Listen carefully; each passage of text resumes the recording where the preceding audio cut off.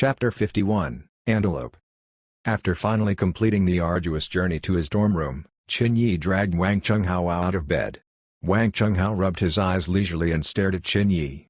Just as he was about to scream at the top of his lungs in horror, Qin Yi covered his mouth. "It's me." Wang Chunghao nodded blankly. Anyone who sees a bloodied person standing over him in the middle of the night would be scared witless. "I'm definitely not a coward. We've got to go now." "Huh? Where are we going?" Even though Wang Chunghao was unwilling to leave, the sight of Qin Yi's present appearance spoke volumes about the gravity of the situation. Any lingering weariness in his mind was instantly dispelled. "Doesn't matter where. The further, the better." Wang Chunghao nodded his head and began to pack their necessities. He didn't even bother bringing their fresh bedding along. 10 minutes later, Qin Yi and Wang Chunghao hopped onto a taxi and began to make their way into the heart of the downtown district. Qin Yi forced himself to stay awake as the car drove further and further away. After some time, the driver couldn't help but shiver slightly. "What the hell? Why is it so cold today?" "It won't be cold if you drive faster," Qin Yi responded placidly. He had already changed into a fresh set of clothes, and there were no longer any traces of blood on his body. Forcing his bloodshot eyes to remain open, Qin Yi continued to stare out of the window. Just outside, hundreds, perhaps even thousands, of yin spirits were continuously drifting from the opposite direction, and heading straight towards where Qin Yi and Wang Chunghao had just come from. Cao Yudao must be summoning all of the yin spirits in the entire city of Salvation. Qin Yi clenched his fists. It's almost 5 a.m. There's no way he's going to make another move tonight. But tomorrow, or the day after, the entire city is going to break out into chaos. The city of Salvation's still, harmonious front was soon about to be completely shattered. All of the yin spirits were toting a red-colored lantern. Their feet didn't move, and yet they continued to drift forward slowly. A single word "cow" was written in blank ink on all of the lanterns. They drifted over from everywhere, and their numbers were as vast as the sea was wide. When the clock struck 5, Qin Yi finally shut his eyes. Recovering his strength was of the utmost priority. After some time, he was awakened to someone shaking him. Wang Chunghao leaned in towards him with concern. "Brother Qin. How are you feeling? Do we need to send you to the hospital?"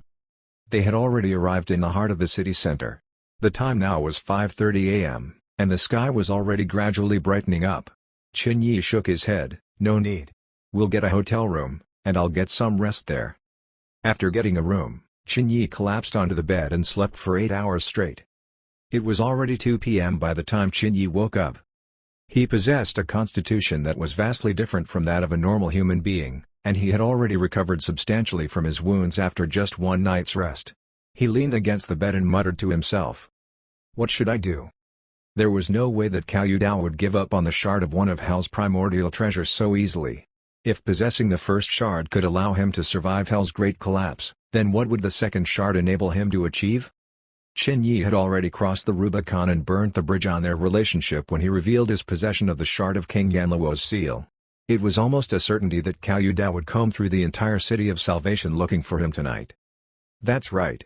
The amount of yin energy at their disposal meant that there was still no way for them to remotely detect the other's presence if they were in different parts of the city.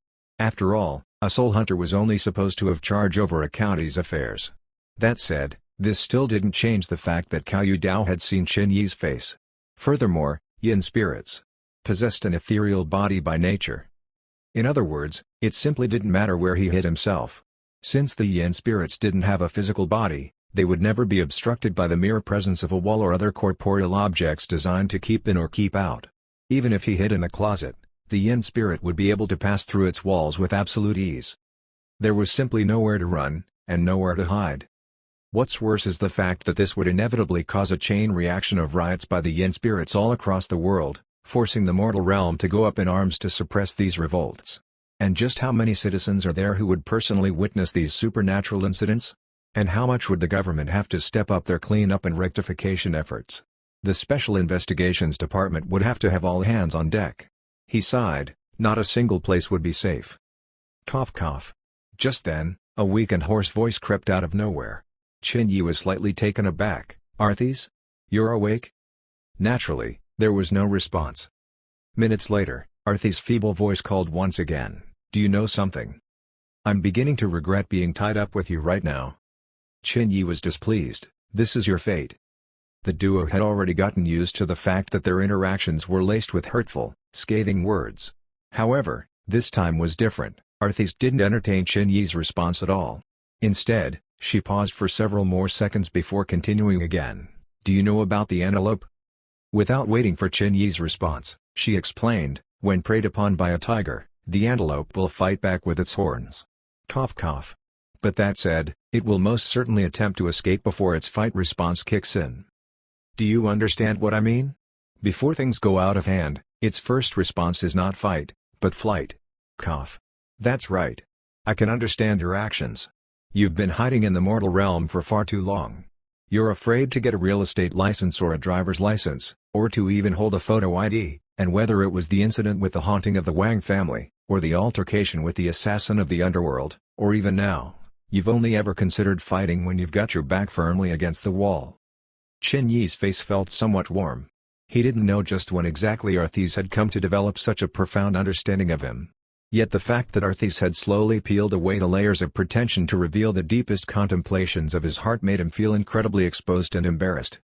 Arthis didn't continue expounding on Qin Yi's innermost thoughts. Instead, she changed the topic, incidentally. "Do you know how Hell's impressive reputation first came about? Do you know why the assassin of the underworld's first reaction when he identified you as an emissary of Hell was to retreat at once?"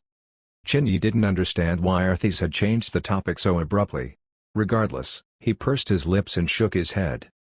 Arthis continued in a placid voice, "Cough cough. 200 years ago, there was a rebellion led by the 7 great evils of Cloudriver province. 7 soul hunters and 2 supporting Unitya Hell guards were killed in the line of duty, yet none of them retreated in the face of death. 130 years ago, an incarnate revenant appeared in the mass graves of South River. 5 Hellguards stationed at the cities nearby were killed in the line of duty. Even an infernal judge was hurt. Yet, none of them retreated a single step. Back in those days, I'd even encountered a dread wraith while I was merely a soul hunter. If not for the fact that I'd been incredibly lucky, how would I possibly have had the opportunity to take charge over the province of the great heavens?" Qin Yi's face grew redder and redder. Arthis' words were like flames that were gently licking his face, causing his face to burn and boil. Qin Yi shifted his gaze awkwardly and muttered, "It's not as though I'd wanted to." Arthis' voice rose sharply, "But you've still been branded by the seal of Hell's emissaries. This is the price you've paid for your life." Each sentence spoken was like a powerful bolt of lightning, cleaving apart the last of Qin Yi's pretenses and revealing his innermost core. Every creature on Earth has its own calling and purpose in life. And the duty of all emissaries of Hell is naturally to support the mortal realm and promote its ordinary functions. Good and evil should be repaid accordingly, and the natural orders of the world should flow in an uninhibited fashion. Yet, ever since you've taken up the office as an emissary of Hell, the only thing that's been weighing on your mind is nothing else but your own survival. Did I have a choice? Qin Yi stood up abruptly. Having the deepest contemplations on his heart exposed bit by bit was akin to having a flame burning in his heart. Over time, even the dampest explosives hidden away in the deepest corner of his heart would ignite and explode violently. He grabbed the soul sphere in a fit of anger and continued bellowing, "I'm just a normal human being. Sure, I might have eaten the Te-Sui fungus and become immortal and even possess the right to endless cycles of resurrection. But death still hurts. I'm still afraid of death. Every time I reincarnate, I would lose all memories of the past and start on a completely blank slate. Would I still be me? Run? What else can I do but run? Soul hunters are on a completely different plane of existence than netherworld operatives. I'd already almost died back then in the Fenglai Hotel. Have you ever taught me a way to increase my strength? Then did you ever ask me of your own volition?" Arthis boomed at the top of her voice before coughing vigorously. Wang Chunghao blinked his eyes awkwardly and attempted to steal away into a corner. Yet before Wang Chunghao could exclaim, "I'll leave," Qin Yi glanced over at him with his bloodshot eyes and chopped down on Wang Chunghao's neck. Wang Chunghao immediately fainted and collapsed onto the bed. "What kind of person are you? Haven't you considered how the cervical spine must feel?" The soul sphere shook vigorously. This was the first time that the two had confronted the shortcomings of the other in such an intense manner, almost as though they were bullfighting. Qin Yi's chest rose and fell heavily with his intense breaths. Arthis panted as she continued, "The only questions you've ever asked me about is how to resolve a problem. But you've never once asked me how exactly you should get stronger at all." Cough cough. "You don't have the perspective, vision or attitude of an emissary of Hell at all. If you continue like this, you'll sooner or later find yourself cornered by an overwhelmingly powerful evil ghost. At that time when you finally brandish your horns like an antelope, you'll realize that your horns have long grown dull. Hell has collapsed, and evil ghosts abound in the mortal realm. We're only a few years away until the massive supernatural upheaval. Cough cough. It's not as though you can't muddle on through and live merely for your survival. But that said, if you continue like this, you'll one day encounter an evil ghost so powerful that it will tear you to shreds before you even know it. Even if you manage to escape from Cao Yudao's grasp, you'll soon discover Li Yudao or others that are similar. If not for the fact that our lives are inextricably intertwined with each other right now, do you think I could care less if you throw your own life away? Dead silence. One man and one sphere, staring straight at each other. Neither was willing to concede any ground. The thoughts that were hidden in the depths of each of their hearts were now exposed to the other. Under the confluence of intense emotions of shame and fury, none of them spoke a single word to the other for some time. Qin Yi heaved a long sigh as he sat back down onto the bed. With bloodshot eyes, he continued to gaze transfixed at the soul sphere and massage his temples. Then, after several seconds, he finally barked viciously, "Then, how do I become a soul hunter?" Arthy's voice was feeble, like a candle in the wind. Reach 200 merit points. Cough cough.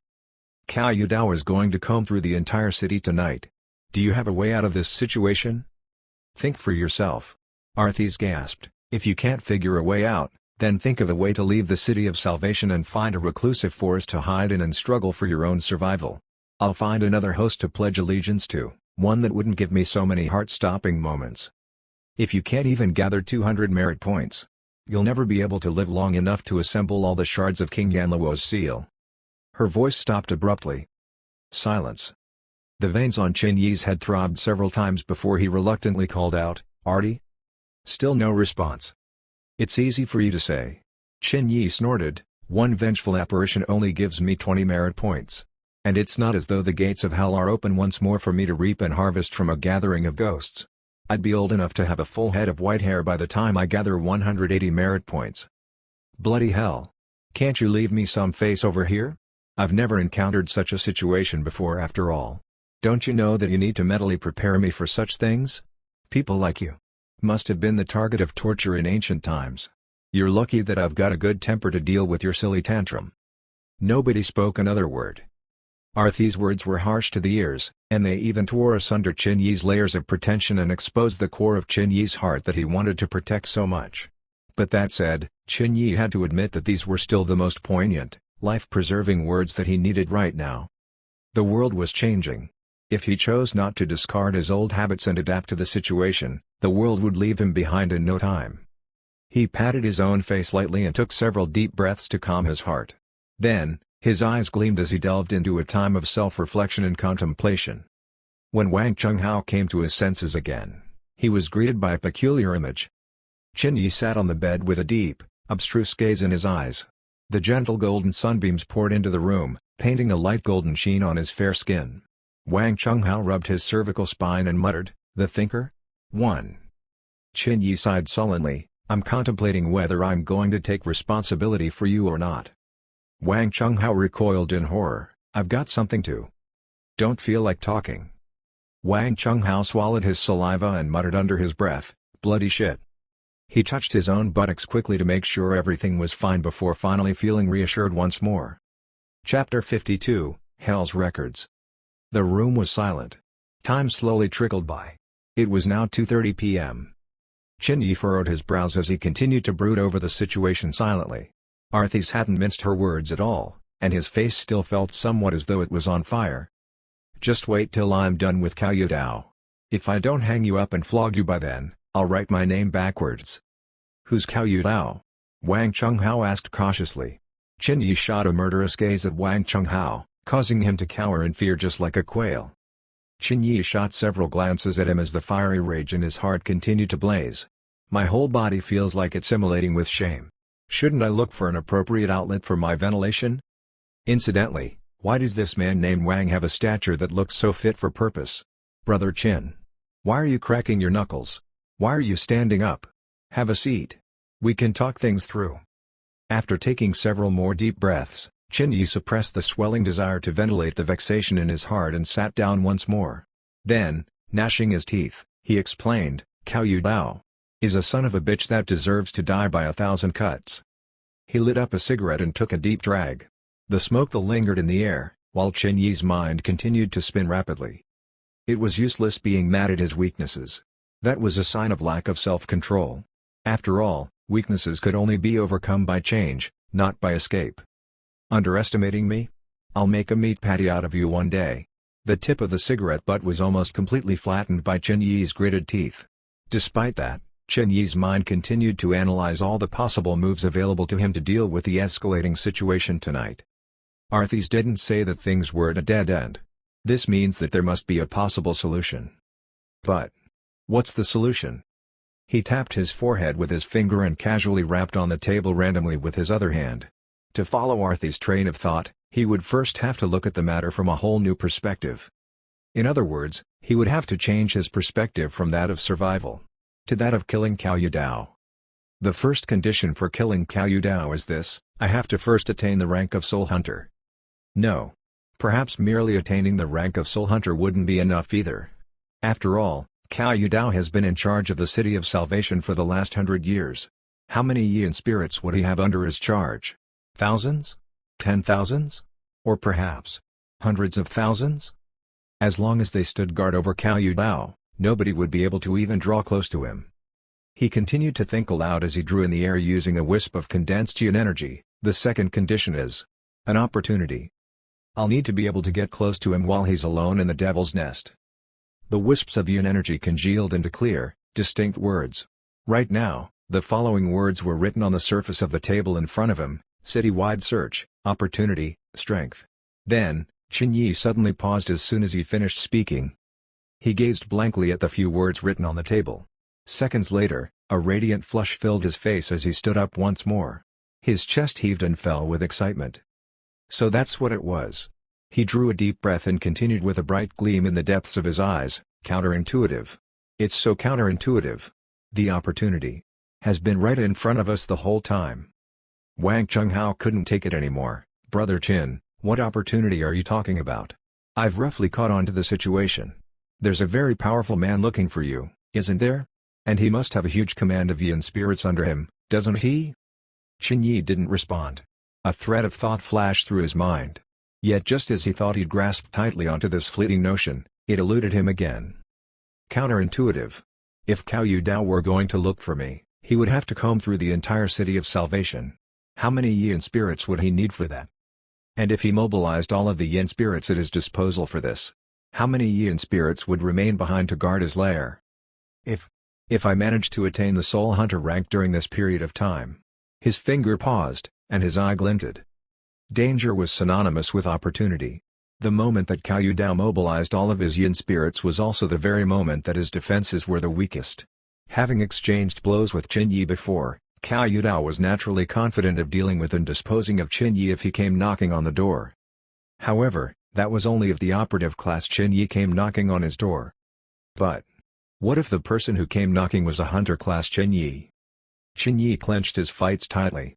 He'd come full circle back to the crux of the problem. He needed another 180 merit points to attain the Soul Hunter rank. Vengeful apparitions were uncommon, to say the least. He would need approximately half a year to be able to finally gather all of these points. No. He stared at the ceiling with widened eyes before quickly pulling out his soul sphere and barking at it. You'd thought of this right from the start, haven't you? No response. Stop playing dead. Qin Yi stashed the soul sphere clumsily as he muttered in a low voice, that's right. I would need half a year at any other time. But, tonight, the Yin spirits in the entire city are going to be moving in full force. There isn't going to be a lack of vengeful apparitions for my culling at all. As long as I can pluck up the courage. Tonight is most certainly the prime opportunity to break through to the Soul Hunter level. Cough cough. Arthas finally spoke up again with a feeble voice, you're finally showing a small measure of grit that all of Hell's emissaries should possess. However, cough cough. Do you think that Cao Yudao wouldn't have considered the possibility that you would treat tonight as the prime opportunity to harvest merit points for your promotion? Qin Yi paused momentarily and began to furrow his brows once more. That's right. Cao Yudao is also an emissary of Hell. He would also have contemplated the possibility that mobilizing all of his Yin spirits at once would be tantamount to opening his fields for my harvest. Newbie. Arthy's voice had softened substantially. You're truly too new on the job. You're so new that I can't even teach you anything without spoon-feeding you. Qin Yi's expressions darkened. I've already asked you in such a sincere manner earlier, so can't you just have mercy on me and tell me nicely for once? I know I'm new on the job. Shouldn't you give me a period of time to adjust and fit in, then? Arthy was naturally unaware of the thoughts on Qin Yi's heart. After several more seconds of gasping for air, she finally continued, why wouldn't Cao Yudao ever contemplate such a possibility? Rather, why do you think he isn't afraid of the possibility that you would accumulate more merit points? You've failed to consider one crucial factor. Cough cough. And that is, if Cao Yudao has a shard of King Yanluo's seal in his possession, the both of you would already be cough cough cough, able to detect each other's presence by now. But why can't he see you? Why? Did he only discover your presence incidentally through your meeting with Zhang Baogo? Boom. Qin Yi's mind exploded with clarity. He drew a deep breath and exclaimed with disbelief, then that item in the pit wasn't a shard of King Yanluo's seal? No. Arthy's cut to the chase, the treasures of hell aren't limited to the 3 primordial treasures. Cough cough.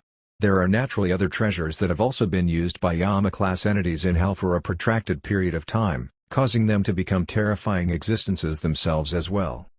Gathering from the earlier conversations you've had with Cao Yudao, if my guess isn't wrong, the treasure in the pit isn't a shard of King Yanluo's seal at all. Rather, it is the fabled cough cough Hell's records. It records the entire roster of all emissaries of Hell, including their rank, station and merit points. As long as they attain the requisite amount of merit points and enter the appropriate entry into the records itself, they would automatically be promoted to the next rank. Therefore, cough cough, in his eyes, he's the only one who can be promoted, regardless of the number of vengeful apparitions you slay. It's also for this reason that he dares to throw caution to the wind and send the entire horde of Yin spirits combing through the city in search for you. Humans can't see him. And that means that you are the only person who could possibly stand in his way. He firmly believes that his position right now is as safe and secure as Mount Tai. Yet little did he know that his complacency is going to be the prime opportunity for you to cause his downfall. Hell's records. Qin Yi's gaze burned with passion. He made a pulling action from his chest, and his proof of identity as an emissary of Hell immediately emerged. In other words, he'd never dreamt of the possibility that I could be a genuine emissary of Hell. And all this while, he'd thought that I was just like him, a survivor of Hell's great collapse only by virtue of our possession of one of Hell's treasures. In other words, he's still clueless about the fact that I hold the very last proof of identity as an emissary of Hell, and that I can automatically be promoted. Arthy's voice grew faint as a candle in the wind once more. Don't be fooled by his pretension of confidence. Cough cough. He's nothing more than a counterfeit. All of the names written on Hell's records would already have annihilated when Kashida Garbha gained enlightenment. The names of Netherworld operatives aren't written on Hell's records. Only those who are of the rank of Soul Hunter and above qualifies to have their names recorded. In other words, the entire Hell's records must be empty right now. Only you have the right to put your name into the book. And he's not an emissary of Hell. He's merely an ambitious, evil ghost. So that's how it is. It was as though the door to these perplexities in Qin Yi's mind was finally opened wide. I finally understand. There's a way out. There's truly a way out of this madness. I understand. Qin Yi shut his eyes and drew a deep breath. We've dealt with the issues of opportunity and strength, and that leaves us with one final issue to address. Time. As soon as he discovers my presence, he'll have ample opportunities to recall all of his Yin spirits. Even if I successfully attain the rank of Soul Hunter, I'll still be unable to deal with thousands and thousands of Yin spirit on end. Therefore, I'll need a helper to restrain them. This helper must be strong enough to put pressure on him, and have sufficient depths of resources to buy me enough time to attain my Soul Hunter rank. Having regard to these qualities, I can only think of one entity that would qualify. Wang Chunghao couldn't take the suspense any longer, and he blinked his eye at Qin Yi. Who's that? Qin Yi shut his eyes and declared, Special Investigations Department. What? Wang Chunghao nearly jumped out of his seat. Brother Qin. Have you gone mad? Gee, given our identities, they would most certainly experiment on us if given the opportunity to do so. Wrong. Qin Yi stared at the writings on the table with a complicated gaze in his eyes. Sometimes, it is only when a person casts aside the off-trodden path that he would discover new possibilities of reaching his goals. In this case, it was a dangerous, rickety bridge. Yet even though it was dangerous, it represented the only viable method to cross the vast chasm right now. All signs have been pointing to this moment. Qin Yi eased his breath and explained the situation. Tonight, as soon as Cao Yudao mobilizes his forces amounting to tens of thousands or even hundreds of thousands of Yin spirits in order to comb through the entire City of Salvation, there is bound to be an equal or even greater reaction force from the mortal realm. Don't underestimate the Special Investigations Department. I'd initially thought that I'd seen everything that they're capable of. Yet the more I learn of them, the more I'm forced to acknowledge the sheer depths of their abilities. Tonight, we're not going to ask them for help. Rather, they will help us out regardless of whether we ask them or not. After all, Yin and Yang are naturally opposing forces. When it was in existence, Hell was the intermediary holding these two forces in harmony. But now, Qin Yi smiled, I imagine that even Cao Yudao must be thinking of using tonight as an opportunity to measure up the depths of the Special Investigations Department's resources. He'd be killing two birds with one stone after all. Wang Chunghao had got the gist of it all. Are you saying that tonight, the Special Investigations Department, and that man called Cao Yudao, are going to go head-to-head with each other? And in so doing, the Special Investigations Department is going to be our greatest ally? Qin Yi nodded his head. This is the first time. The City of Salvation is going to be the first frontier for the direct confrontation between the netherworldly forces and the mortal realm. And the fabric of coexistence between man and ghost might very well be ripped asunder tonight. What's the government going to do in future? The impact of Cao Yudao's actions were going to be far more devastating than the earlier incident in Clear Creek County. The incident in Clear Creek County might have been easily explained as a simple supernatural incident. But the remnant ghosts who survived Hell's collapse in the City of Salvation are about to make a public declaration of sovereignty to the entire mortal realm. Who could resist them? Who could go on living like that? In the wake of this incident? No. In fact, as soon as the incident breaks out tonight, all manpower available to the Special Investigations Department in the Insignia Province and other surrounding cities would immediately flock to the City of Salvation right away. And I'm afraid that there might even be Hellguard-class inspectors around. But now was hardly the time to consider the aftermath. Cao Yudao, you've become far too conceited just because humans can't see you. Qin Yi stood by the window and gazed into the gray skies as he sneered. Well, tonight, I'm going to give you a massive gift. A gift you'll never forget. Chapter 53, Night of 1,000 Ghosts. Wang Chunghao had a bad feeling about it. He gulped nervously, this matter has blown well out of proportions. Shouldn't we flee instead? Qin Yi shook his head, there's nowhere to run, and nowhere to hide. If I were Cao Yudao, the first thing I would have done with the time remaining last night was to seal off all entrances and exits to the City of Salvation. If we dare to even take a step out of the city right now, he would immediately be alerted, appear right before our eyes and kill us. Right now, with the existence of the Special Investigations Department, the most dangerous place has truly become the safest place. Even though Cao Yudao has been silently building his strength in the City of Salvation for the last 100 years, we can't forget that mankind has been here for thousands of years. If not for the existence of the Special Investigations Department, Cao Yudao would have wreaked havoc across all of the City of Salvation by now. Wang Chunghao nodded his head and continued to probe apprehensively, then, Brother Qin, what do we do now? We wait. Qin Yi licked his lips and sat down. I eagerly await the opening of this unprecedented war between the netherworldly forces and the mortal realm. And the moment their confrontation begins is naturally also the moment our opportunity reveals itself. Time passed by quickly. Winter nights always came earlier. By 6 p.m., the sun had completely set, leaving the lights from the multitude of households and the constellations in the sky gently illuminating the city itself. At 6 p.m., a clear, crisp voice echoed out from every corner of the city. Attention all citizens. Please note that there is a city-wide curfew in place with immediate effect. Citizens who have not returned home, and are unable to return home by 7 p.m. are to look for alternative lodging nearby. Please ensure that you do not stay in the city alone. Please do not leave the house alone. Furthermore, please ensure not to store antiques, mirrors or other similar items. Qin Yi stood at the window, watching the traffic on the streets dwindle minute after minute. Finally, the entire streets were dead silent. It was not the usual, gentle dwindling of the hustle and bustle of the streets. Rather, this was an abrupt cessation of activity that followed the public broadcast of the announcement. It was as though even the winds had stopped. The birds of the fields and the wild beasts have also returned to their nests and lairs. The only thing that remained on the streets of the entire city of Salvation were the occasional vehicle that sped by. Nature was practically completely silent, interrupted only by the 1% of human activity that remained. The atmosphere was so stifling and silent that it bordered on becoming chilling and horrific. Qin Yi's gaze flickered slightly, and he couldn't help but tense up his fingers that were gripping onto the window frames right now. A gentle night breeze swept past, tousling the bangs that were dangling over his forehead. Yet, in just less than 10 seconds, the breeze began to grow stronger and stronger. Within moments, the gentle breeze had transformed into a powerful gale so strong that it sent the curtains in the room fluttering horizontally above the ground. It was almost as though a hell rift had opened up and was spitting out an endless nether gale. It has begun. Classmate Wang. He gazed into the dark clouds that were brewing on the horizon as he instructed, "Don't go anywhere tonight. If anyone knocks on the door, don't open it." As soon as he finished speaking, the ground suddenly shifted and became blurry. In the very next moment, innumerable strands of greenish-white yin energy began to rise up from every corner of the City of Salvation. The entire downtown district of the City of Salvation covered a full 130 square kilometers. Yet despite the sheer magnitude of the city, yin energy continued to pour out of every single crevice in the city, from the skyscrapers to the streets to the basements alike.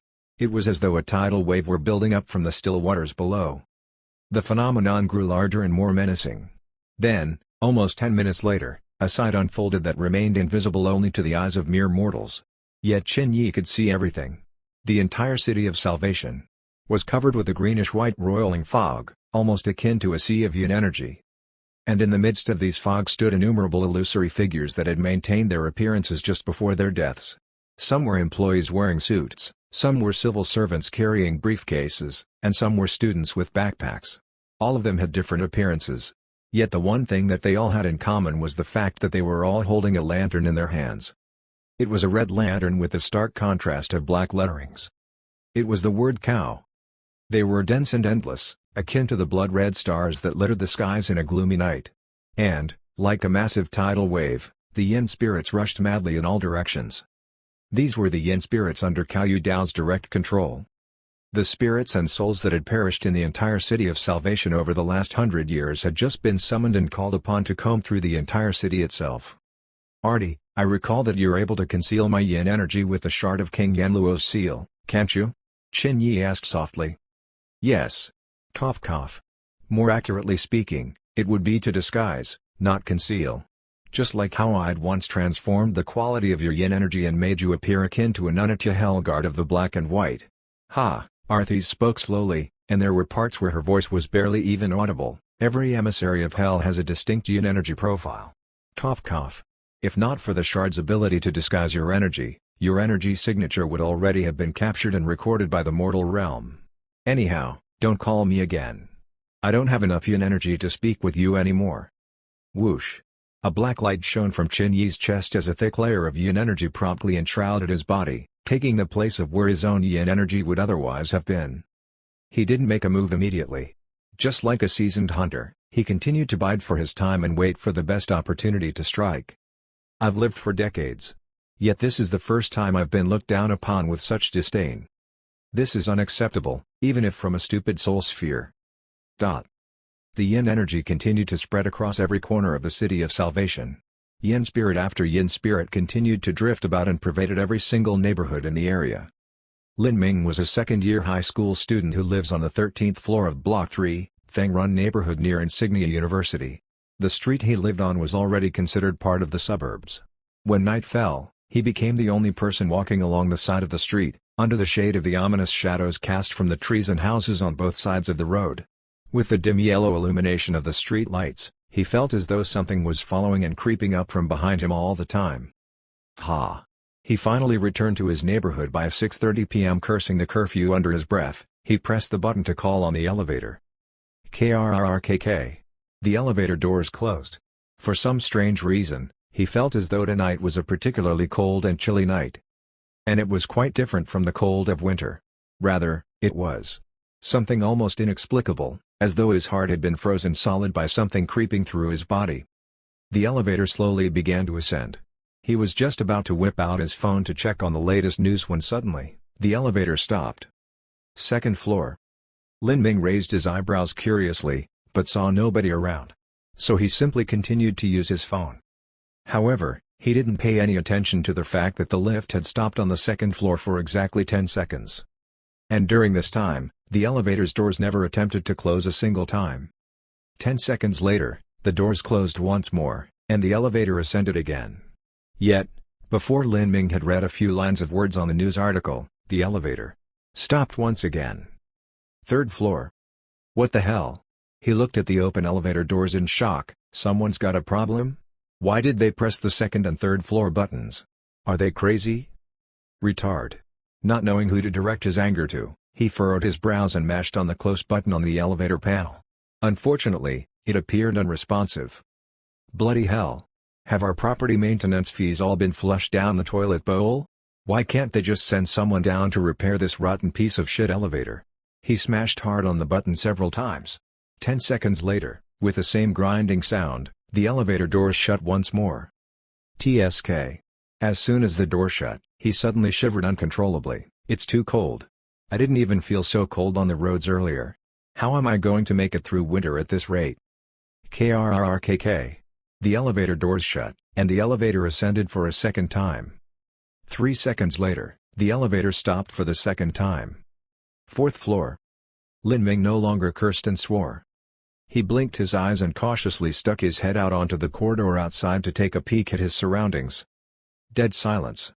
Apart from the bright, white light illuminating the corridor, nothing else noteworthy could be seen in his surroundings. He looked at the buttons outside the elevator once more. There were no traces of anyone messing with them at all. Gulp. He swallowed his saliva nervously and rushed right back into the elevator.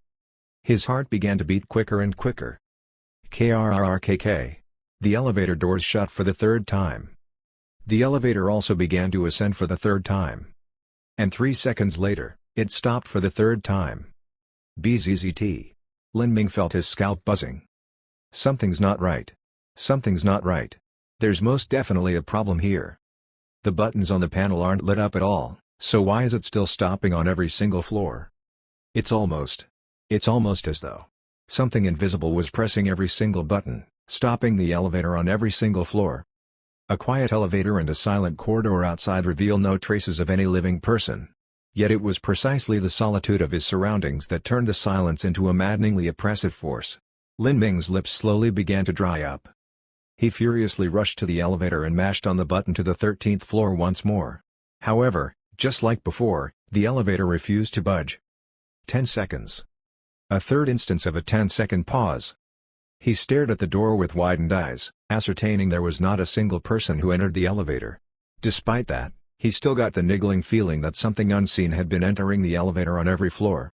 It was a hair-raising feeling that sent shivers down his spine. Perhaps I'm not the only person in the lift right now. A terrifying notion crossed Lin Ming's mind for the first time. He glanced about at the mirrors in the elevator, yet the reflections of his own image gave him the feeling as though there were several strangers just staring right back at him. He backed himself into a corner and trembled as he glanced around nervously. However, he couldn't see any other person in the lift with him. KRRKK. The elevator began to move for the fourth time, and then stopped for the fourth time again. The fifth floor, the sixth floor, and even on the seventh floor, the elevator continued to stop on its own and open the door. TTTTTT. Lin Ming's teeth chattered as he wrapped his arms around himself protectively. He didn't dare to go out. It was deathly silent outside. He didn't want to walk down the corridor at all. He was afraid. He needed light, and the corridors were only dimly lit with ominously yellowing lights. He was afraid of the unknown, afraid of whether he would see the stairs as soon as he turned the corner in the corridor, or see a whimpering little girl with her back faced to him. It was only the bright lights in the elevator that gave him a sense of assurance and security. Just then, the lights above him flickered twice. Pop! The lights had fizzled out. He almost screamed. The fear that had been brewing in his heart all this while was finally ready to explode. But in the very next second, he covered his mouth in horror. When the fear experienced by a person exceeds a particular tipping point, he would find himself completely unable to make a single peep of sound. With trembling hands, he continued to cover his lips and fumble for his cell phone. The elevator was now engulfed with darkness akin to a gloomy morgue. The teenager's suppressed sobs and whimpers reverberated coldly across the metallic corners of the elevator. His thumb was trembling so much that he could barely unlock his phone. And when he finally did, the first thing he noticed was the time. 6:38 p.m. The illumination from the phone's screen was feeble at best, so he immediately looked to activate the flashlight function on his phone. Light. He needed light. If he remained in the darkness like this, he would go mad in no time. However, just as he was about to activate the flashlight on his phone, he suddenly froze altogether. T. His teeth chattered uncontrollably and his lips trembled as though he was suffering from a stroke. His entire body was drenched in cold sweat. Tears streamed down his eyes, and he opened his mouth wide, as though he had a multitude of words to say. Yet, he was unable to enunciate a single word. Under the dim glow of the phone, where light and darkness intersected, tens of pale white faces were staring straight at his cell phone. And only their faces could be seen. Their bodies were completely obscured by the darkness. Somewhere, and at some time, the elevator had somehow become overcrowded. Ah! His miserable scream echoed through the night sky. However, he was not the only one. Simultaneously, an unknown number of people and families experienced a similarly unfathomable and inexplicable sight as well. The city's second People's Hospital. Things were different during the curfew. The main entrance was tightly shut at night, disallowing visitations altogether. The nurse's job during this period of time was simply to look after the remaining patients in the hospital. "Hey, how's your new intern?" 024. The two nurses on duty sat at their desk and made small talk with each other. The short-haired nurse was playing games on her computer as she squinted and smiled at the other nurse. "He's tall and handsome, isn't he?" The other nurse with shoulder-length hair was playing Hearthstone on her iPad. Without lifting her eyes from the screen, she responded, "Being tall and lanky doesn't help much, does it? What's more important is that he's diligent and he gets things done. If given a choice, would you pick between good-looking or diligent?" "What the hell? Another control card? Didn't he already play 2 of those earlier? These light decks are just disgusting."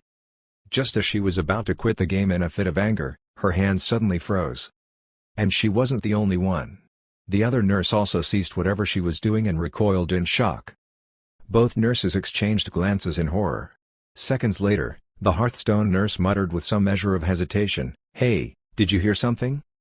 Did something just pass by earlier?" Chapter 54, Night of 1,000 Ghosts, 2. Nobody responded.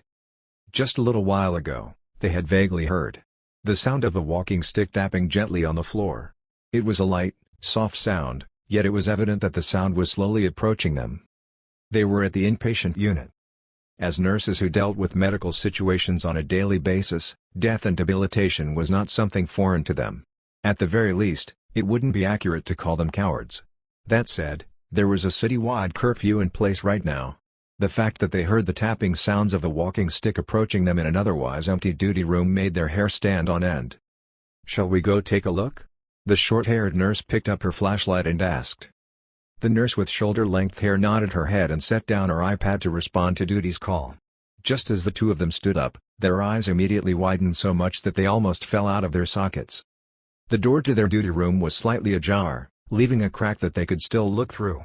Just a moment ago, they had clearly seen the blurred silhouette of a person walking past their door. Toog. Toog. The sound of the walking stick was incomparably clear in the dead of the night. However, none of them heard the sound of any footsteps. No. In fact, they didn't even hear any traces of sound normally made by humans. No breathing, no coughing and no rustling of clothes. The only sound that could be heard was the crisp, eerie thuds of the walking stick. Bzzzt. Just then, the lights in the room suddenly flickered out. The power got cut? The short-haired nurse drew a deep breath. For some strange reason, her heart palpitated anxiously, almost as though a still, small voice were cautioning her, "Leave now. Leave this place right now." Gulp. She swallowed her saliva anxiously. Before she could continue, the nurse with the shoulder-length hair responded, "The lights must have spoilt. Look, the computer's still working fine." The short-haired nurse glanced to the side. Indeed, images were still being displayed on the monitor as per normal. Most hospitals had an elaborate surveillance system within the duty room so that they could monitor any unexpected situations. Thus, they could tell from the monitor that all of the lights in the corridors were fine. Yet, for some strange reason, it was only the lights on the first floor that appeared to have malfunctioned. That gave me a scare. The short-haired nurse heaved a sigh of relief and shifted her gaze away.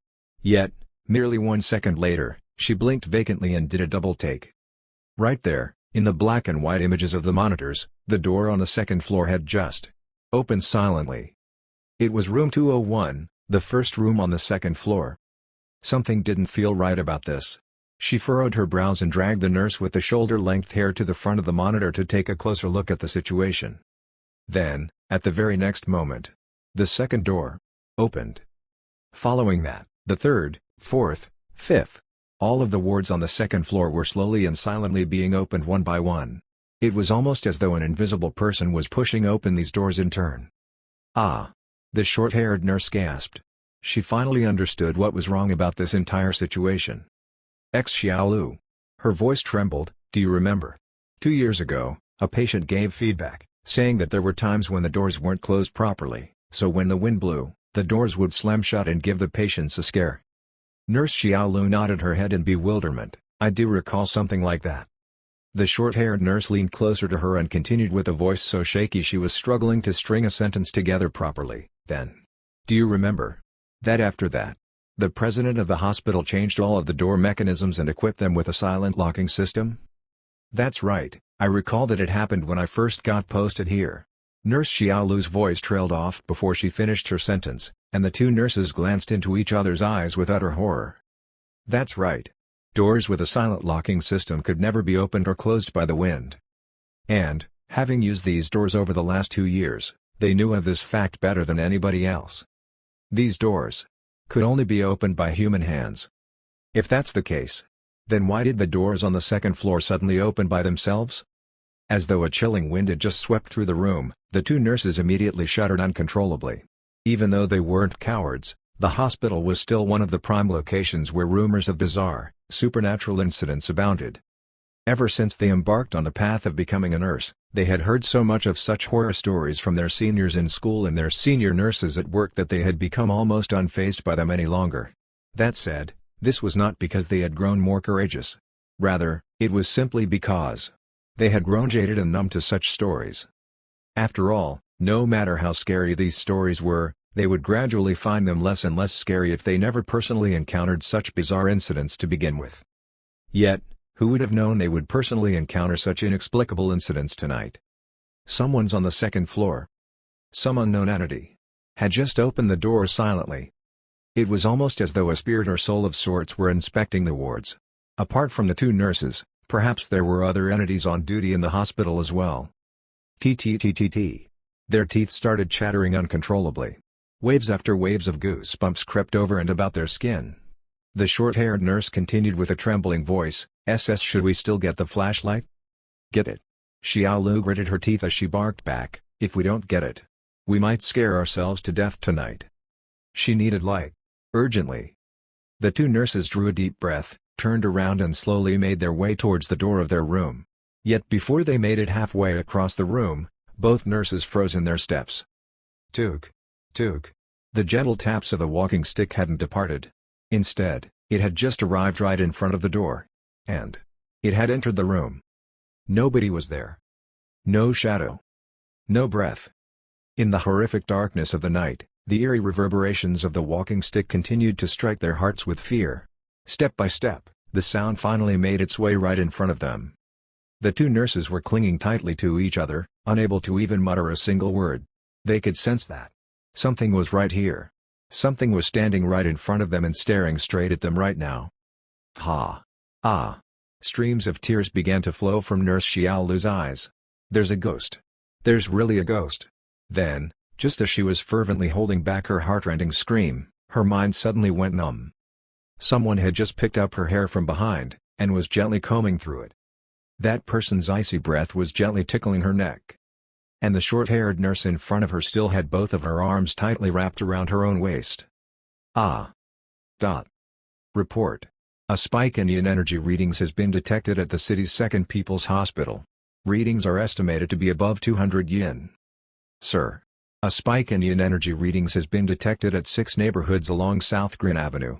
Total energy readings are estimated to be above 3,000 yin. Sir. A spike in yin energy readings has been detected at the commercial street along the Dragon Horse neighborhood. Energy readings are approaching 10,000 yin. Report. Underneath the city hall. It was an incredibly modern place. The ceiling and floor were all constructed out of alloys.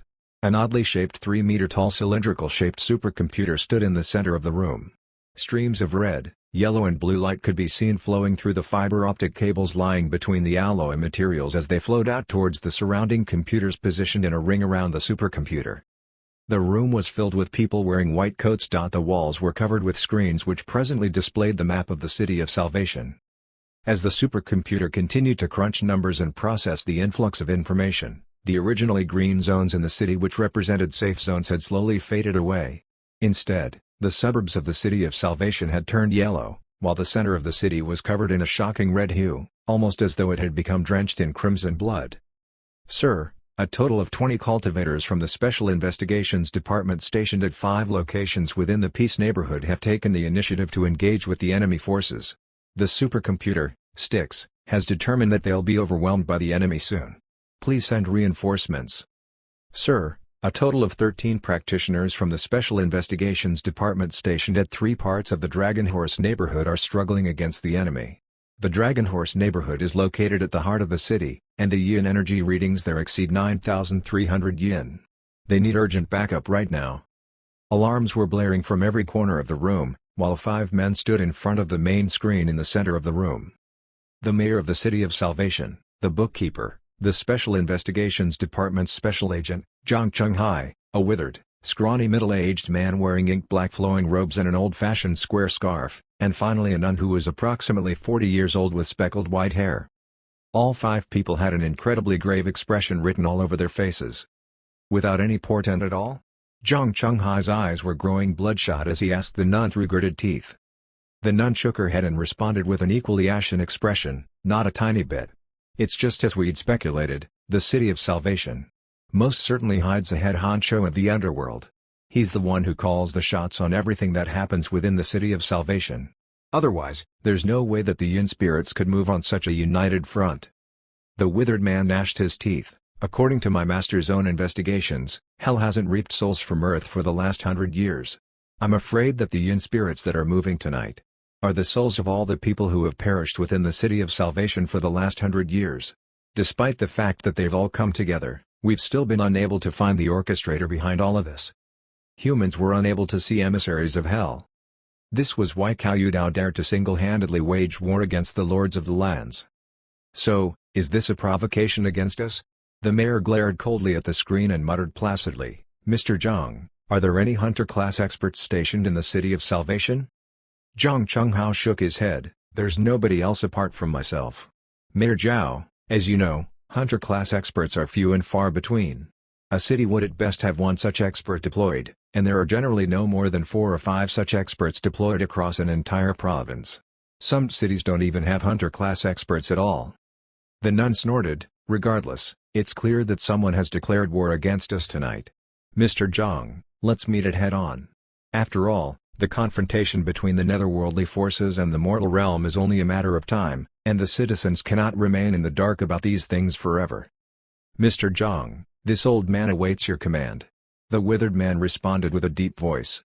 The mayor and the bookkeeper remained silent. Truth be told, their hearts were conflicted. This is a fight we have to take. But, as soon as we engage with the enemy forces in an all-out battle, we'll no longer be able to conceal the truth about such matters across the entire city. Cathay was a one-party system, one that allowed the government the widest of mandates without a single peep from any opposition parties. This was why the nation had been able to conceal the outbreak of supernatural incidents for such a long time to begin with. They had always known that it was only going to be a matter of time before the outbreak grew out of proportion.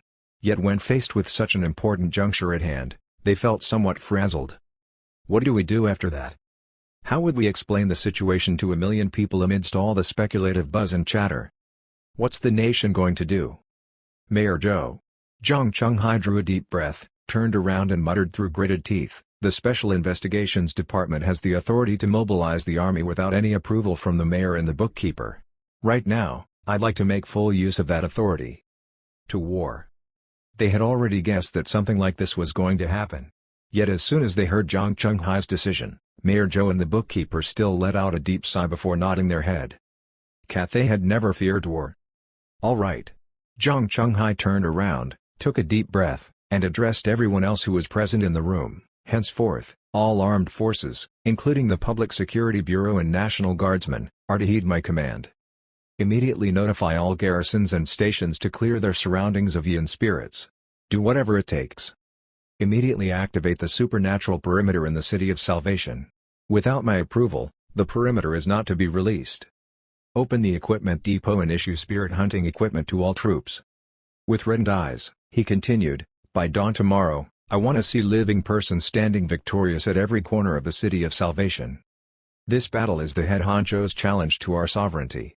Whether he's merely probing or going all out on us tonight, this is a fight we cannot afford to lose. If he wants a fight, we'll give him a fight he'll never forget.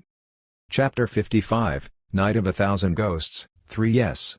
Tens of voices cried out at the same time, and the surrounding white coat personnel immediately began tapping furiously at their computers, sending order after order flying through the system to their intended recipients. Sir. Just then, the door opened and a burly officer strode in hurriedly, bowed respectfully, and whispered, the 10 hunting zones in the City of Salvation have begun to move. Zhang Chunghai's eyes quivered slightly, and his gaze was immediately filled with a chill. Yin spirits weren't of the greatest concern. Their numbers were indeed a problem, but they were a problem that could be resolved in just a matter of time. The real problem lay with the hunting zones. Each and every hunting zone contained a vengeful apparition that possessed abilities equivalent to that of an operative class emissary of hell. In fact, there were just too many such places in Cathay, and too few hunter-class experts to go around. Elder May. He shut his eyes and gritted his teeth. This old one awaits your instructions. Elder May made a palm and fist salute and took one step forward. Zhang Chunghai took a deep breath and made a painful decision, mobilize all of the probationary cultivators as well. Elder May was taken aback. Sir, I've got to remind you that the probationary cultivators aren't even at the operative class level. Every single one that we restrain counts. Zhang Chunghai's voice carried a faint trace of the scent of blood. Like I said before, this is a fight that we absolutely cannot afford to lose. Tomorrow, I only want to see the living flying their banner high in the sky in every corner of this city, no matter the sacrifice. He shut his eyes once more. I'll bear all responsibility for this decision. I believe that the headquarters will approve of these orders. Elder May grew sullen. Several seconds later, he sighed wistfully. Only 200 to 300,000 in every 1.5 billion possess an aptitude for cultivation. That's a ratio of 1 in every 5 to 6,000. But since it's your orders, I'll pass it on. Go. The greenish-white yin energy formed a sea of gloomy fog that engulfed the entire City of Salvation. Back at the hotel, Qin Yi looked out the window with a fiery gaze in his eyes. He could see the tens of thousands of yin spirits toting their red lanterns marked with the word cow drifting across the city and combing through every nook and cranny. It was almost as though these drifting spirits were innumerable bloodshot eyeballs surging across the entire city, looking for the slightest trace of Qin Yi's existence. He was waiting. Cao Yudao had made his move in a completely unbridled, unrestrained fashion. How was the mortal realm going to react? What's your move? Time trickled by, and half an hour had passed now. All of a sudden, an intense aura emerged from the Salvation Plaza located in the very heart of downtown city. It's finally here. He gazed in the direction of the central plaza that was a short distance away from where he was. There, just hundreds of meters away, a loud buzz emerged from a Taiji symbol located on the ground right in the center of the plaza. Shortly thereafter, the symbol began to open from the center. With a powerful, rumbling tremor, the small garden above, including the fountain and seats, began to separate from each other. Then, a 5-meter-tall statue with half its body and half its head missing began to rise from the ground. All of the ghosts in the City of Salvation appeared to freeze in their spots for a moment as soon as the statue made its emergence. Under the insignia University, Cao Yudao looked up towards the central plaza with a glass of red wine in hand. After a long time, he finally nodded his head. The City of Salvation City God sculpture. I heard that it was smashed to smithereens during the Great Cultural Revolution. So that's where it's been hidden all this while. Well played. They'd even thought to preserve these things during the Cultural Revolution? The mortal realm sure can put up a resistance. Boom. An ethereal wave of might exploded from the city god statue, causing a tremor to run across the entire surface of the city. Even the countless families hiding in their homes felt it. Shortly after that, the 7 lamps around the city god statue lit up one after another, and the only remaining eye on the statue slowly opened. Whoosh. A pure white wave rippled across the surface of the city. Then, in the very next second, a somewhat illusory glow appeared around the entire City of Salvation. The City of Salvation, Insignia Province, had activated its supernatural perimeter. The supernatural perimeter served two purposes. The first purpose was to seal in all supernatural activity, transforming the City of Salvation into a battleground between the living and the dead. And, the other, more important purpose was that it was a plea to the other cities and provinces around to send help. Simultaneously, the entire city began to light up in every corner. In an instant, hundreds of vehicles began to pour out of every single military base, public security bureau offices, National Guard bases, police stations, etc. The stillness of the night was completely shattered. Qin watched as the densely populated Red Lanterns gathered together before promptly charging straight towards the oncoming military vehicles. He took several deep breaths to regulate his emotions, before shutting his eyes and attempting to sense the strongest source of yin energy around. Rumble. He could sense that the entire City of Salvation was trembling as a result of the earth-shattering clash between the Yang energy, true energy and yin energy. However, he could hardly care less about the rest of the city. Right now, he only had one goal in mind. Hunting zone. Over here. Several seconds later, his eyes opened abruptly once more. A massive wind gale swept around him, and he donned a mask and shot out of the house in an instant. You're not the only predator tonight. A dilapidated 30-story building stood at lot number 28, Shanxing Street at the eastern part of the City of Salvation. Back then, this was supposed to have been the first skyscraper erected in the City of Salvation. The municipal party leaders had even personally graced the groundbreaking ceremony. Unfortunately, after 5 grueling years of construction work, the developer suddenly went bankrupt, and the company dissolved overnight, leaving an unfinished building where it was. From then on, the building became the heart of some rumors of supernatural incidents. Rumors had it that anyone who entered the building after 6 p.m. would never return alive. There was even word that those who went into the building to look for the missing persons wouldn't even be able to find a single corpse at all. There was also word on the grapevine that if one looked out from the surrounding buildings at night, they would even be able to catch a glimpse of a woman dancing on the roof. But tonight, in the very building where the rumors of supernatural incidents in the City of Salvation first began, 3 brave men wearing camouflage uniforms stood back to back as they glanced at the roof above them with a somber expression on their faces. That was the roof. That was the roof that nobody had stepped foot on before. They had heard the rumors that a lady could be spotted dancing about on the roof after midnight. There were bloodstains all around, large splatters of blood that dyed the roof and walls with more red than anything else. It was evident just how many people had perished in this place. These victims could have been the homeless or others who might have had a reason to enter the building. Regardless, the trio's eyes were transfixed at the ceiling above them. The lady that was sometimes seen dancing on the roof by others was currently hanging just above their heads, almost akin to a spider. She wore a dirty, dusty dress that looked like it used to be snow-white in color. However, it was now stained with crimson-red blood. Thick, greenish-white yin energy poured out from her body, while her jet-black hair scattered about in a disheveled fashion, revealing the pale, livor mortis-ridden face underneath. Her teeth were a grisly black color, and fetid, dark red blood continued to drip slowly from her mouth. A single bloodshot eye peeked out from under her hair, and she continued to make a blood-curdling growl from time to time. SSS. Ha. As she opened her mouth horrifically wide, the smattering of black hair behind her head suddenly extended outwards like an all-engulfing web, shooting straight towards the 3 men below. Avoid it. The leader was a young man with a chiseled face with strong features.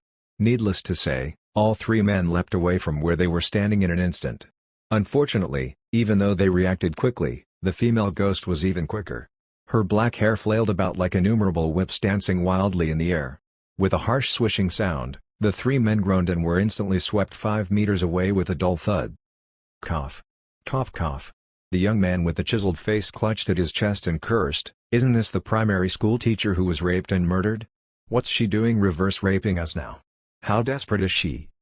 Are you really still in the mood for jokes?" A tall man wiped off the blood from his lips and leaned heavily on the wall as he clambered back onto his feet. "This is the City of Salvation's first hunting zone. We're talking about a 15-year evil ghost here. Shit. I think my ribs are broken. All at once. We'll die if we drag things out." The last man who spoke trembled. He was a bespectacled man with a gentle appearance. His face was incredibly pale right now, and there were traces of blood all over his lips. SSS. Ha. The female ghost hanging from the ceiling rotated her head a full 360 degrees, as though sizing up the three men standing about. She saw the three men charge straight back towards her in an instant. The man with the chiseled face swiped his hand across his waist and immediately pulled out a rope with hundreds of talismans dangling from its length. "Go!" the man with the chiseled face yelled at the top of his voice. Simultaneously, the bespectacled man leapt backwards and drew a deep breath. His chest immediately puffed up at an alarming rate. Meanwhile, the towel man formed several hand seals and dragged the rope majestically across the air in a perfect parabola, as though he were painting a massive bow in the sky. KKKRRRRRR. The sound of a bowstring tightening echoed through the air. The tall man's eyes were bleary, and even the muscles on his arms began to bulge in a riotous fashion. At the same time, and with a loud bellow, a muffled sound rang through the air. A 1-meter-long flaming arrow shot straight towards the female ghost. Boom! The ceiling exploded with 1,000 flaming embers scattering about. The man with the chiseled face wiped off the profuse sweat on his forehead. "Is it over?" "No." The bespectacled man responded with a shaking voice, "She's on me." The other two were taken aback, and immediately turned around to look at the bespectacled man, only to realize his chest appeared to be growing larger and larger. And it finally grew to a size of about 1 meter. Then, in the very next moment, two hands that were covered in blood stains and spots of livor mortis suddenly extended right out of his chest and grabbed tightly onto his neck. Everything could be seen with the naked eye. They could even see the vicious expression on the female ghost's face, replete with her gaping wide mouth and her dark, fetid teeth. She was not dead. In fact, she was not even hurt. With a loud cry, the two men charged straight towards the bespectacled youth even though a chill had now set over their hearts. Is this what an operative class ghost is truly like? The yin spirits that we'd been practicing with are simply worlds apart from such levels. The three men were the cream of the crop among all of the probationary cultivators. They had cooperated several times with each other and built up a tacit understanding of each other's abilities. Unfortunately, none of this was sufficient in the face of a powerful vengeful apparition. The two men were quick. Unfortunately, the apparition was even quicker. In an instant, her dark nails had already completely dug themselves into the neck of the bespectacled man. As blood began to flow profusely from the bespectacled man's neck, the female ghost finally emerged from within the man's camouflage uniform and opened her mouth a full foot wide. "Stop. You're courting death." The other two men had bloodshot eyes. The bespectacled man bit down on his trembling lips as he reached for the hilt of the wooden sword hanging from his waist. Then, just as he was about to thrust it at the female ghost, a voice rang aloud. "Eh? Little creatures? I was just wondering where all of the yin spirits in this hunting zone had vanished to. So, it turns out that there are still some who are still alive." The female ghost whose mouth was already hovering dangerously over the bespectacled man's head froze momentarily. The three men were also completely stunned. Yet before they could react to the situation, the female ghost let out a scream laced with abject disbelief. A single hand grabbed tightly onto her hair. With a powerful yank, the female ghost that the trio had been so helpless against was pulled right out of the bespectacled man's uniform. Chapter 56, Ultramandiga. Whoosh! The female ghost's slender body and red and white dress flew across the air with a graceful arc. Then, before the three men could even blink their eyes, they heard a deafening rumble on the ground. The person who had just arrived had picked up the female ghost and sent her crashing straight into the ground from up on high, sending a cloud of dust and debris flying everywhere. Cocky? Amidst the dense cloud of dust and debris, the three men could vaguely make out a figure grabbing tightly to the female ghost's head and slamming her straight onto the ground. Still full of arrogance? They heard yet another slamming sound. The three men were astounded. Ferocious. Have you seen the relationship between a cat and a mouse? Do you know how Jerry fancied teasing and beating up Tom? That's exactly how it was right now.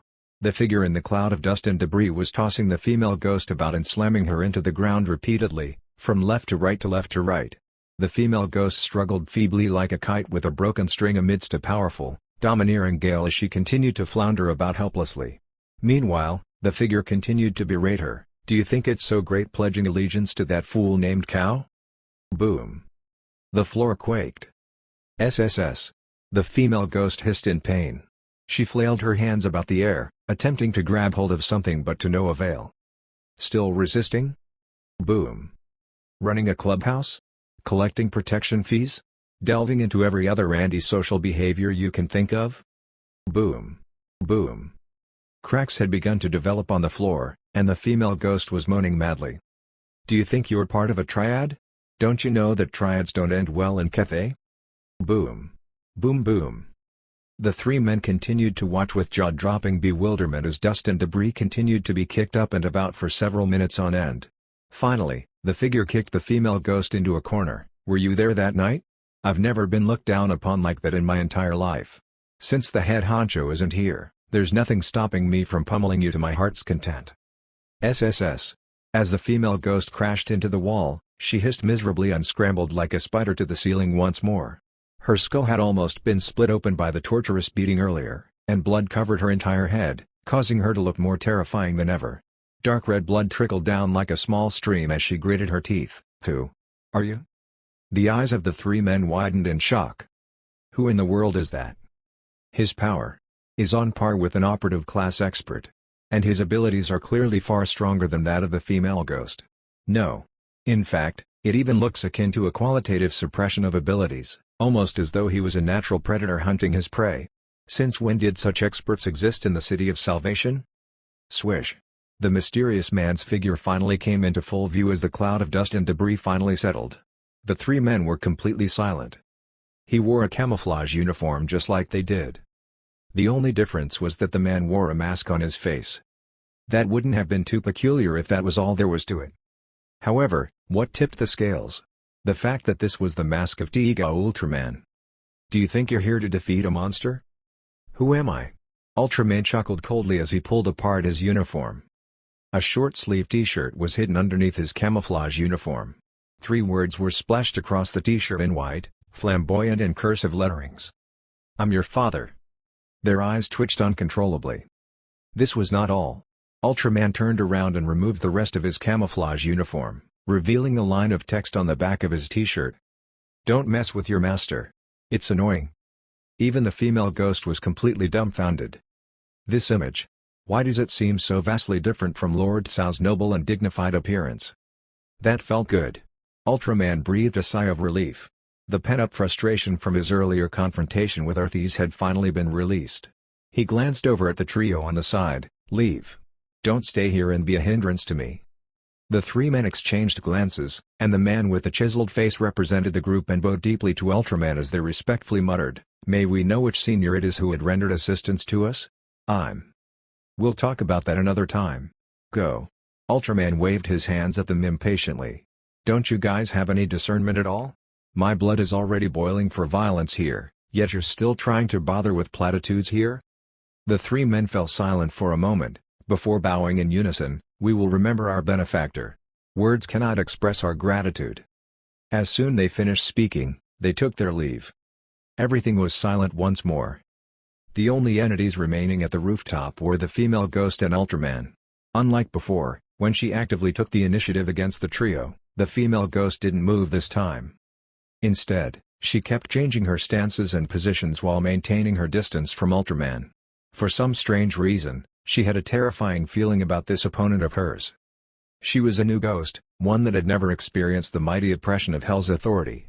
Nevertheless, they were still on different parts of the food chain. One was a predator, and one was a prey.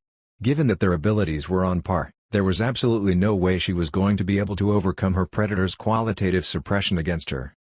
Ultraman finally removed his mask, revealing Chen Yi's appearance. The gentle wind swept through the dilapidated building, tousling Chen Yi's bangs. He ran his fingers through his hair and heaved another sigh of relief. That feels better. Having ventilated some of the frustrations weighing on his heart, he took out the soul sphere and placed it beside him as he confronted the female ghost once more. Do you know something? It's precisely because of you bastards that I've been looked upon with such disdain. That stupid old lady might have a venomous tongue, but there is still basis for what she's saying. Well, since I can't run anymore, why don't I learn to adapt instead? For instance, why don't I start with you, No response? I'll take silence as consent then. As soon as he finished speaking, the yin energy around him surged with a bang. Chen Yi instantly entered his Hell's emissary state, and the demon head saber in his hands began to glow with an eerie green light. His present appearance was far more demonic and devilish than the female ghost. The female ghost's pupils immediately constricted. A sensation of fear coursed through her veins, sending her into a state of panic. It was a feeling that she had never experienced before ever since turning into an evil ghost. But even ghosts knew fear. SSSSSS. She hissed wildly as she scrambled to flee outside the building. Without taking a second look, Qin Yi ran his finger along the demon head saber gently. "I'll give you a 39-meter head start." 39. 0. As soon as he finished speaking, the muscles on his arm bulged, and a radiant beam of blade light surged forward like a powerful waterfall. This was done under Arthy's watchful eyes. This was a result of being forced into a corner by Cao Yudao.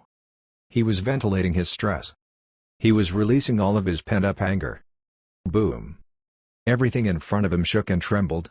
Cracks appeared in the air, causing the yin energy in the surroundings to be sucked into the void. In an instant, the female ghost's body was instantly reduced to nothing more than a cloud of yin energy. With an unwilling dying hiss, what remained of her finally dissipated into nothingness in the surroundings. 39. 0. What the hell happened to the numbers in between? Did a dog eat them? I'd initially planned to count down from 39 to 0. But then I soon realized that it would be far better for my mental health if I'd simply unleashed all of my vexations rather than drag things out. Qin Yi sheathed his saber as a wisp of yin energy flew over and burrowed straight into his chest. His proof of identity as an emissary of hell flew out. Then, as though someone was writing on it, a string of pale words appeared, as though in ink.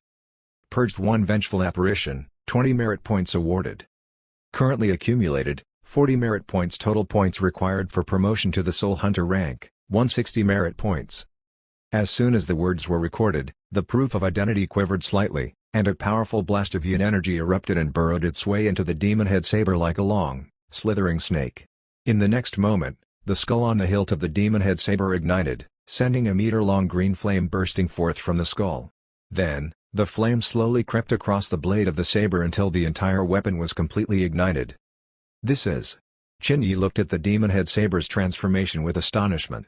He waved it in the air lightly, only to realize that the blade of the saber actually left a mark in the air that was visible to the naked eye. This was something that it could never have done before. Yin energy can cause the demon head saber to evolve? Qin Yi waved the saber around in his arm proficiently, allowing his sword dance to blossom like a beautiful flower in the night sky. The appearance of the nether fire on the blade isn't the only change that's occurred. The weight of the blade has become even lighter as well. No. Perhaps it might be more accurate to say that the saber has evolved to suit my personal needs better. Is this the result of drawing closer to the Soul Hunter rank? Just as he was about to continue getting acquainted with his newly evolved weapon, he suddenly cocked his head to the side and gazed into the distance. Operative class. In fact, it wasn't only the aura of one, but two operative class entities. That's where the next hunting zone is located. He suppressed the desire to continue experimenting with his newly evolved weapon and shot off once more. Meanwhile at the Orchid Clubhouse, Cao Yudao opened his eyes once more. The previously bustling Orchid Clubhouse was now left with only him and a humanoid paper effigy who was holding onto a silver tray with cut cigars and a glass of red wine on it. Cao Yudao leaned back comfortably and sank into the soft sofa in his room. He picked up the glass of red wine and swirled its contents around. After some time, he muttered, "The first hunting zone has been broken." Notwithstanding his misshapen features, the humanoid paper effigy looked up in astonishment. "My lord. Is it the cultivators from the mortal realm?" "Who knows?"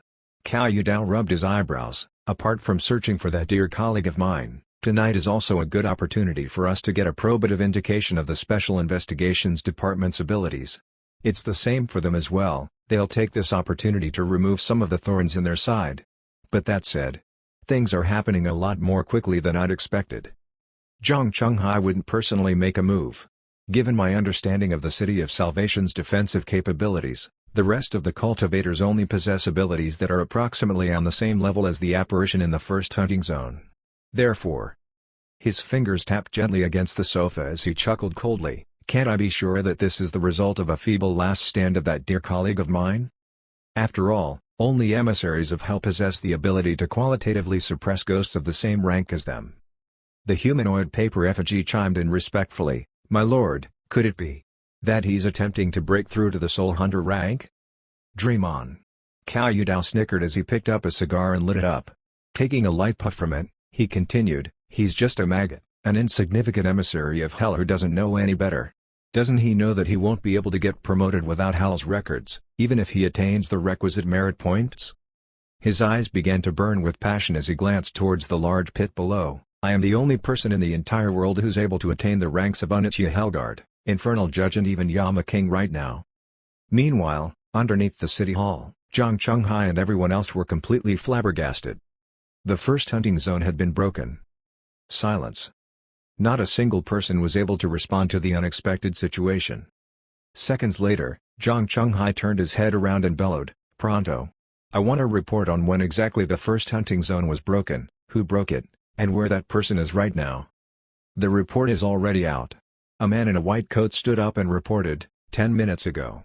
Just 10 minutes ago, an operative class energy signature was detected at Shunqing Street. The culprit had killed the vengeful apparition in the first hunting zone almost instantaneously. The probationary cultivators deployed to the first hunting zones are AC 4742 to AC 4744. Incidentally, they are also the 3 fastest improving probationary cultivators in the entire City of Salvation. Zhang Chunghai's gaze flickered. They can't possibly be a match for that apparition. It would already be amazing if they could come out of a head-on confrontation alive. What about Elder May? Elder May is currently deployed at the 4th hunting zone located at the Fragrant Grass Street.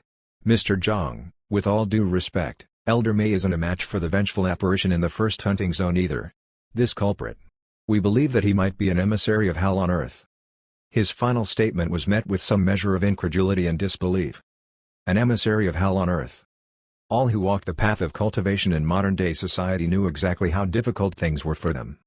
Even Zhang Chunghai, who was presently 45 years old, was only a hunter-class expert. It would be a miracle if he was able to break through to the level of a Hellguard class expert in his lifetime. Emissary of Hell on Earth? A living one? Zhang Chunghai took a deep breath. Contact the leader of AC 4742's team immediately. I want to speak with them right away. Chapter 57, Evolution. 1. The bespectacled man, the tall man, and the man with the chiseled face were presently at the bottom of the building in the first hunting zone. They had sensed the massive ripple of energy explode from the top of the building just a little while ago. Fortunately, the eruption of yin energy was disguised by the shard of King Yanluo's seal, and nobody discovered anything amiss with the situation. The only thing they felt was a powerful tremor emanating from the top of the building, before everything turned silent and still once more. Is it over? The bespectacled man looked at the roof with incredulity. It's over just like that? That can't be. This is the first hunting zone after all. In other words, this is the first hunting zone that has appeared in the City of Salvation. 15 years ago, teacher Zhang Xingyue was raped and mutilated. However, her corpse vanished a day after it was taken to the morgue. The murderer's entire family died soon after, and the incident was classified as an E-grade supernatural incident. This is a 15-year-old ghost we're talking about. If Arthis were present, she would have verbally slapped this man senseless. Are you sure you understand what the word old even means? Just because I've remained silent all this while doesn't mean that riffraff like this operative class ghost should qualify an old ghost. If that's the case, shouldn't I be referring to myself as an ancient grandma? Just then, their cell phones rang. It's me. Zhang Chunghai's voice was at the other end of the call. Where are you right now? At the bottom of the building of the first hunting zone. Sir. We're already roughly aware of the situation over there. Who's the person that just arrived? Is he registered under our system? No. The trio responded in unison, before recounting Qin Yi's appearances in detail. Zhang Chunghai deliberated for a few moments before continuing. Think carefully about it. Are there any other features of his that stand out? The trio exchanged glances and shook their heads at the same time. Does the fact that he comes from Nebula M87 count? Hang on. Just then, the bespectacled man spoke up. There's something that came to mind, but I'm not sure whether it counts. It's the fact that his camouflage uniform doesn't appear to be those issued by the military. Rather, they seem to be imitation goods sold by the vendors on the streets. On the other end of the line, Zhang Chunghai's lips twitched slightly. Great. Just great. Now we've got someone on our hands wearing imitation goods as he purges evil ghosts? Doesn't he feel indisposed stealing the identities of our esteemed cultivators? If he's truly as poor as he seems, why doesn't he just take the plunge and join the nation's forces? By my calculations, you're probably in no condition to get to the next hunting zone anymore, so let me assign you another task instead. Do your best to follow this civilian expert, and explain to him the situation in the City of Salvation if you get the opportunity to do so. I want you to do your best to recruit this man. After all, a person who's able to instantly purge an operative class ghost from the first hunting zone is likely not far away from the soul hunter level. His strength is something that the City of Salvation desperately needs right now. Yes. Qin wasn't aware of what transpired behind his back. At this moment, he was simply making a beeline for the next hunting zone.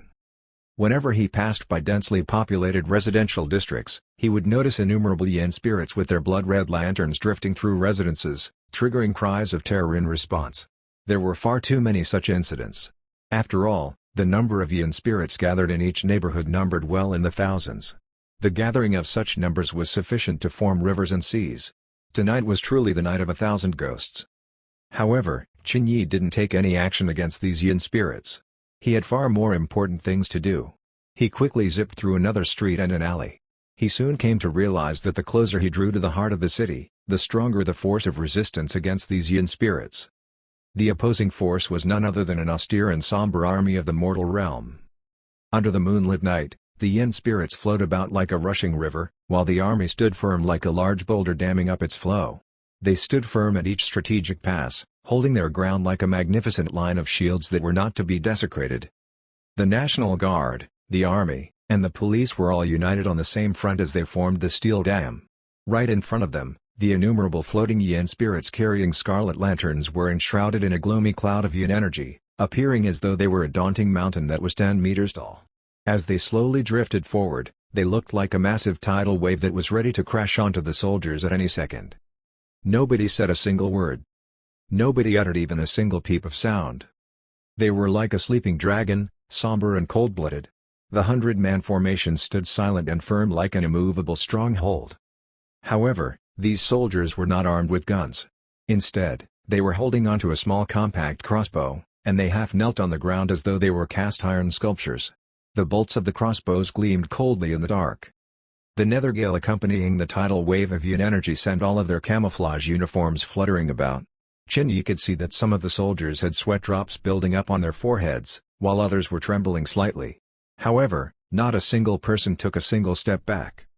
These soldiers initially didn't know what exactly was approaching them in the dense clouds of yin energy.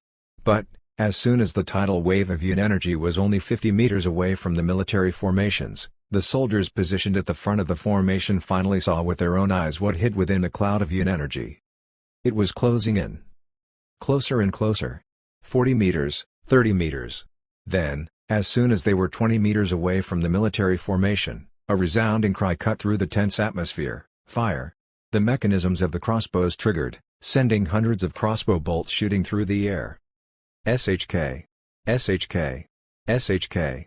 In that instant, a large portion of the yin spirits leading the charge were felled. When the backlines charged forward, a patch of fire ignited out of thin air, reducing innumerable yin spirits to ash amidst their miserable screams. It was only then that Qin noticed a rope of ancient copper coins stretched from end to end across the road, cordoning off the area approximately 10 meters in front of where the military formation lay. The rope was also densely plastered all over with all sorts of talismans. True energy isn't strong, and it won't have much effect on vengeful apparitions that are on the same level as operative class emissaries of hell. That said, it's more than enough if used against such rabble.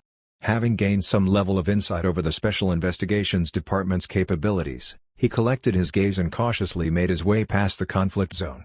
The next hunting zone was only 500 meters away from them. Minutes later, he arrived in front of an abandoned hospital building. The surrounding area was in shambles. Construction debris was strewn all over the place, and not a single neighborhood remained around in the region. Qin stepped boldly into the hospital. After ascertaining that nobody else was around, he released his disguised yin energy. Amidst the flurry of energy, he transformed into his Hell's Emissary state once again. His Hell's Emissary uniform, replete with his demon head saber. The flaming saber left glowing embers of nether fire on the ground. With a harsh grinding sound, he dragged the saber on the ground indiscreetly and rushed straight to the third story of the building. SSSSSS.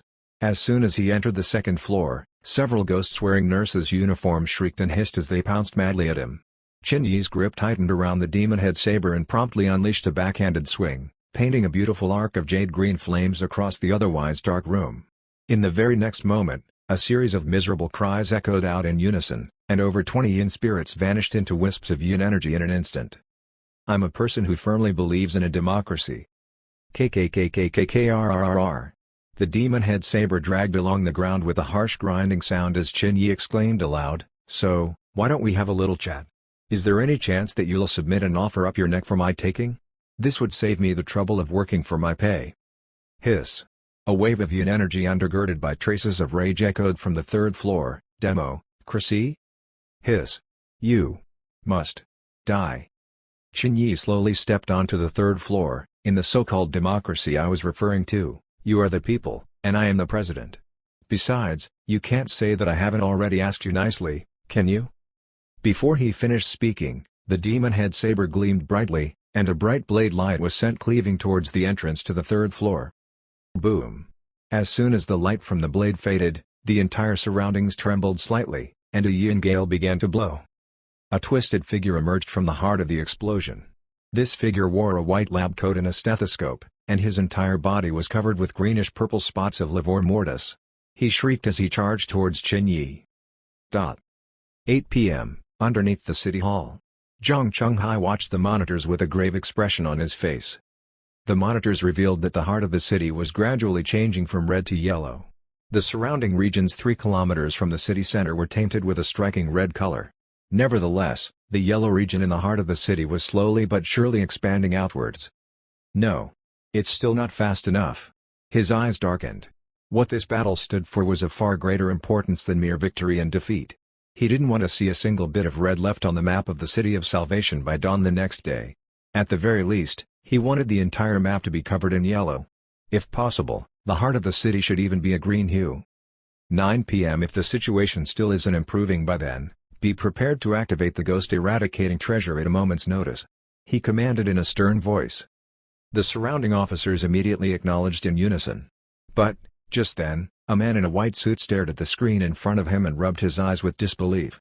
Then, he stood up abruptly. "Sir." His voice had already grown shaky. "Seventh. Seventh. What about the seventh?" Everyone, including Zhang Chunghai, furrowed their brows and stared at the man. The man's face had already turned red with excitement. "Seventh. The 7th hunting zone has been breached." "What?" Zhang Chunghai's immediate response was that of incredulity. He immediately rushed in front of the monitor and took a look for himself. The computer revealed the situation at the abandoned mental hospital. Right this moment, the originally glaring red dot had completely vanished altogether. Who is it?" He stood up abruptly and looked around. "Who's requested for backup?" Everyone glanced at each other awkwardly, but nobody responded to this query. Just then, Zhang Chunghai's gaze gleamed brightly, almost as though he'd thought of something. His fingers immediately darted about the computer's keyboard, and he promptly brought up a map of the locality. The 7th hunting zone is a distance of 4 kilometers from the 1st hunting zone. A cultivator at the operative class level would take at most 10 minutes to traverse this distance. But right here, the 2nd military formation is clashing directly against the yin spirits with energy readings of 700 yin on 3rd Fragrant Grass Street. If he doesn't want to be spotted, he would necessarily be delayed by a detour. And since he'd clearly never considered joining hands with the governmental forces, he must not want to be detected at all. "Professor Wang. Get me the camera feed from Stilltown Street all the way to the 3rd Fragrant Grass Street. Pronto." The nun standing beside him pondered for a few moments. "Are you saying that this was caused by the same civilian cultivator that was responsible for the breakthrough in the 1st hunting zone as well?" "It's most definitely him." Zhang Chunghai slammed the table as he barked excitedly. He didn't even take 5 minutes to purge the evil ghost. "Moonwater Priestess, do you think you can achieve these results? What about you, Elder May?" The nun shook her head. "This is something impossible for me. This man. Is he trying to attain a breakthrough in his cultivation using the gathering of nether forces tonight? After all, the fact that he can instantly annihilate vengeful apparitions naturally means that he's already not far away from the soul hunter level." Zhang Chunghai drew a deep breath. "That's highly possible. Disseminate my orders. All units who encounter Ultraman are to make way for him immediately without question." It wasn't that he couldn't personally attend to these hunting zones at all. Rather, it was a tacit agreement. Cao Yudao had never personally killed an ordinary citizen before. Zhang Chunghai firmly believed that there was a hunter-class entity who was commanding all of the ghosts in the entire City of Salvation. Yet, as long as he remained unable to locate the whereabouts of this entity, he was forced to swallow his pride and tacitly condone the existence of these hunting zones which were devouring human lives almost every week. He even had to cover up Cao Yudao's existence on a weekly basis. He was both afraid and concerned about what would happen if he eliminated a single one of these hunting zones that was ostensibly under the head honcho's command. If the head honcho flew into a fit of frenzy and wreaked havoc on the citizenry in retaliation, what would he do? Nobody would be able to bear the responsibility of such a terrifying calamity. Nobody would even begin to consider such things at all. As a special agent of the Special Investigations Department, such bizarre developments were practically tantamount to tight slaps across his face. Yet the only choice available to him right now was to endure this torment endlessly until he had a way out. And tonight, his way out had finally arrived. Yet he still didn't dare to make a single move. After all, his opponent hadn't made his move yet. He needed to bide his time and be ready to move as soon as his opponent struck. But that said, someone else had begun to move instead. Diga Ultraman had arrived from the distant nebula M87 and stepped onto the front lines of battle. Chapter 58, Evolution, 2 Boom. 9:02 p.m. Qin Yi was enshrouded with gloomy yin energy as he stood in front of a dilapidated house. He was now in Sunflower Village, a village located in the suburbs of the city. He was presently surrounded by block after block of high-rise buildings in the neighborhood. This was the village's best neighborhood. Despite that, the house he was standing in front of was the only house in the neighborhood that had been built with prefabricated panels and bricks. The house comprised a living room and 2 bedrooms that stood on a reasonably large piece of land. The brick house was also located in the deepest part of the Sunflower Village. Qin Yi had heard rumors of this as well. 8 years ago, a couple and their daughter were living here. The couple was already somewhat jaded with life and simply cruising along when they were suddenly informed that their entire neighborhood was slated to be demolished, and that they would be relocated. Ecstatic over the prospects of a sudden windfall, the family offered to agree to the demolition works in exchange for a whopping RMB 20 million. It had to be said that the location of their house was hardly anywhere close to the imperial capital in terms of stature and demand. It was at best a third-rate city within the Insignia province. The developers naturally disagreed, and the family remained stubborn and unbudging. Half a year later, when the developers realized that they were going nowhere with this family, they commenced with their demolition and construction works on the surrounding areas in a fit of rage, leaving only the family and their land around. From then on, the family was faced with the rumbling and clanging sounds of construction every day, and yet they could only watch on with envy as their neighbors all moved into their new homes. They immediately applied to the developers to be included once more. But changing their plans would necessitate revising all of their ongoing construction work. How could they possibly agree to that? About 1 month later, the despondent family brought a bottle of pesticide with them and headed over to the construction grounds once more. When they failed in their application for the umpteenth time, they ingested the pesticide. They intended to use their death to threaten the developers. They didn't drink too much of the pesticide. In all likelihood, they had probably hoped that they would be conveyed to the hospital in time so that their lives would be preserved. Unfortunately, things didn't turn out as planned, and they weren't saved in time. Thus, the brick house continued to stand firm where it was since then. What grievances do you vengeful apparitions have? Qin Yi laughed contemptuously as he kicked open the front door. Boom! The rotting wooden door was thrown straight into the house. Qin Yi had already armed himself with a demon head saber. The demon head saber was covered with jade-green flames, and even the edge of its blade had shown some traces of unevenness, almost as though it would eventually transform into a sawtooth edge. However, the evil ghosts didn't show up as expected. Rather, it would be more accurate to say that nobody was looking at him at all. The house was incredibly dark, and the only source of light came from an ancient oil lamp. 3 yin spirits crouched on the floor right next to the oil lamp. They were dressed shabbily, exactly the same as how they had appeared just prior to death. But right in the midst of them lay a large pile of objects, including candles, human bones that had been exhumed from the graves, fragments from coffins, burnt paper money. The 3 yin spirits stared warily at each other as they held tightly to each their own wad of torn or burnt bits of hell notes. And they completely turned a blind eye to the presence of an emissary of hell. It was almost as though they were more wary of the existence of the other 2 yin spirits around them. One family. A nest of ghosts. Their love for money exceeded their love for life. Qin Yi sighed wistfully, dredging a man's grave just so that you'll have someone to accompany you in death. Your avarice transcends even death itself. Let me send you all on your way." He swung his saber before he finished speaking. The girl's ethereal body shrieked as she vanished into a wisp of smoke. However, her parents didn't even glance at her for a single moment. Instead, they shrieked at the top of their lungs and pounced at each other at practically the same time, tearing at each other's throats as though they were nemesis with blood feuds. Qin tutted his lips in disgust and slashed a second time. Whoosh! The paper money on the ground was sent flying. Almost as though a timeout bell had been rung, the two who were tearing at each other's throats finally quietened down. They both cocked their heads and stared at Qin. Their eyes grew from calm and placid to bloodshot and filled with fury. With a shrill shriek, they opened their mouths incredibly wide and charged madly at Qin. My money. Beep beep beep beep. 9:20 p.m., underneath the city hall. Zhang Chunghai and the men wearing white coats stared at the screen, unable to say a single word. The 10th hunting zone had been broken. It's unbelievable. One of the men in white coats drew a deep breath and adjusted his glasses. Is he trying to get through all of the hunting zones? Zhang Chunghai's gaze was blazing with passion. Seconds later, he barked, "Anyone? Has anyone managed to make contact with the mysterious man yet?" The nun shook her head. "No. His speed is just too quick, and he's also intentionally avoiding us. However, the number of hunting zones are getting smaller and smaller. If his intentions are indeed to capitalize on the situation tonight to breach the bottleneck to Soul Hunter, all we have to do is to wait for him at the remaining few hunting zones.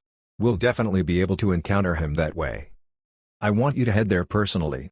Zhang Chunghai drew a deep breath to suppress the delight in his heart as he added, "You must make sure to invite him to join the ranks of the Special Investigations Department. The speed at which he disposes of these ghosts, coupled with the fact that he hasn't even stopped to rest a single time, all points to the fact that he's not far away from the Soul Hunter level." Separately, he gazed deeply at the monitor. "Keep a close watch on the movements of the yin spirits as well. There's most certainly a head honcho residing in the deep recesses of the City of Salvation that is commanding all of these yin spirits. I refuse to believe that the leader of these yin spirits will remain indifferent to the fact that 3 of his vengeful apparitions have already been purged." The nun nodded her head. Just as she was about to take a leave, the chiming sound of bells cut through the tense atmosphere in the room once more. Everyone was taken slightly aback. Shortly after that, the City of Salvation's map vanished from the central monitor, only to be replaced by the appearances of an old man wearing a black cloak. He had deep sunken cheeks and dark rings around his eyes. It looked almost as though this old man had just climbed out of his coffin. "Greetings, Supervisor." Zhang Chunghai bowed deeply to the monitor. The old man smiled genially. "Kid. Don't bother. I heard that something's happened to the City of Salvation?" "Indeed. Sir, the yin spirits within the City of Salvation have begun moving on a large-scale basis. I've issued orders that this is a battle that we must win at all costs." "A good decision." The old man chuckled coldly and snorted, "I'll be there in an hour's time. I want to see for myself whether this elusive head honcho dares to flaunt his abilities under the watchful eyes of this old bag of bones." Under Insignia University, at the Orchid Clubhouse. If one were to describe the Special Investigations Department's reaction to the developments as plain shock, Cao Yudao's reactions could only be described by a confluence of extreme astonishment and intense fury. He no longer drank from his glass of wine. The red wine was just by his side, but it remained still and untouched. How did he do it? That's impossible. The energy signature of Hell's emissaries are completely different to that utilized by cultivators in the mortal realm. Why is the mortal realm just turning a blind eye to the situation like that? He had always believed that he was an incredibly lucky man. Hell was vast and boundless, and it contained hundreds of billions of yin spirits on end. The powerful officials had been whisked away by Kashida Garbha Bodhisattva when he attained enlightenment. Infernal judges had departed, while Anitya Hell guards weren't in a place to refuse. And there was no need to talk about the insignificant soul hunters. He was the only one who remained amidst the grand upheaval. He had always believed that this must be heaven's will. Heaven had intended for him to establish a new order of hell. This was why he had been searching far and wide for his own emissaries of hell. He needed new civil servants to help him in establishing the new hell. The vengeful apparitions, for instance, were evil ghosts that he had painstakingly cultivated for his own purposes. He had diligently nurtured them with blood and nutrients while refraining from making any moves against the citizens of the City of Salvation in exchange for Zhang Chunghai's tacit compromise. This was what allowed the 10 hunting zones to remain intact in the City of Salvation today. But now, 3 hunting zones had been completely wiped out in a matter of 3 hours. Decades of his blood, sweat and toil had just gone up in ashes. You're courting death. Boom. A furious gale of yin energy began to swirl around his body. His Hell's Emissary uniform began to take shape, and a long white sword appeared on his back. With a furious shout, he transformed into a rushing river of yin energy and shot out of the Orchid Clubhouse. If I don't kill this son of a bitch, I'll never be able to get rid of the hatred in my heart. However, it didn't take long before Cao Yudao suddenly stopped in his steps and cursed aloud, "Damn it!" He sliced down with his long sword in fury, sending a roaring tremor echoing throughout the Orchid Clubhouse. The expensive dance floor, the top-notch sound systems, and even the custom-made chairs were instantly cut to pieces. He had suddenly figured out where the problem lay. There's a great likelihood that the mortal realm is only turning a blind eye to all of this because the piece of primordial treasure on that little bastard's body is concealing his energy signature. I can't make a move. My opponent is also a fully fledged emissary of Hell who had survived Hell's great collapse because he possesses a piece of Hell's treasures. If I make a move, and I can't kill him right away, there is a high likelihood that the mortal realm is going to get a read on my energy signature and be able to track me down afterwards. At that time, everything I've done over the last 100 years would go up in blazes. I can't believe that an official of Hell is actually stooping so low and mixing with these mortals just for the sake of his own survival. Shameful. His hands trembled hard, and he gritted his teeth. Disseminate my orders. All yin spirits are to immediately surround the remaining hunting zones. As soon as you discover that man. He drew a deep breath and gnashed his teeth. Exterminate him, no matter the cost. Qin Yi was oblivious to Cao Yudao's rage. 10:40 p.m. Qin Yi kicked down the rooftop access door that was covered in blood and scratches and sealed by chains. The demon head saber on his back had already grown to a length that exceeded 1 meter. The scabbard had also turned an intense, dark color, with the shape of the Big Dipper constellation etched on its surface, connected by a thin, red line. The rooftop was painted with an eerie sheen by the dim moonlight. The ground was covered with aged blood stains that had already turned a grisly black hue. The railings on the rooftop were covered with innumerable talismans that were tied together with a thin red thread. A single, small body was curled up in the center of the rooftop that looked just like a morning hall. Even when the door to the rooftop was opened, the little figure didn't turn around at all. KKKKKRRRR. Qin Yi removed his Ultraman mask and dragged his saber on the ground like a menacing executioner. The huge sheath ground against the floor with a harsh, metallic sound. When the door to the rooftop finally slammed with a bang, the little child finally moved. Whoosh! The gentle night breeze swept by, sending the talismans all over the rooftop fluttering about ominously. The little child spoke with a soulless child's voice, "Play with me?" "All right." Qin Yi unsheathed his saber. "This brother has a toy that you might enjoy playing with." "Play with me?" It was almost as though this were the only line the child knew. "What's the hurry?" Dragging his saber, Qin Yi shot forward. As the saber flew through the air, it made a soft, humming sound. Then, just as he was 3 meters away from the child suddenly lifted his head. The opening to his mouth had already extended to the sides of his ear, and his mouth was filled with razor-sharp teeth. The child opened his mouth a full half-meter wide and promptly charged straight at Qin Yi. "Hoo, ah, ha. Mistake. Everything's been a misunderstanding." The appearance of this vengeful apparition was truly frightening. That said, what greeted the apparition was an even more frightening demon head saber. The blade was massive and strong, while the edge of the blade had already transformed into a fully serrated edge. 3 rings were attached to the back of the blade. Yet, upon closer inspection, it would be evident that the 3 rings weren't corporeal objects at all. Rather, they were souls.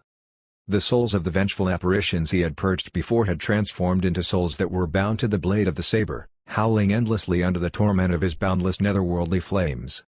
Anyone standing close to Qin Yi would be able to hear the heartrending, miserable cries from these harvested souls. Right then, the saber cleaved through the air and shot straight towards the child's head. "Eh?" Qin Yi raised his eyebrows and held back at the very last moment. The green flames shot forward with the momentum of the blade, burning the body of the little child. Yet, even though he screamed miserably in pain, he fervently remained on his knees and struggled to speak with a hoarse voice. "Yes, sir. This is mistake. I was too excited." "You've transformed into a coward pretty quickly," Qin Yi said with a wry smile on his face and completed the slash in the very next moment. What's a support like you doing frightening a carry like me? Don't you think you've acted out of line? 1. SSSSSSS. With a miserable shriek, the child's ethereal body vanished, sending the yin energy around the demon head saber flourishing with ever greater vigor. Qin Yi's proof of identity shot out of his chest and began to record his next achievement. Purged 1 vengeful apparition, 20 merit points awarded. Currently accumulated, 100 merit points. Total points required for promotion to the Soul Hunter rank, 100 merit points. Chapter 59, Soul Hunter 1. He was 5 vengeful apparitions away from the Soul Hunter level. And there were still 6 hunting zones remaining. Time and resources were both on his side. The proof of identity flew straight back into his chest. Then, just as he was about to charge back down from the building, his eyes quivered violently. Yin spirits. A vast and boundless drifting tide of yin spirits. Yin spirits were surging from the surroundings and heading straight towards the building like a great flood. Each of them carried a scarlet-red lantern with the word cow written on it as they emerged from all around and swarmed the area. Tall as the mountains and vast as the seas. They were even converging in his position like dense thunderclouds that were threatening to obscure the light from the sun. He's not a fool after all. His reactions aren't too shabby. Qin Yi picked up his demon head saber and the yin energy erupted from his body with a magnificent flourish. I wonder, though, is he simply at the limits of his patience, or has he learned of the truth of the situation? SSSS. SSSS. The sound of the slurping of saliva and dribble of drool echoed eerily in the surroundings. Pair after pair of bloodshot eyes turned their attention towards the rooftop where countless talismans were fluttering wildly. It was almost as though splotches of blood had tainted the dark sky with accents of red. Whoosh! Qin Yi's Hell's Emissary uniform fluttered as the jade-green flame continued flickering from his demon head saber. There was a still and silent tension in the atmosphere. Roar! Then, with an earth-shattering roar, thousands upon thousands of yin spirits rushed madly towards the rooftop like a shower of meteorites descending from the skies. Exterminate, no matter the cost. Bzzzzz. A field of fire spread out from the demon head saber, turning all of the yin spirits close by to ash in just an instant. Unfortunately, the number of yin spirits destroyed was but a drop in the ocean. As soon as the first wave was annihilated, the next wave of yin spirits immediately swarmed over. That's right, ordinary yin spirits possessed no offensive abilities whatsoever. That said, the constitution of the human body required a balance between yin and yang energy. Continued exposure to yin spirits would cause a build-up and vile, pathogenic energy in the body. When this energy reaches the body's breaking point, the 3 lamps over the person's body would all be extinguished, thereby killing that person. Cao Yudao was clearly attempting to extirpate Qin Yi with the most effective tactic of strength and numbers. Thus, the yin spirits descended like rain upon the rooftop, charging straight towards Qin Yi without regard for the range of his attacks like suicide bombers. There were simply too many of them. In fact, there were so many that the immolation around the demon head saber had even begun to flicker. The throng of yin spirits numbered well over 10,000. Just then, just as Qin Yi was still racking his mind for the best method to breach the encirclement of yin spirits, a loud voice boomed through a loud hailer approximately 50 meters away, "Release." Instantly, thousands of arrows dragging burning talismans shot through the sky from around the building. The arrows filled the sky like a swarm of locusts, painting dazzling streaks of light across the dark canvas of night before plunging straight into the throng of yin spirits. Squee squee squee. The skies were like a playground to the yin spirits. Tens of thousands of them hovered around the sides of the building, and the yin energy emitted from such a gathering had already congealed into a massive tornado that spun endlessly over the top of the building.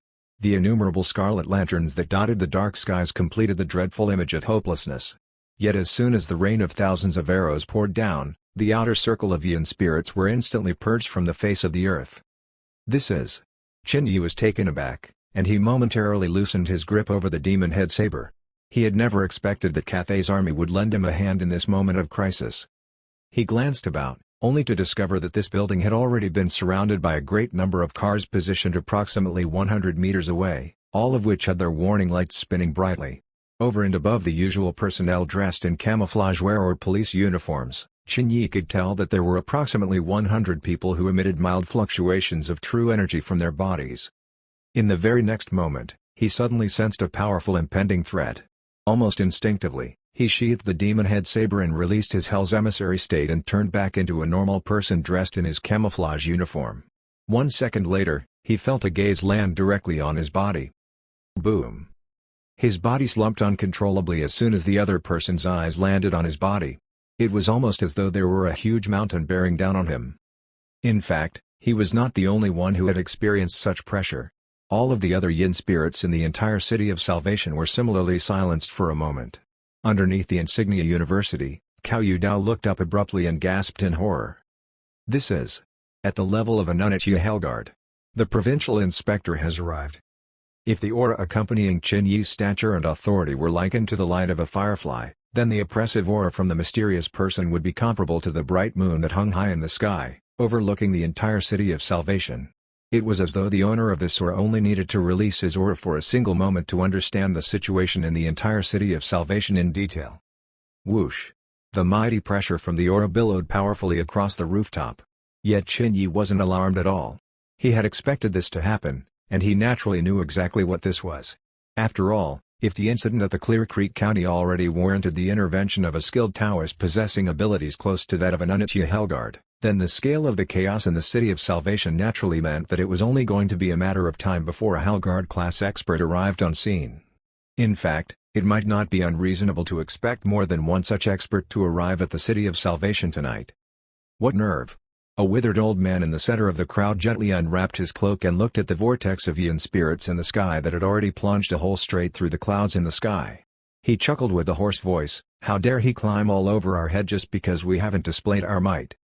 Even before he finished speaking, the old man slapped down on the jeep he was on and shot straight into the sky like a human arrow. Liu Clan, Westbrook's #1 family of corpse drivers. This old man is going to personally send you straight back to hell. Qin Yi scrutinized the old man's movements. Even though he appeared to be flying through the air, the truth of the matter was that he simply had incredibly light steps, each of which allowed him to traverse a distance of over 10 meters. It was almost as though his entire body were completely weightless. Just as the old man stepped out of the jeep, approximately 30 young cultivators wearing yellow Taoist uniforms and yin-yang scarves rushed out at the same time as well. Each of these cultivators carried with them a long rope that had bells tied all over it. After dashing approximately 10 meters, the cultivators flicked their sleeves, and the ropes began to weave with each other, forming an endless net as they flew diagonally across the sky. Ding-a-ling! The crisp sound of bells echoed as the net formed by the ropes covered the entire old 3-story building. Ka-ka-ka-ka! All of the ropes tightened at the exact same time, and only then did everyone see that the millimeter-thin ropes were all in fact dangling straight from a coffin. This was a coffin that was covered in talismans. This was a coffin that was hovering high in the sky. "Why aren't you leaving yet? Are you waiting to die?" Qin Yi was captivated by the performance of the cultivators when he suddenly heard the old man's voice booming in his ears. He immediately jolted back to his senses. This place is going to become the battlefield between a Hellguard-class cultivator and 10 million yin spirits. The consequences of remaining here would most certainly be dire. He immediately shot off like a slippery eel. As soon as he made it downstairs, powerful waves of yin energy began to diffuse from the coffin hovering in midair. The sensation felt almost as though 100 asuras were coming back from the dead. Qin Yi knew better than to dally any longer, and he rushed out of this neighborhood with all that he had. As soon as he left, the sky exploded with a tyrannical roar, and countless yin spirits were immediately felled like falling stars. The main force of resistance that stood against the army of yin spirits were 100 corpse puppets that were all dressed in the same Qing dynasty clothes with yellow talismans on their foreheads. With an incredibly erect posture, the corpse puppets charged straight into the fray. Boom boom boom. Earth-shattering explosions were quickly followed by rippling shockwaves that extended 100 meters from the intense clash between yin energy and true energy. Apart from that, volley after volley of thousands of arrows were being fired into the battlefield every 20-second. Lighting up the sky with a dazzling display. It was an incredible sight. Yet Qin Yi didn't even pause to consider these things. His adrenaline was pumping. Things were most certainly drawing to their climax right now. With the arrival of the Hellguard-class cultivators, the mortal realm was finally pushing back. They were clinging tightly to the heels of Cao Yudao's army, incidentally buying Qin Yi the time to do what he needed to do. "I only need 60 more merit points. Cao Yudao, I wonder what expression you're going to make when I finally attain the rank of Soul Hunter." 11:15 p.m. The 8th hunting zone has been broken. Purged 1 vengeful apparition, 20 merit points awarded. Currently accumulated, 140 merit points. Total points required for promotion to the Soul Hunter rank, 60 merit points. Meanwhile, 20,000 yin spirits assembled together at the Salvation Plaza and began to forge their way towards the heart of the city center. Their opponents were the Cathayan regiment and the reinforcements that had arrived together with the provincial inspector that comprised 20 operative class cultivators and 78 probationary cultivators. The army's warning lights shone intently against the ghastly greenish-white cloud of yin energy, as though both sides were completely unyielding. 12:39 a.m. Boom! A loud explosion occurred. The ground was covered with blade marks that ran deep into the ground. A female ghost wearing a long white dress shrieked miserably as she was cleaved cleanly into two and promptly vanished into the night sky. The fifth hunting zone had been broken. Qin Yi stood on the top public cemetery in the City of Salvation. Bzzzzzzz. The surroundings turned somewhat illusory as the jade-green fire burst forth from the demon head saber. With a low hum, the blade of the saber curved in an arc that resembled the curvature of the full moon. Two deep bloody grooves appeared on both sides of the saber. The current demon head saber was already close to 1.5 meters long. It had a serrated blade and 5 full rings dangling loosely from the back of the saber. Jade-green flames engulfed the entire saber. It looked menacing and murderous. Purged 1 vengeful apparition, 20 merit points awarded. Currently accumulated, 160 merit points. Total points required for promotion to the Soul Hunter rank, 40 merit points. Bastard! Cao Yudao bellowed with rage under the Insignia University. The glass walls in front of him shattered and crumbled to the ground. His eyes were bloodshot, and his chest was rising and falling heavily in tandem with his ragged breathing. His entire body was even leaning on the table right now. The floor beneath his feet had already cracked in several places, and the extremely exquisite room he was in was now in a complete mess.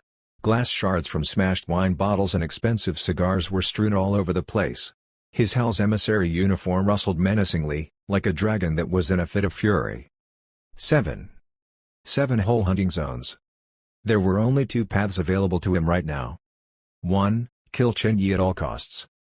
But this option was deleted almost as soon as it had surfaced in his mind. It's impossible. Hell's records could allow him to slowly work his way up to become a fully fledged Yama King. As long as he remained alive, something like this was only a matter of time. He could even become the King Yanluo of the next chapter in Hell's annals. How could he possibly give up his precious life for a little vermin that Qin Yi was? 2. Withdraw his army of yin spirits and pretend that this night never happened. Unfortunately, this option was arguably one that was even more difficult. Things have gotten out of hand. He had never expected that Qin Yi would bite back at him like a raving mad dog. Coupled with a powerful intervention from the Special Investigations Department, the little miscalculations here and there had resulted in a completely different outcome. As soon as he called it quits tonight, he would no longer be given the opportunity to kill Qin Yi in the future. Wouldn't this be tantamount to watching a precious treasure of hell slip away from right under his nose? His enemy was wreaking havoc in his own territory, yet there was nothing he could do about it. He found it incredibly difficult to swallow this bitter pill. He didn't speak a single word. Instead, his mind continued to churn and spin as he frantically calculated all the possibilities. 20 minutes later, he finally spoke with an ashen expression on his face. "Kid. I'll admit it. I'd never expected you to possess a treasure of hell that enables you to conceal your aura. I'll concede this time. Achoo. Achoo." The humanoid paper effigy emerged out of nowhere and muttered, "Sir. Pass down my orders. Retreat." Cao Yudao gnashed his teeth as he forced himself to say those words. "Yes." The humanoid paper effigy left promptly. Cao Yudao supported himself with his palm on the table. Several seconds later, he slammed down on the table so hard that it collapsed in pieces. He ran his fingers through his jet-black hair and clutched at his hair in pain. "Just you wait. You mongrel." He let out a long sigh, releasing his Hell's Emissary state and transforming back into a successful businessman wearing a ramrod straight suit. He panted and slumped back down onto the sofa, reaching out for a cigar as he had habitually done, only to realize that they were now strewn all across the floor. Damn it! He shut his eyes and began to rest. 10 minutes, 20 minutes. His orders should have been delivered by now. He consoled himself, it's nothing much. Hell's treasures have each their own unique abilities. I've got to look at the big picture. Time is still on my side.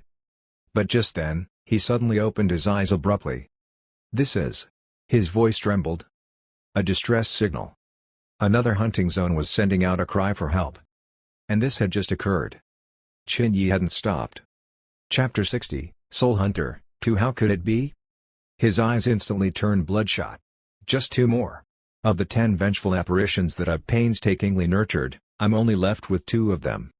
How difficult was it to find souls with grievances in modern-day society? These apparitions represented a painstaking process of selection and nurturing from tens of thousands of people on end. Furthermore, he didn't dare to step outside of the city of salvation because he knew that other places were far more dangerous than it was here. And now, it was almost as though he had just returned to square one. Why? I'm obviously already letting you off the hook by ordering a ceasefire. Shouldn't you be stopping to thank your lucky stars instead? Shouldn't you be thanking the heavens that you're still alive, before running off as far as you can? Why must you act like a raving mad dog? The world is now your oyster, yet you still choose to remain so vexatious? Have you ever considered my feelings? Boom. A tremor echoed through his mind, and he immediately knew that the vengeful apparition at the hunting zone had been purged from the face of this earth. The 4th hunting zone had been broken. 1:30 a.m. Dead silence. The Orchid Clubhouse was covered with a stifling pin-drop silence. Seconds later, Cao Yudao's infuriated bellow echoed throughout the entire room, "Ungrateful bastard! How could an emissary of hell muddle and mingle with the mortal realm for survival like that? Where's your dignity? Emissaries of hell and mortal men can never tread the same path in life. Haven't your mentors taught you about these things? Shame on you! Shame on you! Shame on you!" Qin Yi was completely oblivious to Cao Yudao's venomous curses. As Qin Yi rushed from street to street, all of the soldiers of the mortal realms who encountered the mysterious Ultraman immediately made way for him. Naturally, his hunting speed rose accordingly. At the same time, as the battle for sovereignty grew to a head, Qin Yi discovered that the arrival of the mortal realm's provincial inspector had not only allowed the mortal forces to hold their ground, they had even begun to push back. Cao Yudao had undoubtedly achieved his goal of testing the depths of the mortal realm's might. That said, he had also paid an incredibly hefty price for this, one that was completely out of proportion to what he had gained. The City of Salvation's Riverside Park was one of the most desolate parks around. Nobody even came to this place in the day. Rumors had it that every day at 6 p.m. sharp, an obese man would be spotted holding out a damp cigarette and looking for someone to borrow a lighter. The backstory to this was one that was also quite well known. 10 years ago, the mother-in-law of the former CEO of Target Incorporated fell seriously ill, and the CEO sold off his company in order to save her life. His wife's family was thereby greatly indebted to him. 2 years later, the CEO got into an accident which resulted in the amputation of his legs, rendering him wheelchair-bound for the rest of his life. Tragically, his wife ended up cheating on him, while his parents-in-law began to vie over his assets. 3 months later, he tied a rock to his wheelchair and wheeled himself straight into the depths of the river at Riverside Park. He loved smoking, especially the Jade Rivulet brand of cigarettes. Rumors had it that he had actually encountered a stranger on the fateful day of his death. He had intended to ask the stranger to wheel him to help him up. Unfortunately, the stranger immediately ran away. His final words were, "Do you have a lighter? Do you have a lighter?" Qin Yi stood behind an obese man. Upon closer inspection, that man's feet were illusory and non-existent. The man was severely obese, and his entire body was soaking wet. However, Qin Yi knew better. This was not plain obesity, it was swelling and bloatedness. All who died by drowning would present themselves like this. He could even see muddy waters from the river coming out of the man's ears. The man was seated right in front of the river at Riverside Park. "Yes, I do." Qin Yi slowly drew his demon head saber, and the blade immediately blazed with a striking green flame. "You shouldn't have responded." The man's head swiveled 180 degrees around in a stiff and mechanical fashion. His eyes had already become replaced by 2 deep, dark orifices, while the flesh on his face had ostensibly been nibbled away by the fish in the river, revealing his grisly white bones underneath.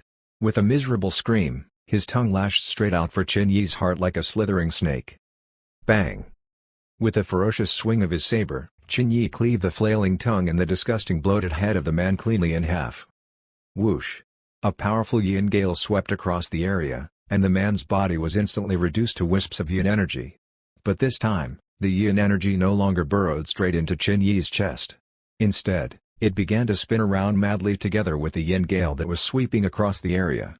Within seconds, it transformed into a 3-meter-tall vortex of yin energy. Qin Yi's proof of identity flew out and glowed with a trace of golden hue. The words on it were no longer written in black. Instead, it was written in scarlet red.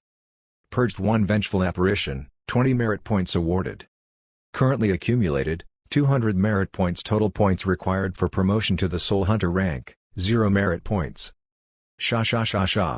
The proof of identity flipped quickly back to the first page as it continued to scribe further contents on its own. Name, Chen Yi. Nickname, Dogballs.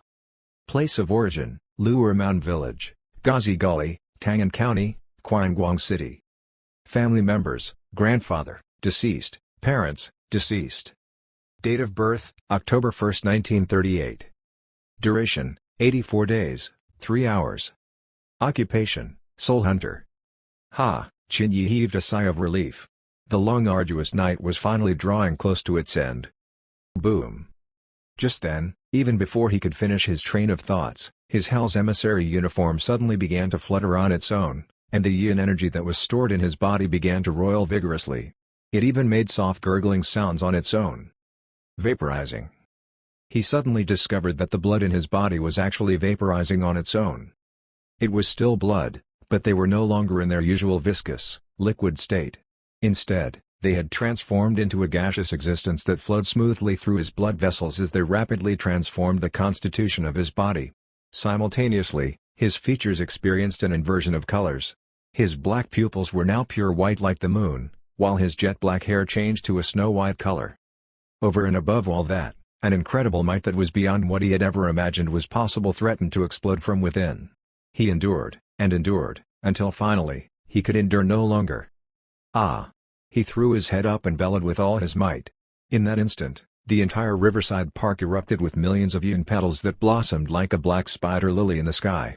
A frightening wave of energy far more powerful than that of a regular operative class emissary of hell rippled throughout the north of the city.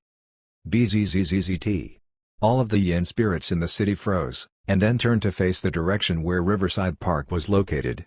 Their eyes were filled with horror and bewilderment. This was the last genuine emissary of hell in history. It bore supreme authority over the yin spirits, and suppressed them on a qualitative level. Even though the yin spirits were all young ghosts, they nevertheless felt as though, right in front of them, a massive gateway that stood as tall as the heavens and was enshrouded with yin energy was slowly being opened. The gates of Fengdu have opened, a soul hunter is ordained. SSS. SSSSSS. Cao Yudao's only remaining hunting zone was also located in the north of the city. At this very moment, the vengeful apparition that looked like a middle-aged person subconsciously let out a terrified scream. And then, he prostrated himself in the direction of Riverside Park. However, as soon as Chen Yi attained the Soul Hunter rank, the amount of yin energy around him surged, and the shard of King Yanluo's seal was no longer able to conceal the energy surrounding his body. Naturally, the yin spirits were not the only ones who witnessed the magnificent sight right now. North of the city, along the food street. This place was also a battleground. 100 soldiers were stationed here, and they were already showing traces of fatigue. Nevertheless, they continued to hold their arms up high, aiming their crossbows to the front. Hundreds, perhaps even thousands, of yin spirits carried their red lanterns as they continued to batter against the barrier of copper coins in front of them. Countless yin spirits had already been felled this way, yet the backlines of the yin army just kept pouring in. They were relentless. "Commander!" One of the soldiers shouted anxiously, "The second platoon won't be able to hold on much longer. They're at their limits. Please send backup." "There's no backup." The commanding officer grabbed a crossbow and rushed to the forefront of battle and yelled, "Comrades, when you're defending the city, I want you to remember that your family and your loved ones who are suffering from this supernatural upheaval are being protected in a similar fashion right now. You may not understand this fully, but this is our duty. We shall stubbornly hold our ground here until reinforcements arrive. Retreat is out of the question. Fire." As soon as he finished speaking, his gaze suddenly turned somewhat vacant. And he was not the only one. Practically everyone froze at the same time and stared blankly at the sea of yin spirits. The yin spirits had suddenly ceased their onslaught. With their lanterns in tow, each and every one of the yin spirits turned their illusory bodies around in unison and glanced towards a specific direction. Then, in the very next moment, the light in the scarlet lanterns extinguished itself. A soul hunter had just been ordained. On the other hand, Cao Yudao was not a genuine soul hunter. The yin spirits naturally experienced an innate deference to the authority of the genuine soul hunter. In other words, they had just abandoned Cao Yudao. The soul hunter who had just appeared was their one true lord. SHK. A yin spirit knelt down. Then, a second one followed suit, and then a third. 100. 300. 500. Within 10 seconds, the yin spirits that had been charging madly at the garrison of soldiers just seconds ago were suddenly kneeling down and paying their respects to their new master. Commander. The earlier messenger's eyes widened with incredulity as he pointed in the direction of the riverside park. Look. Look there. He was pointing out the obvious. Every single person was already looking in that direction. A yin flower had appeared in the sky. The yin petals congealed together to form a massive black spider lily stretching 20 meters up and spanning 50 meters across. Its illusory leaves and branches were even extending out of the flower across the riverside park. Bloody hell. It took the commander 3 seconds to return to his senses and pick up his radio set. This is the guards company. Put me through to the supervising inspector right now.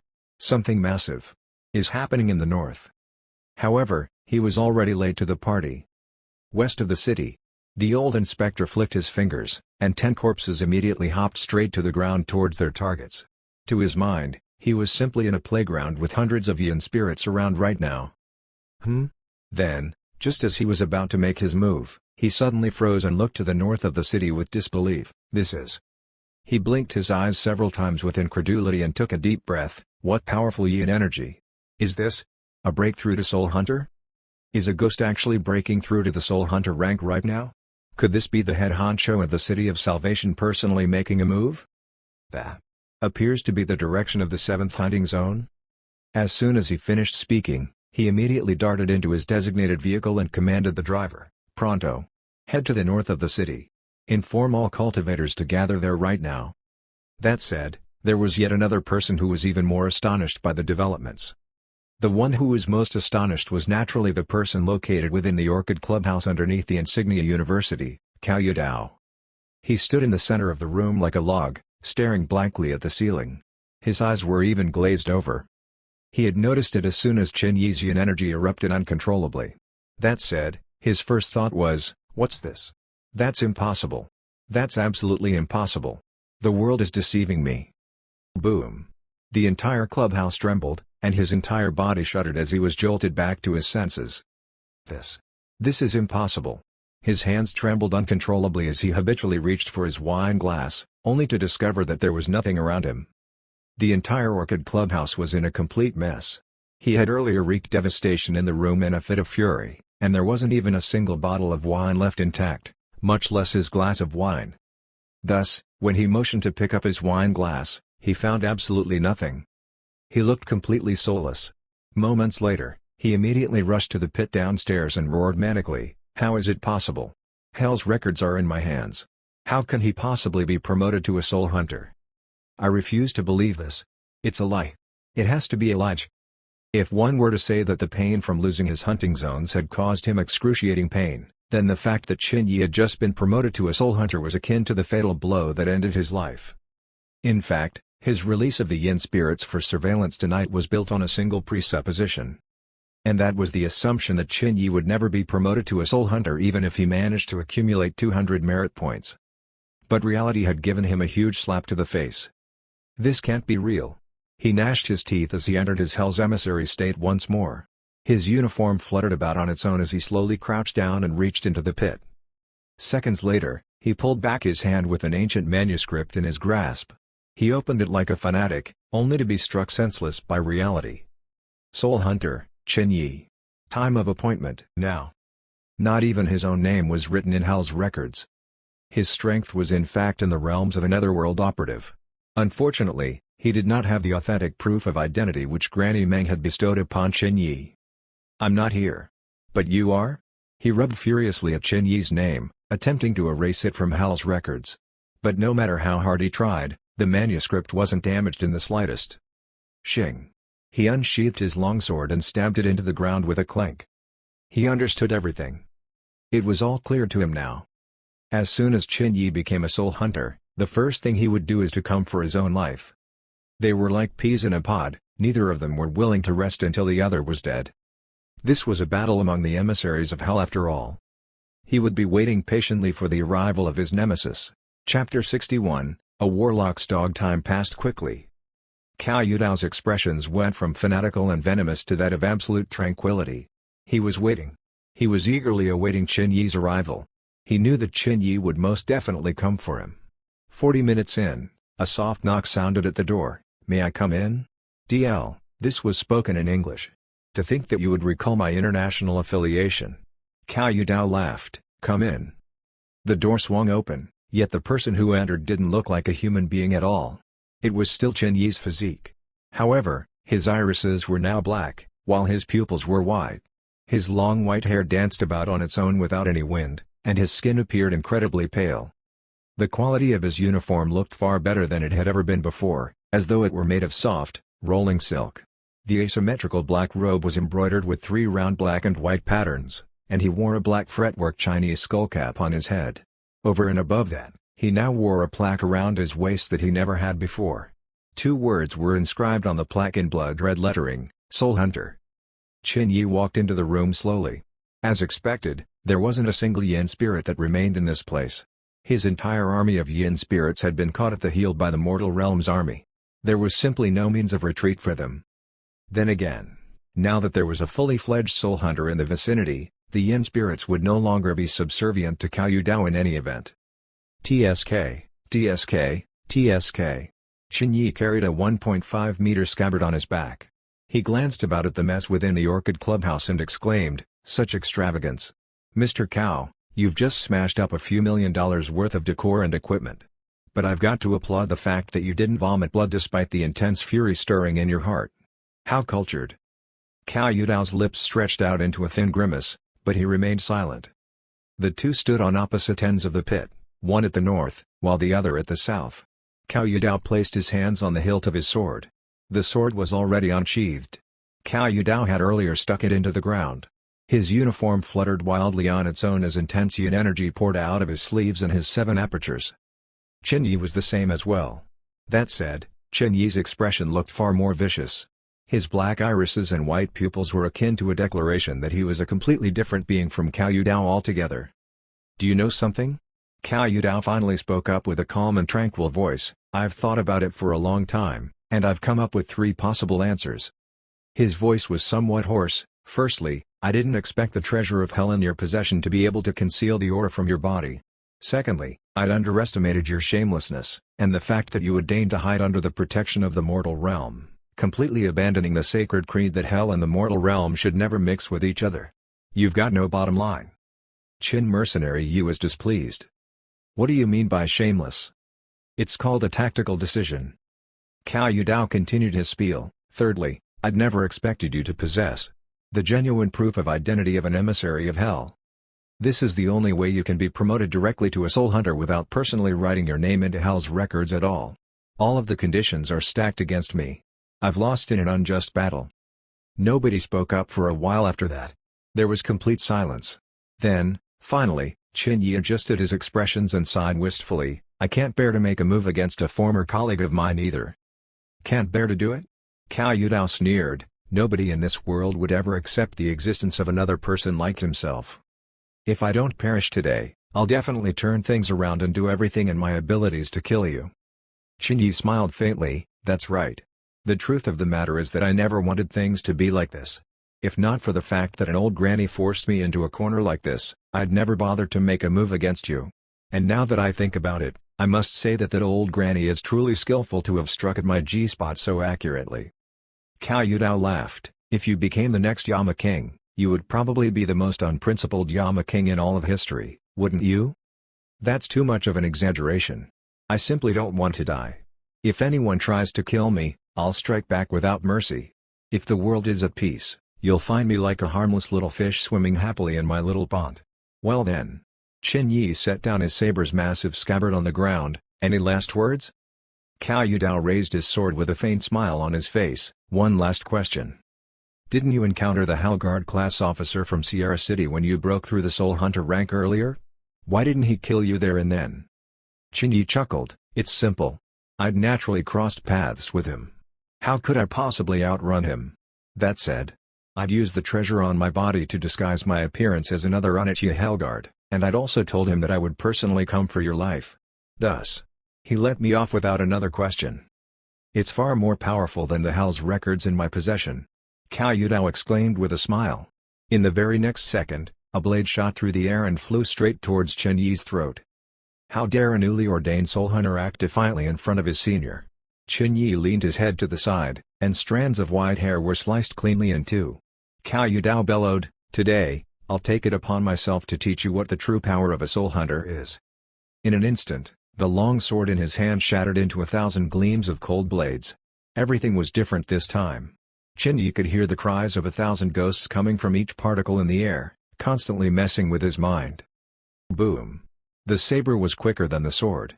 The massive demon head saber was a full 1 foot 3 inches wide, and 4 feet 5 inches long. The blazing green flames around the saber clashed powerfully against the rain of blades. A massive noise resounded. Cao Yudao's eyes widened with astonishment as he was knocked 3 meters back with a muffled grunt. He struck the wall with a dull thud. The sword was light and agile, while the saber was thick and powerful. Without the genuine proof of identity on his side, Cao Yudao had undoubtedly failed to take the upper hand in the clash of might. The green flames continued to spread like a poisonous snake. Before Cao Yudao could even shake off the embers in front of him, a blast of energy made the air in front of him suddenly turn corporeal with a loud rushing sound. Without hesitation, he let out a loud whistle and released 2 green spots of light from his sleeves. The green spots of light clashed powerfully against the blast of energy. There was a loud bang, and green flames shot everywhere. Cao Yudao's body crashed into the wall behind him. But at the very least, he had managed to avoid a potentially fatal blow. Ha! He heaved a sigh of relief. Then, gnashing his teeth, his body suddenly exploded and transformed into a massive yin gale and swept violently around Chen Yi. Almost simultaneously, Chen Yi's great saber landed heavily on the ground. The powerful impact earlier had caused a massive crack to appear on his saber. Right now, a full set of skeletal bones had already extended out from the skull at the hilt of his sword, almost as though it were creeping onto the body of the blade. Its presence added an ashen, pearly white gleam to the blade, accentuated only by the ghastly green flames that burned ceaselessly. Coupled with the striking Hell's emissary uniform, Chen Yi presented himself with an impeccably netherworldly charm. His appearances right now were a perfect representation of an archetypal Hell's emissary. In the very next moment, the yin energy materialized and transformed into a 6 meters large yin vortex that wrapped fiercely around Chen Yi. At the same time, countless dreadful jasper spots of light appeared within the vortex like a sea of stars, and hurtled towards Chen Yi. Clang clang clang. The sound emitted was like rain striking a lute. Chen Yi's blade dance engulfed him within a sphere of flames. But as soon as he made first contact with the jasper lights, his eyes immediately widened. Heavy. He couldn't tell what exactly these jasper lights were, but each and every single one of them contained enough power to cause his demon head saber to recoil with trembling. One could only imagine the damage caused if a single one of these lights struck his body. They would break more than just his tendons and bones. Idiot. Just then, a voice that had been silent for a long time yelled out again, "Who told you to block those things head on? Arthes? Such vigor and energy. She must be fully awake again." Unfortunately, Chen Yi didn't have the time to respond, because the jasper lights had begun to converge from all directions, transforming into a wall of light that was closing in on him. Shit! Chen Yi cursed as he released a sea of soul shackles spinning rapidly around him, just like an iron barrel concealing his body. Boom! Green flames shot everywhere, and the jasper lights that filled the room like stars were deflected away. However, the jasper lights quickly swam back into the vortex as though they were fish in the ocean. What the hell is this thing? How could I be losing to an emissary of hell who's had his license revoked? Chen Yi exclaimed. Yin artifact. Arthes muttered placidly. Certain objects, if exposed to an area filled with yin energy for a long time, would begin to be nourished and pervaded by the yin energy around it. With the effluxion of time, these objects will gradually transform into yin artifacts. Truth be told, any emissary of hell who attains the soul hunter rank would immediately gain access to hell's arts. Unfortunately, he doesn't possess the proof of identity, and the natural orders of the world don't recognize him as such. Naturally, he remains unable to tap into the secrets of hell's arts. Then, Idiot. Arthes gritted her teeth. As a genuine emissary of hell, every single thing you have on you is a yin artifact. And each of them are of far higher grade than the artifacts he possesses. These are all authentic bestowments from hell that have been bathed in yin energy for eons. Run the saber across your palm and you'll be able to suppress him immediately. Qin Yi rubbed his palm across the back edge of the saber. And then he looked blankly at the soul sphere that floated out in front of him. I'll be at $$ and at $. Arthes was hopping mad, and she fiercely repressed the thunderous fury boiling deep within her heart. Use the blade. Qin Yi gulped nervously, before cautiously slicing his palm with the blade, grimacing as he watched a drop of blood drip onto the saber. You. Arthes gritted her teeth. I guess I should really praise you for standing your ground in front of Cao Yudao and not entertaining any thoughts of escape. I'd really thought that you changed for the better. But what do you know? Have I ever backed down when it was time to fight? This is a completely unnecessary wound. It's almost like you're impervious to pain in a massive car crash, yet you're incredibly daunted by the prospects of a small prick on your finger at the doctors to guarantee your health. Why does it feel as though you've become filled with confidence ever since I've awakened?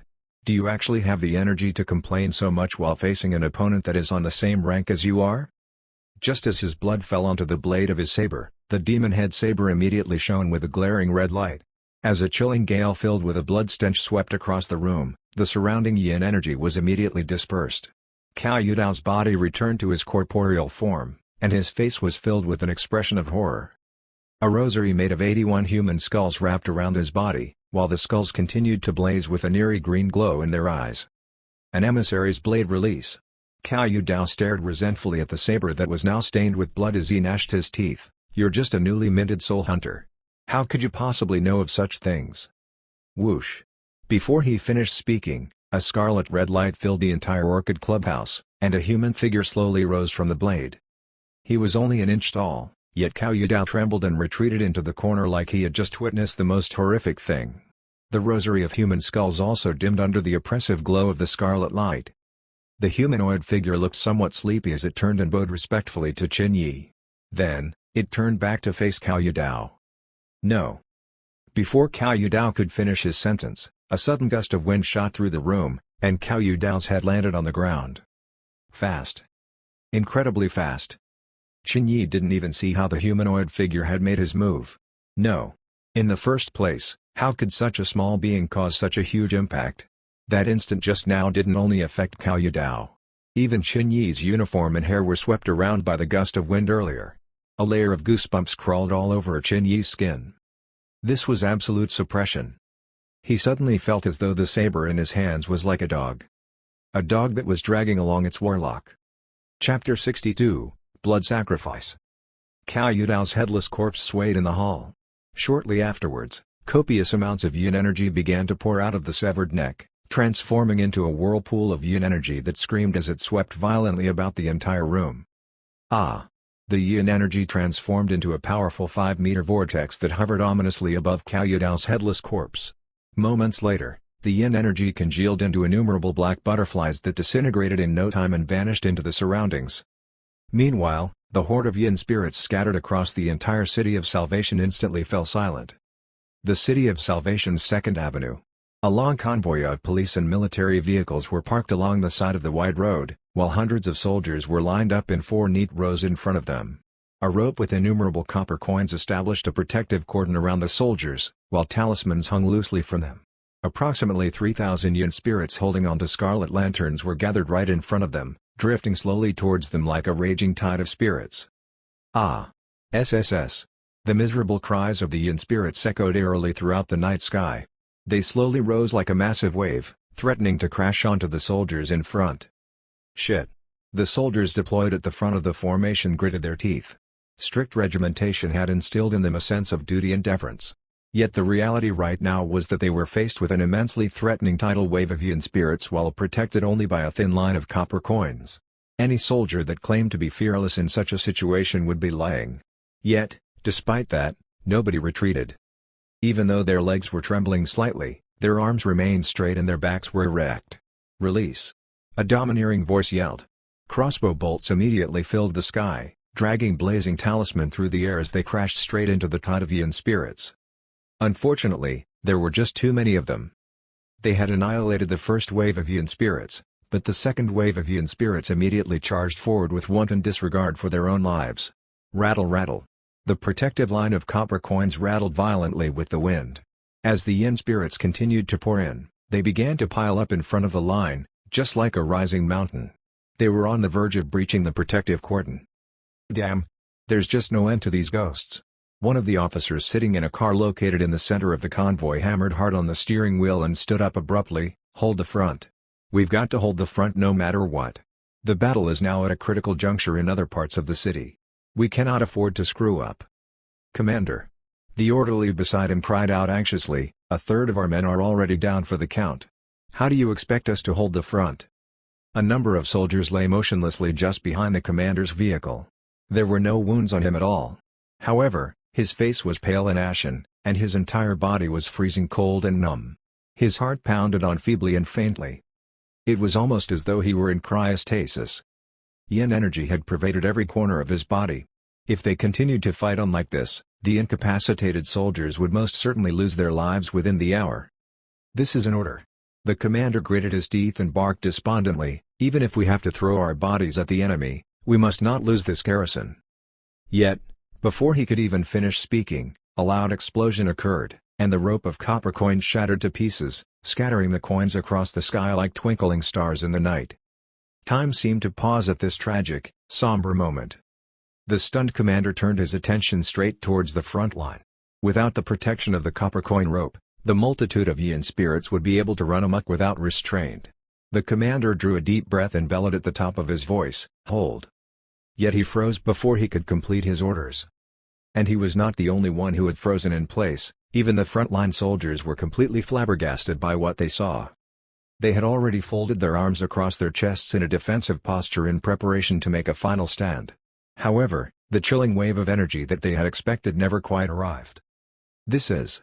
One of the young frontline soldiers covered in cold sweat was stunned as he stared vacantly at the tide of Yin spirits in front of him.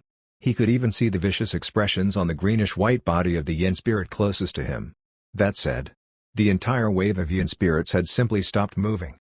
They were moving like a rushing tide just a second ago, yet they were simply still as a rock right now. And this phenomenon wasn't merely localized to the 2nd Avenue. Right this moment, the tidal waves of Yin spirits plowing down the City of Salvation's People's Park, Prosperity Street, Dragon Horse Avenue, had all ceased to move entirely. He's done it.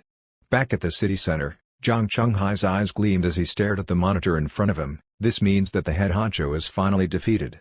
The Yin spirits have lost their master. Boom.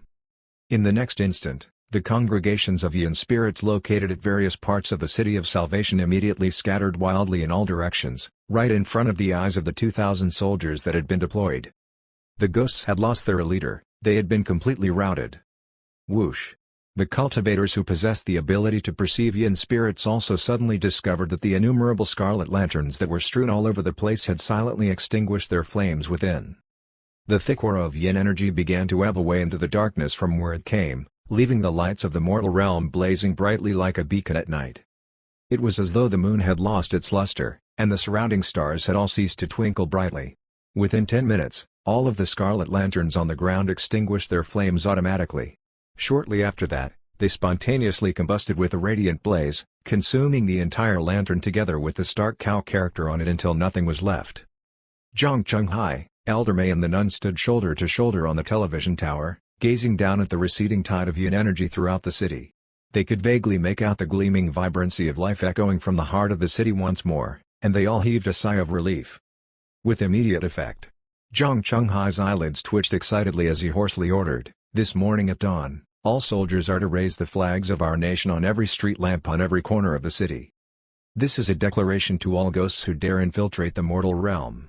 That we are the ones who stand sovereign over these lands." As soon as he finished speaking, a man in a suit rushed over to his side and whispered into his ears, "Sir, the orders from above have arrived. It pertains to the future of the City of Salvation. It's a red docket, and it's of utmost priority. The mayor and the bookkeeper are both already waiting for you." Qin Yi was no longer aware of the affairs taking place throughout the City of Salvation. As soon as he purged Cao Yu Dao, his proof of identity floated out of his chest once more, and a line of red words appeared on its register: "Purged, 100 class Vengeful Apparition, 200 merit points awarded. Currently accumulated, 200 merit points. Total points required for promotion to the Unitya Helguard rank, 1800 merit points."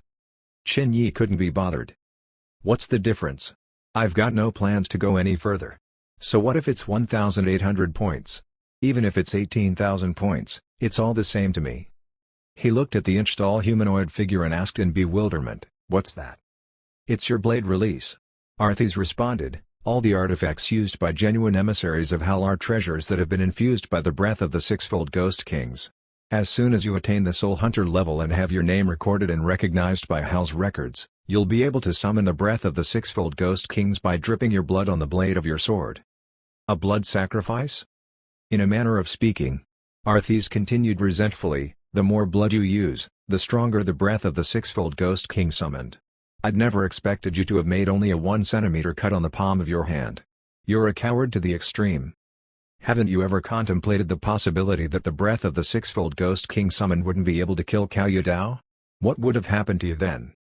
Qin Yi was incredibly displeased. "What do you know? I'll never give what I don't need to give. This is the result of my meticulous calculations. Let me ask you, what was the outcome in the end?" Arthas remained silent. The most annoying thing was the fact that Cao Dao was simply too weak. He had cost her a prime opportunity to educate the piece of trash from her moral high ground. And now, she couldn't even argue against him. "You just got lucky this time." Arthas gritted her teeth. "You should pick up Hell's records now. If my guess is right, this pit should lead directly to Hell. In fact, it probably used to be one of the passageways between Hell and the mortal realm. Hell's records should have been washed out of this pit during the Great Collapse. This was probably what gave Cao Dao a chance at survival to begin with." Qin Yi stood by the side of the pit and stuck his neck out as far as he could as he cautiously peered into the pit. Triggered by his cowardice, Arthas fantasized about the prospects of smashing his head into the pit. "Passageway to Hell?" Arthas responded, "That's right. There are many such passageways spread out all across Cathay, most of which are located in places that humans won't be able to find. How else do you think Hell does its work in the mortal realm? Boop, and we appear on Earth?" Qin Yi nodded his head.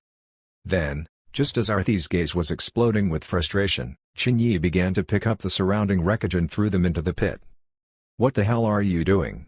Arthas felt as though her menopause had just set in. As she got to know Qin Yi better, she also found herself getting increasingly triggered by his actions.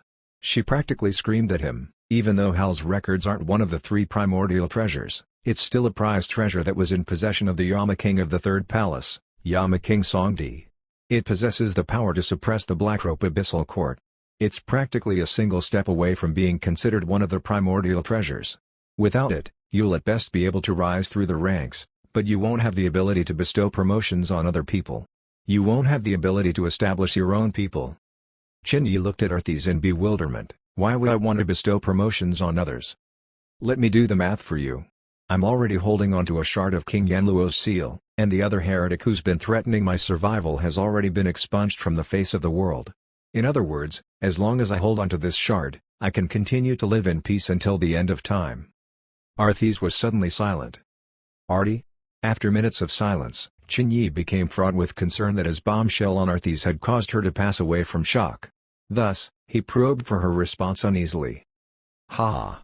So that's what you've been thinking all this while?" After another minute or so, Arthas chuckled coldly. "Why don't you think back a little bit more carefully? With Granny Meng's status as a key figure of Hell, why was she in the mortal realm for such a long time? What was she trying to achieve?" Before Qin Yi could respond, she continued with a low voice, "If it were merely for the sake of a shard of King Yanluo's seal, do you think I would have tried so hard to seize Wang Zimin's soul in the first place? Kid. I don't know whether you're unwilling to consider these things seriously, or whether you're simply in denial. But the truth of the matter is that this is something you'll never be able to run away from." Her voice grew incomparably somber. "King Yanluo's seal is the first of the 3 primordial treasures of Hell. The Yellow Springs, which is core to the foundation of Hell, is hidden within King Yanluo's seal. In other words, the assembly of King Yanluo's seal is tantamount to the revivification of Hell. The gates of Fengdu Necropolis would open its gates once more, and order would reign in the underworld. Everything in Hell would be restored to its previous glory. This is no different from the genesis of the underworld." "Enough!" Qin Yi bellowed with a cold, chilling voice. "I don't want to hear any more." Arthas laughed. "Hiding? You're hiding again? I naturally don't blame you for this. The duty of the one who holds onto the shard of King Yanluo's seal is massive. Anyone in your shoes would want to shirk this responsibility. However, Granny Meng hasn't ever given you the opportunity to do so. Do you think she dallied the departing of her spirit just so that she could entrust you with a card-collecting game? Wrong. She was looking for the next King Yanluo. The person who assembles King Yanluo's seal would be able to bring forth the Yellow Springs and re-establish Hell once more. He would possess the authority to appoint Yama Kings, Abyssal Prefects, Infernal Judges and Onichiya Hellguards. He would restore Hell to its former glory, and restore order to the mortal realm once more. This is as glorious an achievement as things get. And this is why I'd been trying my hardest to steal Wang Zimin's soul from you that day. This is why Granny Meng looked for you. It's because you've eaten the fungus of eons, and you're practically an immortal. You've got an infinite amount of time ahead of you to accomplish this magnificent task. In other words, you're the single, best candidate for the job. Shut up. Qin Yi violently grabbed the soul sphere and threw it against the wall. As the soul sphere tumbled down with a grunt, Arthas glanced over at Qin Yi's heaving and falling chest as she laughed contemptuously, as expected. You've already guessed as much. I knew that you were smarter than a monkey. You've been refined through decades of life experiences, so how could you possibly have failed to consider these things? You must have guessed all of this when I first mentioned that the Yellow Springs were hidden within King Yanluo's seal, haven't you? Chapter 63, King Yanluo's Successor. Why? Qin Yi pulled out his saber and pointed it towards the soul sphere as he gritted his teeth. Why do you all have to keep forcing me to do things I don't want to do? Arthas was unrelenting. As I've mentioned before, you've traded your life in exchange for the shard of King Yanluo's seal. This is a responsibility you've taken on for yourself. I understand where you're coming from. I'm not blaming you this time. It really is a huge burden to carry, and giving up is completely excusable. But the question is it really an option for you? Did it ever occur to you that there's still someone in West Driver who's holding on to shards of King Yanluo's seal? Even if they're unable to look beyond the province and pinpoint your exact whereabouts, their strength is definitely no lower than that of a mere Hellguard-class ghost. In fact, they might very well even be of the same strength as me. Do you think he wouldn't be aware of the true purposes of King Yanluo's seal? A person who would even consider breeding fodder using shards of King Yanluo's seal would most certainly be someone that requires the intervention of the sixfold Ghost Kings to apprehend. Do you think such an entity would spare anyone holding onto a shard of King Yanluo's seal? Do you think you'll be able to rest easy by hiding in the crevices of the City of Salvation? The Soul Sphere shook its head. Kid. You've never seen an incarnate revenant, have you? Ghosts that exceed the strength of Hellguard-class emissaries employ such horrific killing techniques. Let's just say you'll be dead before you even know it. The supernatural perimeter won't be able to do a thing against it. Qin Yi closed his eyes and regulated his intense breathing. Seconds later, he responded placidly, I think we need to have a good chat about this matter. We've had a bit of a rough patch lately. That said, things have never really been rosy between us. There's nothing much talking about, little one.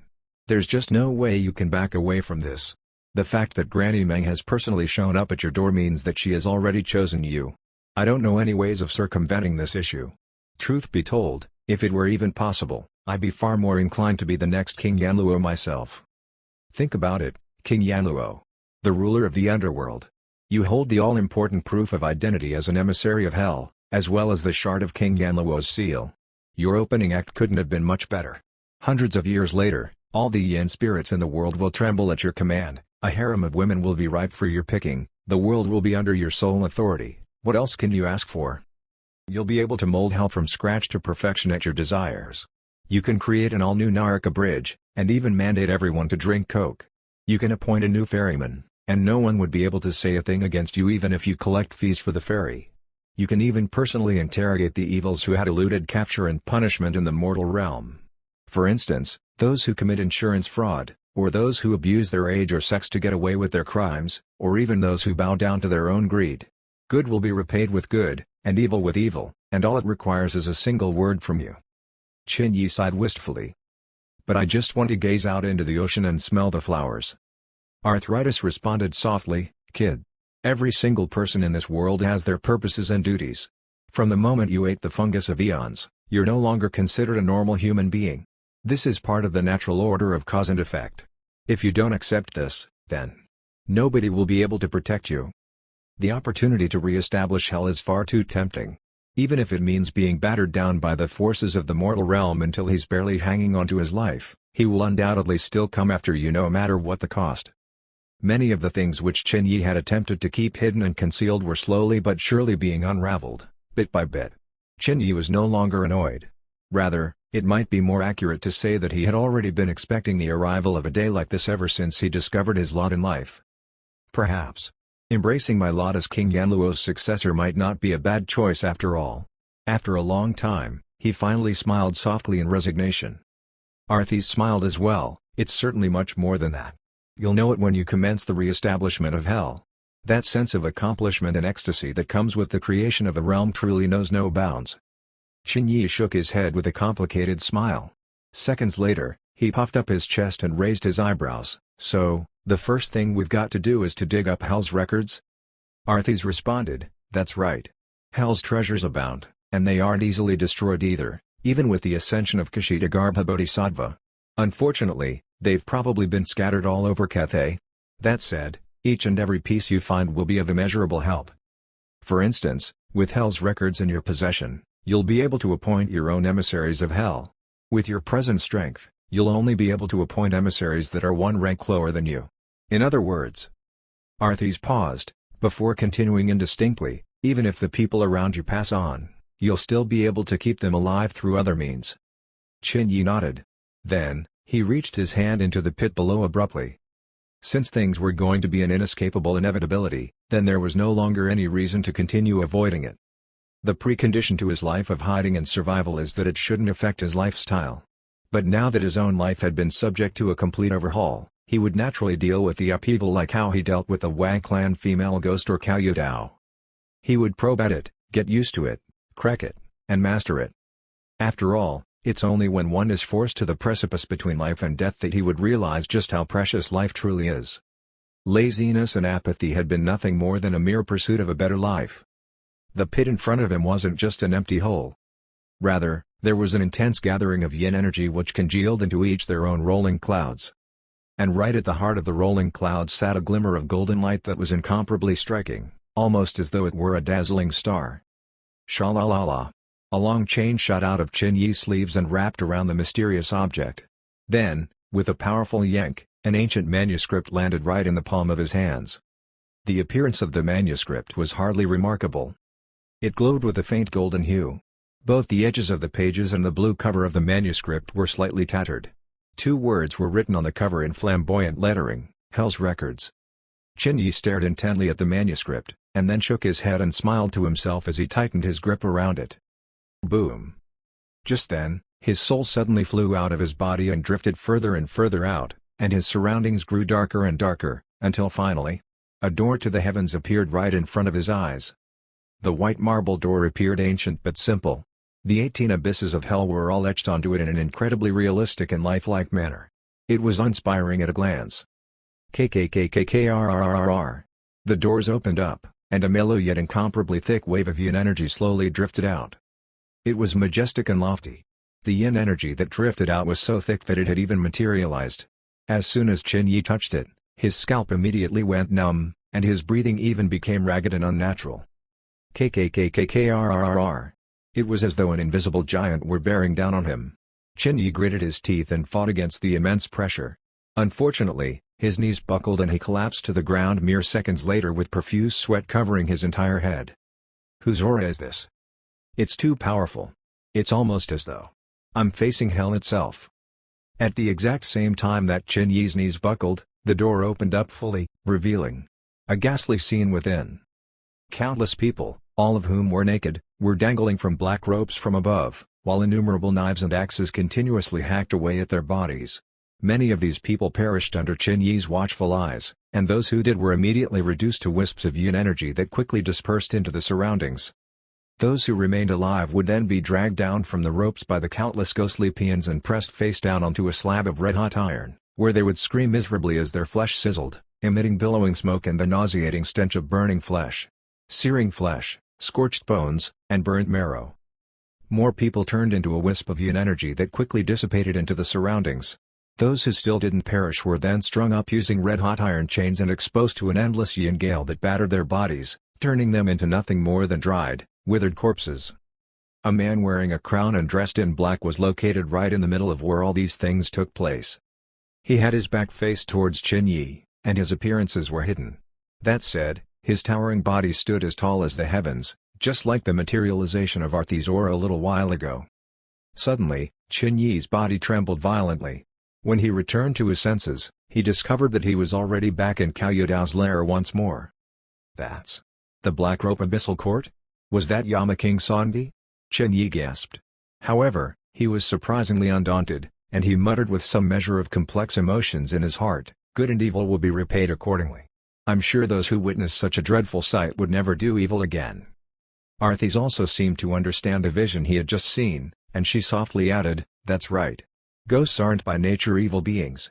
Their evil nature is only an extension of their past.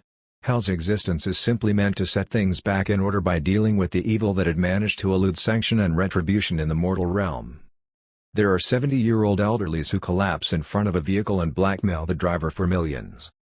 There are those in their 60s or 70s who return from their groceries and covet the seats of others on the pretext that they are tired, even those who are sick or ill. As soon as others refuse to give in, they would lambaste the others with hurtful words, alleging that they disrespect the elderly. There are those who commit matricide at the age of 12, but are acquitted because of their age. And there are those who get incensed by a biased story, hurl abusive words and vicious allegations against their target of wrath on the internet, forcing their target to turn to suicide for an answer. Not all ghosts are evil, and not all humans are perfect. Any sin committed in one's life will be repaid accordingly. Those who harbor evil in their hearts are bound to face a plethora of retribution eventually. Her voice softened somewhat. What you're doing will be the greatest achievement since time immemorial. It will also bring about the greatest blessing to the world. There's no need to be troubled, good and evil must be repaid accordingly before entering into the cycles of reincarnation in accordance with the heavenly Tao. Qin Yi nodded his head. Then what punishment awaits a person who reads novels without upvoting, subscribing, recommending and donating? Arthi's expression grew grim and somber. They'll taste the punishment of each of the 10 abyssal courts. Amitabha. That serious? Of course. It's akin to disregarding the fruit of one's labor. It's simply unacceptable to take things for granted like that. Meanwhile, thousands of miles away, at Tranquility Province, the prayer flags hanging just above the door to a tall temple suddenly shook violently. Prayer flags shaped like lotus flowers adorned the place with glazed golden tiles and beams made out of Chinese cedar. A massive 1-meter-tall incense burner sat stoically at the door. It was 4:30 a.m. The sky was filled with sprawling constellations, and the sound of a Chinese temple block could be heard from far in the distance. Wisps of smoke rose gently in front of the incense burner, and the surroundings were serene and tranquil. Whoosh! As the wind grew, the prayer flags fluttered about even more vigorously until it flew completely horizontally, slapping against the plaque on the wall which read, "Hall of Great Strength." A bald old man sat in front of a statue of a golden Buddha. He wore a silken robe and knelt on a mat, quietly sensing the increasingly ferocious gale outside. Then, he opened his eyes. In the next moment, the golden Buddha in front of him suddenly made a crackling sound, opened its mouth and spoke with a human voice, "My lord, the city of salvation has been reclaimed by the mortal realm." "That's within my calculations." The old man responded placidly, "He's far too inexperienced." It wasn't easy, but we'd survived Tel's great collapse that was triggered by the ascension of Kshitigarbha Bodhisattva. 100 years is nothing compared to the future we have ahead of us. Even the one at West Driver still has his reservations despite everything having been laid out for him. Yet this man was so brash that he'd even considered testing the depths of the mortal realm's forces. Humans. The old man gently touched the Chinese temple block in front of him, are truly an existence that is far more fearsome than us. The golden Buddha's voice continued, "My lord. If I may ask on behalf of my lady, are we going to keep on biding our time?" Chapter 64, First Official Meeting. What's the hurry? The old man shut his eyes. Let's wait and see how the government cleans up the mess in the city of salvation. This would give us an indication of their plans for the future. It'll give us an insight as to the level of precaution they're taking against us as well. Move with caution. And tell her that if she doesn't want to be locked up in the path of the hungry ghost, she would be wise to stay safe. There was an abrupt silence. A few seconds later, a chilling voice spoke. It was incredibly dignified and elegant, a far cry from the voices that had spoken before. "We've been suppressed by the Six Paths One, for thousands of years now. I refuse to believe that there are existences in the mortal realm that are more powerful than us." The old man chuckled. "Have you already forgotten about that one from Clear Creek County? Her? The chilling voice sneered, "It's not that I'm looking down on infernal judges, but she wasn't even born when we were first subdued by the Six Paths." The old man ran his finger along his teacup. "A judge isn't scary. Rather, what's scary is the prospect that others may be alive as well. After all, if a judge can survive the great collapse of hell, how can you be certain that none of the abyssal prefects that are our equals in strength haven't survived as well? Have you already forgotten the suffering we've been put through under the subjugation of the Six Paths? Have you already forgotten the torment of being immersed in boiling oil or having 10,000 needles pricking our souls every day? Do you want to be put through the same torment for another few thousand years? Don't forget that, with the resurgence of emissaries of hell, our fate will be sealed as soon as any one of them attains the same rank as us." There was silence once again. The chilling female voice finally remarked once more, "It's no wonder the prince in Westriver has suddenly grown silent once more, notwithstanding the fact that his preparatory works are all complete." "That's right." The old man's eyes were somewhat listless. "Only we, the ancient old fogies, know exactly what hell represents. Those young ghosts these days don't know anything at all. They don't know where their limits lie." His entire body trembled slightly. "Hundreds of billions of Yin soldiers, Yamas of the 10 palaces, sixfold ghost kings. I'd rather not think about such dreadful existences anymore." The golden Buddha finally shut its mouth. The old man grew taciturn as well. Approximately 10 minutes later, a cock crowed in the distance. The old man stood up and slowly walked out of the temple. He welcomed the first rays of light of dawn.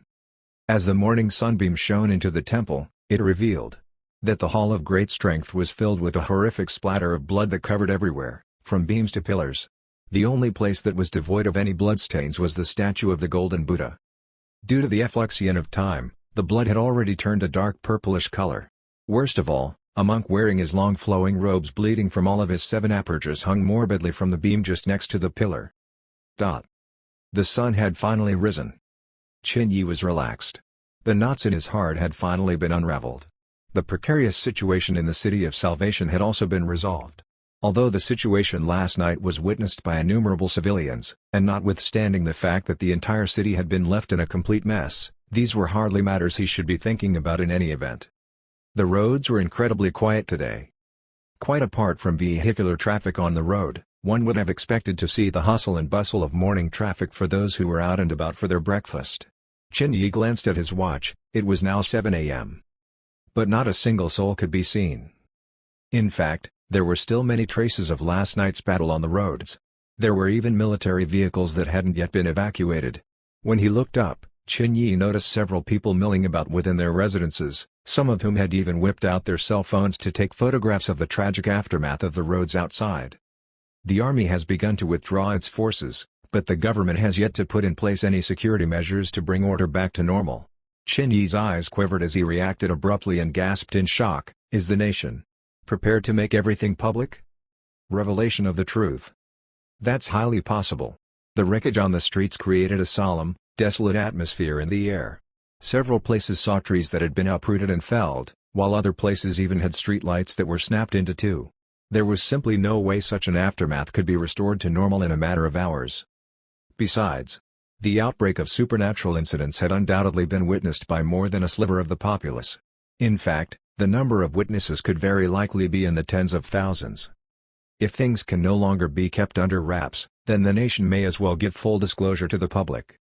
Qin Yi had a particularly somber gaze in his eyes. If the Special Investigations Department intended to show their hand, then the City of Salvation would undoubtedly transform into a high-pressured environment filled with layers upon layers of surveillance devices in no time. He wasn't aware of what exactly the Special Investigations Department planned to do, but he knew for a fact that he was going to be placed in a pretty delicate spot very soon. There was no way he could hail a taxi. After all, not a single one could be seen on the roads. Thus, he immediately made a beeline for the hotel on foot. As he ran, he whipped out his cell phone. No signal. His phone couldn't receive any form of signal at all. He furrowed his brows even more. Not good. There were no issues with his phone. In fact, he was almost certain it was the Special Investigations Department that was jamming the signal. And the jammed signal was hardly a result of a mechanical malfunction. It was most definitely intended to prevent anyone in the city from disclosing the events of last night to the other parts of the nation. At this moment, the only website which remained accessible was the official site of the City of Salvation. However, there were no texts on the website.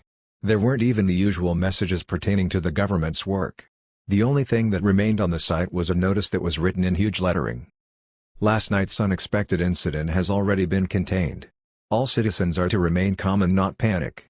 The government will address all of your concerns and questions in 3 days' time. A direct account? Chen Yi could feel the corners of his eyes twitching. No. Survival has gotten even tougher. I'm practically standing toe-to-toe against an entire organization.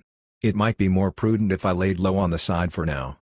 However, as soon as he turned the next corner, he immediately stopped in his step. Love is just around the corner. 2. Love bears down like a rushing hurricane. 3. It was a small street that sat in the shadows between two buildings. A man wearing a ramrod straight suit with his hands behind his back was waiting right in the middle of the street for Chen Yi. Mr. Chen. The man smiled faintly before Chen Yi could even respond. My name is Zhang Chunghai. I'm a special agent of the Special Investigations Department here in the City of Salvation. Before Zhang Chunghai could finish his introductions, he suddenly did a double take and exclaimed in surprise, Hunter class? You're a Hunter class expert? Arthes exclaimed in horror, how's this possible? How could he possibly recognize you? Your yin energy has been masked as true energy by the shard of King Yanluo's seal. And you've even changed your clothes and donned a mask. This would be considered a top-notch disguise just a few centuries ago. You have the gall to point out the fact that these were the standard a few hundred years ago? Chen Yi regretted everything. He knew deep in his heart that he should always have taken with a pinch of salt the advice of an ancient old granny who didn't even know that copywriters have long become obsolete. How could she possibly have factored surveillance cameras into her considerations? With a raging fire in his heart and a wry smile on his face, Chen Yi responded, You must have gotten the wrong person. I don't think we've met before. What kind of a joke was this? He was just about to call up Wang Chunghao to make their great escape from the city. The government was about to make everything public, and the entire city would soon become a den of wolves. How could a husky like him continue to hide among the wolves like that? Yet Zhang Chunghai simply ignored Chen Yi's comments. He sized up Chen Yi for several more seconds before exclaiming with emotion, I'd never expected Mr. Chen to actually break through successfully last night. You're only 18 years old, right? You must be the youngest person to reach the Soul Hunter level in the last century. Even some of the most talented individuals within the Insignia province can't hold a candle to you. Dear, you've gotten the wrong person. Zhang Chunghai shook his head adamantly, Mr. Chen, you were truly hard to locate. Bloody hell. Is a conversation even possible with you? Why do I get the feeling that we're on a completely different wavelength, yet you still somehow continue to strike the nail on the head with everything you say? Suppressing the nauseating feeling in his heart, Chen Yi listened to what Zhang Chunghai had to say. It was only after we'd poured through all of this surveillance footage last night in coordination with the help of investigators on the ground that we finally managed to ascertain your identity. Don't worry. We mean no ill will. He looked at his watch. Last night, we received a red docket from the upper echelons. The entire City of Salvation is going to experience a complete overhaul in 3 days' time. There's no need to contemplate leaving the city right now. After all, a talent like you would be worthy of a personal welcome by the Special Investigations Department no matter where you go. And even if you're thinking of leaving right now, I'm afraid there are simply no means for you to do so. Then, before Chen Yi could even respond, Zhang Chunghai glanced at his watch again and pointed to the end of the alley. There's a pretty decent tea house just in front of the city hall. It's quite secluded, and it sports a good selection of teas. Do you mind if we adjourn the venue of our meeting? Incidentally, the breakfast there is also quite delightful. A black four-wheeler was parked at the end of the alley. It seems like you've got your fix on me. Chen Yi chuckled bitterly. Zhang Chunghai smiled silently. Let's go then. It's just as well that I'm feeling rather hungry now. Giving up on any form of resistance, he followed Zhang Chunghai to the vehicle and both drove to their destination together. They soon arrived at the city hall. The city hall had seen its fair share of years, and it wasn't located anywhere along the bustling downtown region either. The surroundings looked somewhat remote. The only thing worth mentioning was the reasonably large public park behind the city hall. The green efforts were commendable, and the quaint two-story buildings located right in the middle of the park added a lovely charm to the locality. Few people visited the park due to its close proximity to the government. Furthermore, the park was not an entirely open concept. Instead, there was an iron picket fence built around most of the park's perimeter. Zhang Chunghai parked his car at the back entrance to the park and led Qin Yi straight towards one of the small two-story buildings. The small building didn't have a name, but it was built in an ancient style with a tasteful charm to it. The tea house didn't have a signboard either. Instead, a single word, tea, was embroidered onto the curtains within the tea house. However, the tea house didn't seem to be open for business. A tall, burly man stood in front of its closed door. Zhang Chunghai walked to the door, took out a black card and swiped it. Beep. The wooden sliding door opened automatically. This place is actually built by the Special Investigations Department. There was a reasonably wide corridor on the inside. Vermilion lanterns hung overhead, while exquisitely embroidered curtains hung on both sides. The ink landscape paintings were accentuated by red plum flowers that sat in beautiful gold lacquered vases. Zhang Chunghai explained as he led the way, "This was originally meant to be used as an area for our lunch break or for some more private discussions. But the chef was just too amazing. We ended up turning this place into the Special Investigations Department's official restaurant cum council room." Qin Yi nodded his head. Calling it a tea house was quite a stretch. That said, the decor was indeed vibrant and impressive, and it even carried with it a trace of luxurious magnificence. They plodded on, went up the stairs and entered a private room where an attendant was already waiting for them.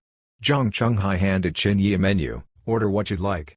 This is a members-only area, and all members of the Special Investigations Department can dine here for free." "Ha! Do you think that this little bit of indulgence is enough to tempt me to join the pack of wolves? Even if I die, even if I've got to jump down from here, I'd never order a single dish from you." "All right, then let's just have something casual. Puffed pastry egg tart, spinach and wolfberry pork porridge, raisin cupcake, king prawn dumpling, steamed ribs in black bean sauce, steamed chicken feet, oyster sauce bean curd rolls, Scotch egg, prawn rice rolls, fried tofu, hot pot, barbecue pork bun, and a portion of buttered bolo bun." Instant silence. Chapter 65, An Ancient Secret. "Where's your dignity as an emissary of hell?"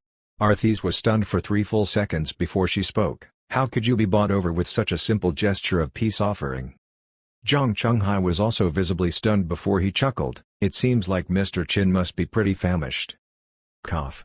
After 3 seconds of stunned silence, the attendant asked, "Sir, are you sure you'd be able to finish everything?" "I'll probably be 80% full after that." Qin Yi responded with a calm and relaxed disposition.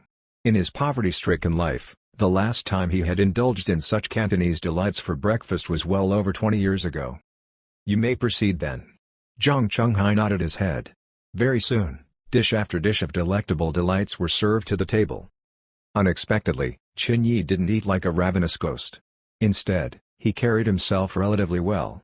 His speed was incredibly fast, but it was just measured enough that others wouldn't consider it snarfing and gobbling his food. Qin Yi's eyes curled up in delight as he indulged himself. The tender shrimp tumbled about in his mouth together with the silky egg and soft spinach. Freshly cut spring onions and sliced ginger accentuated the fragrance and freshness of the ingredients even more. As soon as he got started, there was simply no stopping him. Delectable. That look on your face right now. It might not be an exaggeration to call it lewd and whorish. Arthis couldn't help but complain disdainfully at the disgraceful behavior of the young master at the table. "What do you know?" Qin Yi picked up a Scotch egg and whispered, "This is simply a tribute to my grievous past. I'm sincerely curious to know what you've been through in the past. Something tells me that your life must have been no different from that of a vagrant on the streets." Zhang Chunghai finished his porridge and waited patiently for the next 20 minutes. Finally, the dishes in front of him were completely polished off. Qin Yi wiped his mouth somewhat bashfully. "So, what would Mr. Zhang like to discuss?" "Ah. A simple meal like that has even elicited honorifics from his lips?" Arthis shut her eyes. She had decided that she couldn't bear to look at the least dignified and most shameless emissary of hell in history for some time. Zhang Chunghai rang the bell on the table. As soon as the attendant arrived, he stared at Qin Yi in horror as he cleared up the dishes and tidied up the table. In his magnanimity, Qin Yi ignored his transgressions. The attendant served up 2 pots of fragrant tea, lit up some sandalwood incense, and then took his leave. The room was filled with silence for a moment.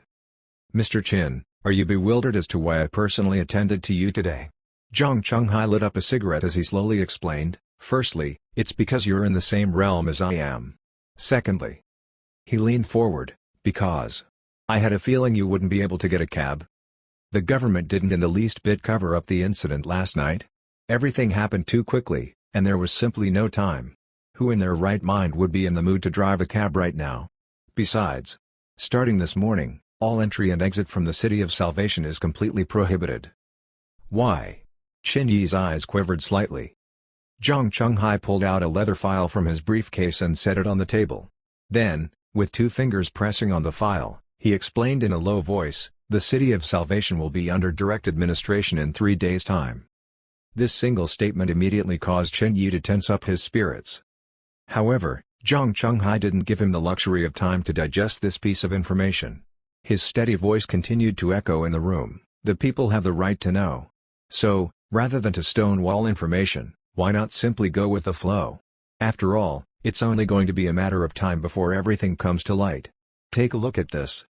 He picked up a remote control from the table and pressed a button, and all of the curtains in the room were drawn shut in an instant. These were specially made curtains that obscured every bit of light from outside. Then, a projector slowly lit up in the corner of the room and displayed a map of Cathay on the wall. "What's this?" Arthis exclaimed in surprise. "Television? No. It's much larger than a television. A large computer?" Qin Yi could hardly be bothered to deal with her. "This represents the yen reading across the nation ever since its founding." Qin Yi looked carefully. 1949. Most of the country was covered in green, and there wasn't a single trace of red at all. Only the western edge and northeastern edge of the country, as well as some coastal areas, were orange in color. Additionally, even though the edges of some cities weren't green, they were only yellow in color. There are 3 levels to the supernatural alert status. Green represents a safe situation, with little or no supernatural incidents. Yellow means that supernatural incidents are spreading unchecked. Orange means that the situation is severe. Finally, red means that the situation has become destructive. Zhang Chunghai's voice grew chilling towards the end. He drew a deep breath, clicked on the remote, and the projector revealed the next image on the wall.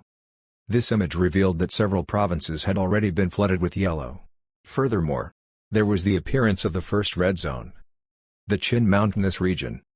It was completely covered in a striking red color. Yen Energy Index. 6 million? Qin Yi furrowed his brows at the numbers. This was the 60s.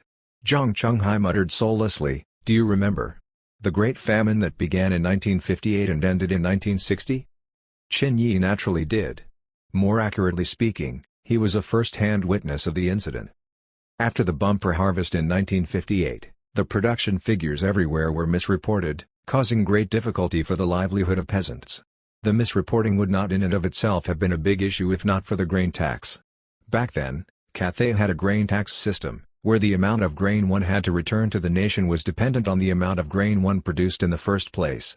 Everyone was reported to have produced in abundance, and this naturally meant that the grain tax was unimaginably high. By the summer of '59, a massive drought struck Cathay on a national level, giving rise to the terrible famine we all know about.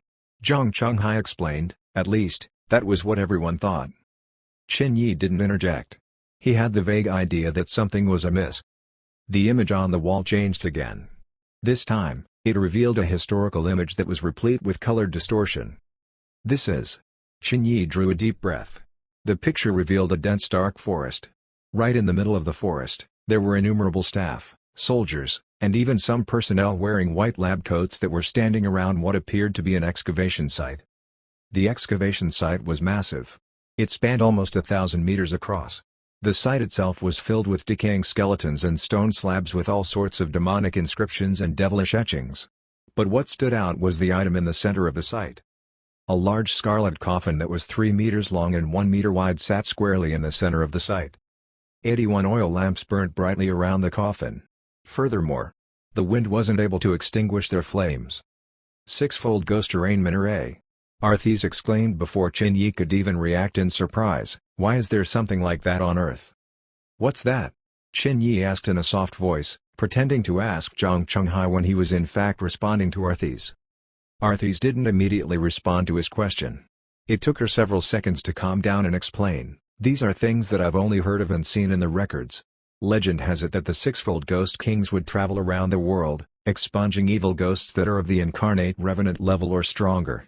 That said, there remain some evil ghosts that even the sixfold ghost kings are unable to kill. These would therefore be dealt with by suppression." Qin Yi's gaze grew contemptuous for a moment. Someone here was insta-killed when the sixfold Ghost Kings took possession of my body. Truly weak. What's with the look in your eyes? I'd been forcibly suppressed at the depths of the bottomless abyss for hundreds of years, stripped of my divine authority, and even lived through the great collapse of hell back then. It's completely understandable to have been no match for the sixfold Ghost King at that time. Read on. What's the point of seeking clarity on such matters anyway? It was evident just how much the concept of face meant to her. Arthis gnashed her teeth. That's not important. What's important is the fact that the ghosts who qualify to be suppressed by the sixfold ghost arraignment array are entities that are at least of the same level as an infernal judge. The mortal realm has no ability to deal with an entity like this. As soon as they're released, the consequences can be unimaginable. Zhang Chunghai thought that Qin Yi had addressed his query to him. After pondering for a minute, he finally responded, "Drought demon." The corpse within the coffin was a blue-clothed woman dressed in clothing dating back to the Xia Dynasty 1. Her flesh wasn't decomposing, and her clothes remained intact. Fangs protruded from her mouth, and her skin was completely golden. She looked exactly the same as the drought demons we see in most ancient historical records. This incident was recorded and kept within the top-secret archives in Cathay. 2nd of March, during the spring of 59, a landslide on the immortal seizing peak of Mount Venus at the Qin mountainous region revealed the ruins. The initial consensus was that this was an ancient tomb, one of the rare mass graves of the Xia dynasty. Unfortunately, it was only discovered upon excavation that this tomb was in fact the heart of a formation array created by an expert to suppress a great evil. Qin Yi heaved a long sigh. This is a display of hell's authority.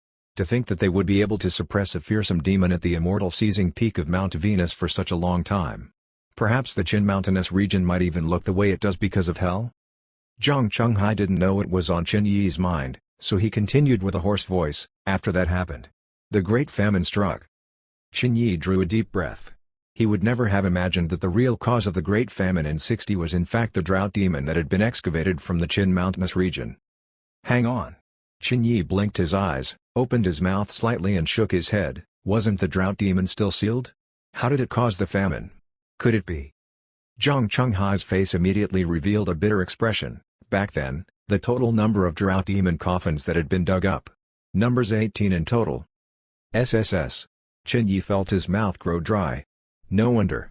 It's no wonder the Great Famine in 60 was so terrible. 28 million people starved to death that year. As it turns out, it was actually caused by the excavation of 18 drought demons. You guys opened it up? Zhang Chunghai chuckled bitterly. Some places immediately understood what these coffins were. The oil lamps that were arranged in a 9x9 grid were obviously a seal. However, some places were unaware of this fact. As a result, half of these were opened by archaeologists to take a closer look at its contents. Qin Yi shook his head and shut his eyes. Zhang Chunghai continued, that incident catalyzed the establishment of the Special Investigations Department. In fact, ever since 1960, all archaeological excavation works had to be first approved by us before the actual commencement of works. Incidentally, it was also from 1960 that Cathay experienced a continuous climb in the number of supernatural incidents. February 4, 1975, a 7.3 magnitude earthquake struck Ocean City and Tentjaw City of the Khitan province. The epicenter was 16,000 meters underground, and it affected a whopping 9,000 km square area. Of this area, homes and buildings occupying 2,734 square kilometers of space collapsed in an instant, afflicting more than 8 million people with death and destruction. The yin energy reading in this instance broke the 100 million mark for the first time. The Special Investigations Department rolled in and investigated the midpoint between the two cities. There, 10,000 corpses were discovered in a cave located within the crevasse 700 meters underground. Anyone who entered the cave would perish. The cave remains sealed to date. In the following year, another massive earthquake struck the Tang Mountain. Footprints of humanoid creatures were located merely 600 meters below the heart of the main city. February 3, 1996, a 7.0 magnitude earthquake struck Fair River County. A member of the public personally witnessed a man wearing an ancient golden costume walking out from underneath the ground. Investigations revealed that the yin energy readings at the epicenter of the earthquake was as high as 10 million. And you know about the flood of 98, right? But what you didn't know was the fact that just upstream, a black coffin obstructed and dammed up the channel where all the streams converged. Then, when it suddenly vanished, it unleashed the massive flow of waters downstream, resulting in the terrible tragedy. These secrets are all recorded in the top-secret files that are only available to the officials of the Special Investigations Department. Cathay needs us, people like you and I? Zhang Chunghai sighed as he pointed to both Qin Yi and himself. Right now, the aggregate yin energy across all of Cathay has just exceeded 1.1 billion. There was a marked increase of yin energy by 100 million last year, and I'm afraid it's only going to be more this year. As soon as the aggregate yin energy in all of Cathay exceeds 1.5 billion, the mortal realm will go completely off balance, and humans will no longer be able to live in any part of the country. Therefore, Mr. Qin, I, Zhang Chunghai, Special Agent of the Special Investigations Department in the City of Salvation, sincerely invite you to join us at the Special Investigations Department. Us humans are running out of time. Chapter 66, Acceptance. The room was unbelievably silent. Qin Yi didn't open his mouth either. In reality, Qin Yi was presently listening to Arthi's analysis of the situation. That's normal. Year 1960, approximately 50 years since Hell's collapse. The ferocious ghosts that had managed to survive the calamity would invariably have been entities that had been suppressed and trapped in hell for thousands of years on end. 50 years is nothing more than a drop in the ocean to them. They're afraid that Yama Kings and the sixfold Ghost Kings would move against them. After all, they're not fully aware of just how many of Hell's emissaries Kashitagarbha brought along with him when he ascended and departed from Hell. But the Great Famine in 60, which left 28 million people dead, made them reassess the situation, only to realize that yin spirits were everywhere, while judge-class emissaries were nowhere to be found. With a better grasp on the situation at hand, they began to stir. Kid, you have to realize something. Not all ghosts are completely restrained by the orders of Hell. Some evil ghosts require the personal attention of Yama Kings. Even then, there are still some ghosts that just can't be expunged, and can only be sealed for the rest of time. The old ghosts that escaped to the mortal realm during Hell's collapse have already begun their search for these seniors of theirs. In fact, there's a good possibility that some might even have been released from their seals altogether. Ask him this: back when the 9 drought demons were released from their coffins, what happened to them? Qin Yi nodded his head. He was ambivalent about the situation right now. Cooperate with ghosts? Is that a joke? If others learn of this, they might go, "Yo, where are these dregs of Hell? Come, let's sentence them to the sky lantern punishment." Game over. Reveal my identity and cooperate with the mortal realm? Oh? Not bad. We have a living specimen of an emissary of Hell? Come, let's break you down into your constituent parts to better understand your source of strength. This might give humans an edge against the netherworld, my forces in the upcoming war. Game over. Thus, he asked the question that Arthis had posed. After all, he, too, wanted to understand exactly how strong the Special Investigations Department was. A country with decades of experience coupled with decades of incredible development would most certainly possess immeasurable strength. What he desired was balance, not an overwhelming, suppressive might. After all, it is only when the forces clashed on equal footing that the sole surviving emissary of Hell would be able to live on as he were. Zhang Chunghai muttered with a profound tone of voice, "They're dead." Dead? That's right. They've been expunged by our strongest experts. Not a single one remains. Zhang Chunghai gazed deeply at Qin Yi. "Mr. Qin, you don't have to ask who it is. We've been preparing for the upcoming war for the last few decades. This information is something you'll naturally be given access to if you join the Special Investigations Department." "All right, I've already told you everything I can at this point in time. Would you perhaps consider having a look at our employment proposal?" He finally pushed over the leather file on the table. Qin Yi was immediately taken aback as soon as he opened it. "Professor at the Academy of Cultivators? What's this? I've never even heard of it. Are things going to take a sudden twist to the fantasy world?" Zhang Chunghai explained in all seriousness, "In 3 days' time, the truth about our world right now will be publicly announced to all residing within the City of Salvation right now, as well as a select few others.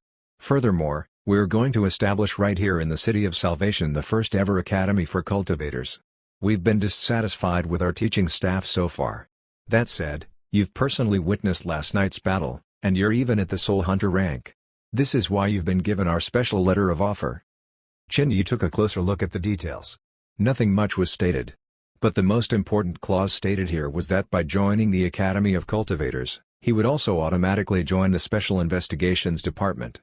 Betrayals will be treated as treason and dealt with accordingly. Then what? If not? Mr. Qin, you don't have to refuse this offer just yet. Before Qin Yi could finish speaking, Zhang Chunghai smiled and responded in a manner that seemed as though he had already guessed the thoughts on Qin Yi's mind. Firstly, I can personally guarantee that this academy isn't going to tie you down. You'll be given a large latitude for your own agendas.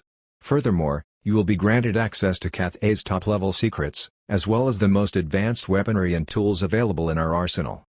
We've defended ourselves against the netherworldly forces for decades, and we've naturally developed some weapons and implements to increase our firepower. In fact, some of these weapons are incredibly powerful, but due to limitations on the production front, we can only afford to equip our best agents with these weapons. Separately, we will also provide you with the highest level of treatment. He smiled and looked at Qin Yi. Firstly, we'd never expected Mr. Qin to be of the Soul Hunter level. We'll overlook the incident at Clear Creek County and cease all investigations into it. Truth be told, we've already received the dossier pertaining to that incident, and we've simply had no time to go through the details. Qin Yi heaved a sigh of relief. Secondly, let's talk about something more practical. The fact that the City of Salvation is going to be subject to direct administration within 3 days is a foregone conclusion. From that day onwards, the status of cultivators will skyrocket. If you join right now, you'll be the one setting the benchmarks. The benefits you receive will naturally be on a completely different level than if you join us later on. For instance, 1 million a year? Ding.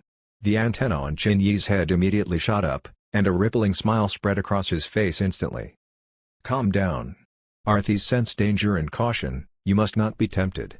Haven't you forgotten that you're always going to keep your youth? You'll never age. How long do you think you can remain at the Special Investigations Department? 2 years? 3 years? You're not just a husky that's merely slipping into a pack of wolves, you're one that has even barked twice as soon as it entered the pack. Qin Yi coughed dryly and stilled his heart. It couldn't be helped. After all, how could one expect a person who hadn't had such breakfast in ages to remain unwavering in the face of an annual salary of 1 million? Zhang Chunghai was clever. As soon as he noticed Qin Yi's telling expression, he immediately knew that his approach from the onset had been in a completely wrong direction. Thus, he softened his smile and continued, furthermore, by teaching others, you'll be presented with innumerable opportunities that would facilitate the exchange of ideas. Qin Yi's expressions turned calm and tranquil. Zhang Chunghai immediately raised his voice, and at the same time, you'll also be given access to missions and assignments from all the provinces and cities around the country. Mr. Qin, might I remind you that the ones who can afford to even engage our help belong to either ultra-rich families or city or provincial level governments. The rewards are unimaginable.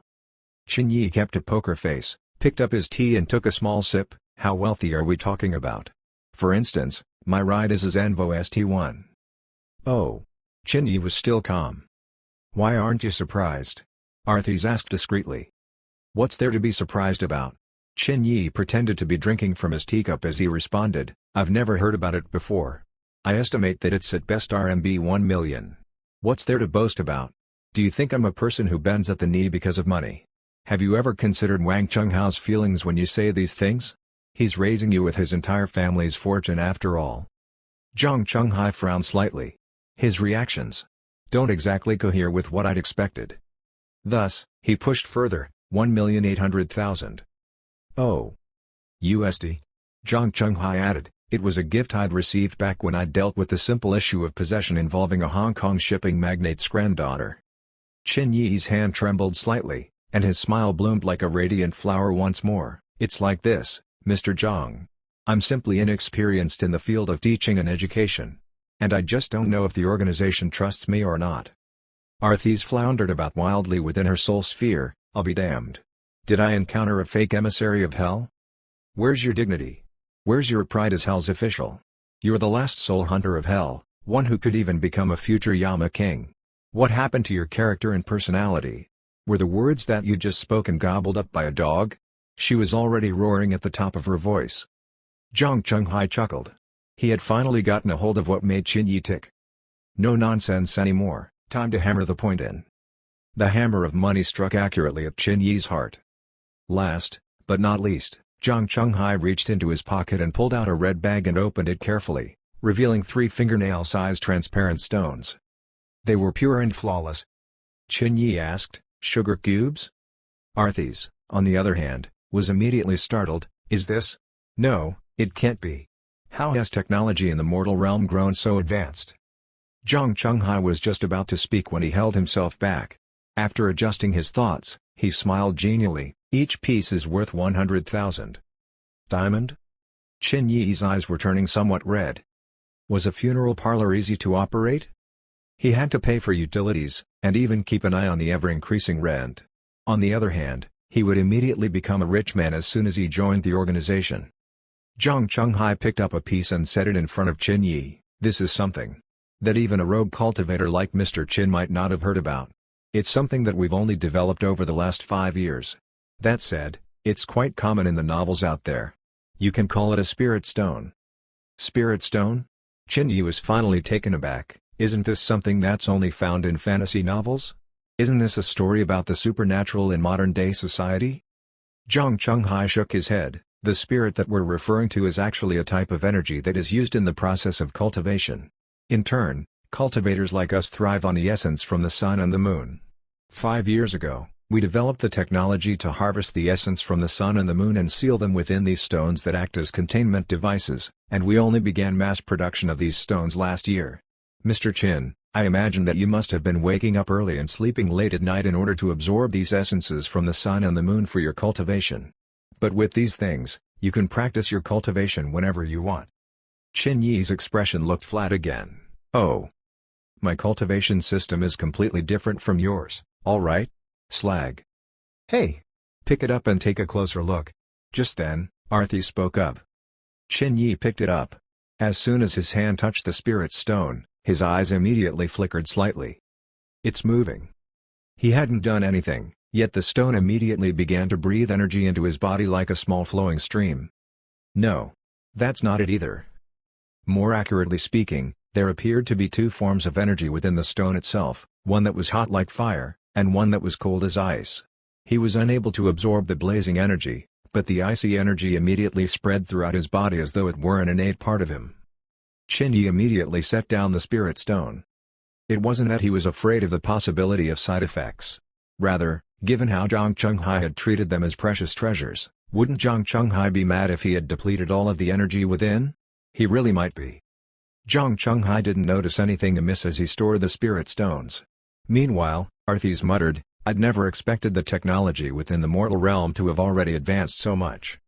Aware that it was inconvenient for Qin Yi to speak up right now, Arthis continued, the truth of the matter is that the energy absorbed by emissaries of hell are also the essences of heaven and earth.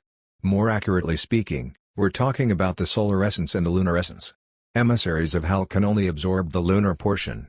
Separately, the yin of yin spirits refers precisely to the great yin, also known as the moon. Kid. In the absence of these things, the risks of joining the Special Investigations Department would be far too great. But with them, the benefits of joining would far outweigh the risks altogether. After all, you can always fake your own death as soon as people start to grow suspicious of your youthfulness. You can't die having consumed the fungus of eons anyway. Anyway, you'd probably already considered this possibility as soon as you'd heard the salary of $1 million, haven't you? Eh? Why do you look so flustered? Could it be that I've hit the nail on the head? Can you please be a little bit more self-conscious? Let's get to the point. Qin Yi frowned uncomfortably.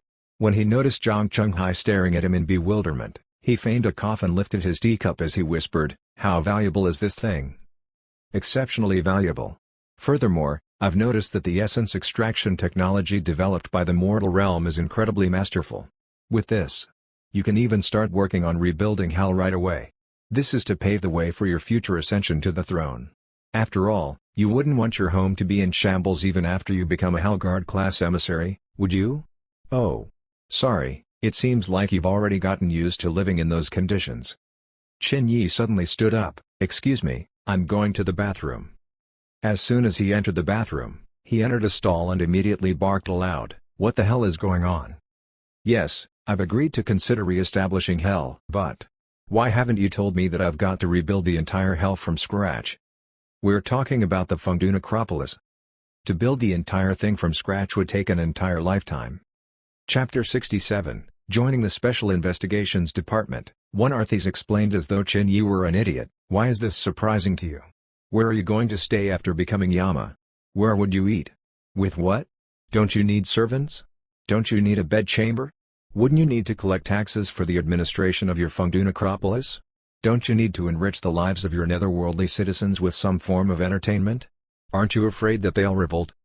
Furthermore, don't you want to establish and develop the spiritual culture in Hell? Don't you want a publishing office? What about sustainability in Hell's development? What if a tragedy occurs on Earth, resulting in the sudden death of innumerable people? Aren't you going to establish some emergency departments to deal with contingencies? Aren't you going to feed your emissaries of Hell? Everything requires money. And where do you get your funds from? Taxes, naturally. Let me tell you something, these things aren't the only things that require funds to maintain. There's still the 18 abysses of punishment, the 6 paths of reincarnation, and the 10 abyssal courts to consider. Governance. Everything requires money. Additionally, dealings with the mortal realm, the construction of buildings in Hell, the development of aesthetics, guidance and theology. You can treat this as a completely empty canvas where you'll have to establish a new world order all over again. Qin Yi was astounded. He was completely astounded. He had never thought that the burden of something so massive would fall on his shoulders just like that. Bloody hell. Why does it feel like I've got to rebuild an entire world all by myself? Can you imagine the last emissary of Hell having to painstakingly lay bricks and build walls every night? Won't I have the tiniest bit of help? Of course you would have help. In the past, King Yanluo would only have to approve the plans for construction works that were submitted to him. However, you'll have to start from scratch. The first thing you'll need to do would be to collect all of the shards of King Yanluo's seal. After all, it's only when the Yellow Springs begins to flow again that the Yin spirits would automatically find their way to Hell once more.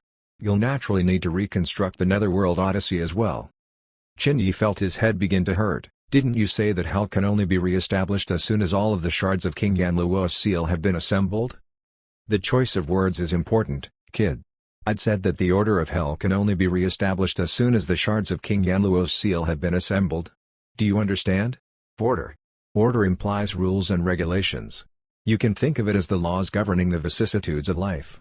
It's a type of moving force. That said, all forms of moving force require the undergirding support of fundamentals. So what if you assemble all of the shards of King Yanluo's seal? If you haven't rebuilt the Fengdu necropolis by then, what are you going to use to operate the machinations of Hell? It's true that the establishment of Fengdu necropolis is redundant without the key that is the completely assembled King Yanluo's seal. But that doesn't mean you can't lay the groundwork and rebuild Hell first. Qin Yi chuckled coldly, ha ha ha. Rebuild Hell first. You make it sound like it's only going to take 2 to 3 years of work. Listen to what I have to say. You're a scumbag who knows nothing about the machinations of Hell. Arthes bellowed in rage. Even though everything is going to be an empty shell when it's built, some places don't need the Yellow Springs to begin functioning. More accurately speaking, haven't you realized that you don't even see the Yellow Springs until you reach the end of the Yin-Yang Road? Think about it. Which part of the Netherworld Odyssey were you on when you first learned of the existence of the Yellow Springs? The Naraka Bridge. Qin Yi pondered for a moment before finding his answer. In other words, are you saying that the Yin-Yang Road before the Naraka Bridge, and the Ferryman's Creek both don't require the existence of the Yellow Springs? And they can be put to use immediately as soon as they are built? He asked somewhat suspiciously. Arthes nodded her head. You finally understand. You can't even begin to describe how massive the rebuilding of Fengdu necropolis is going to be.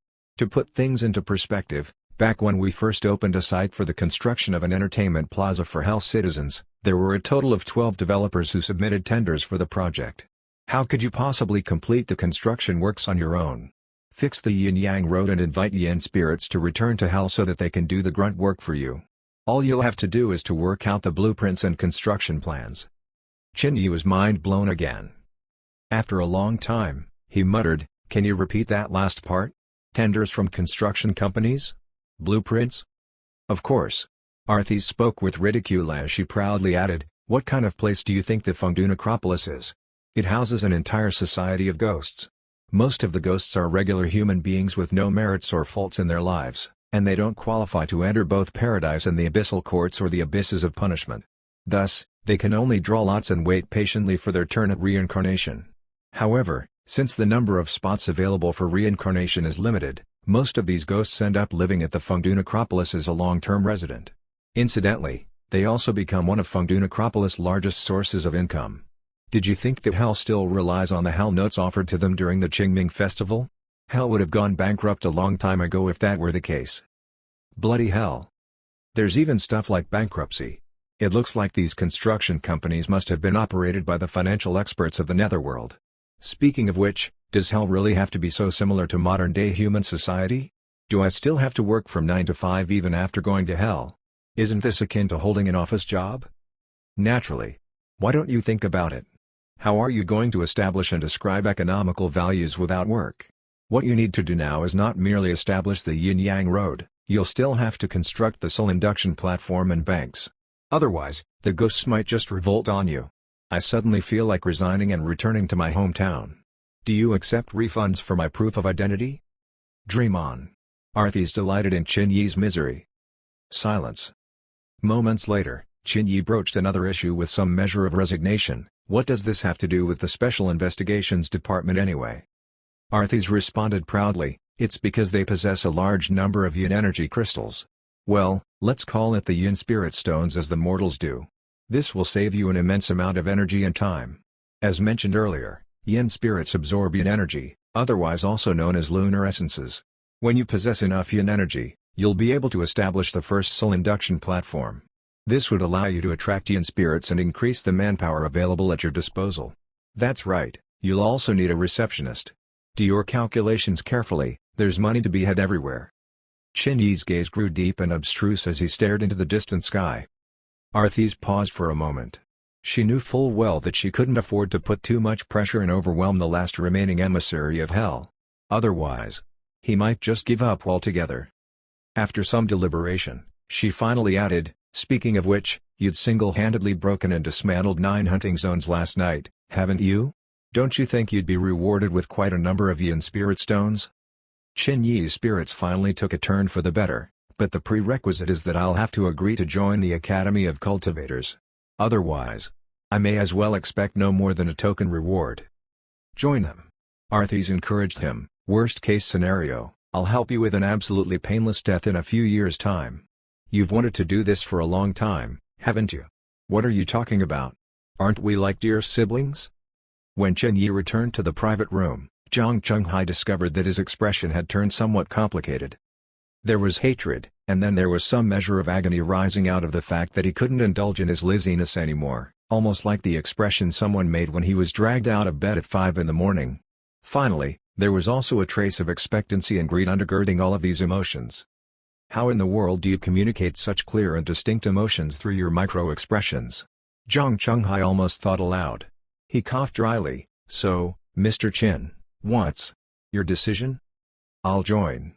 Qin Yi nodded his head. However, shouldn't I be rewarded for expunging so many ghosts last night? Zhang Chunghai laughed. Naturally. 3 days later, you should personally attend the event at the downtown plaza where all of the city's residents will be given a proper account of the incident.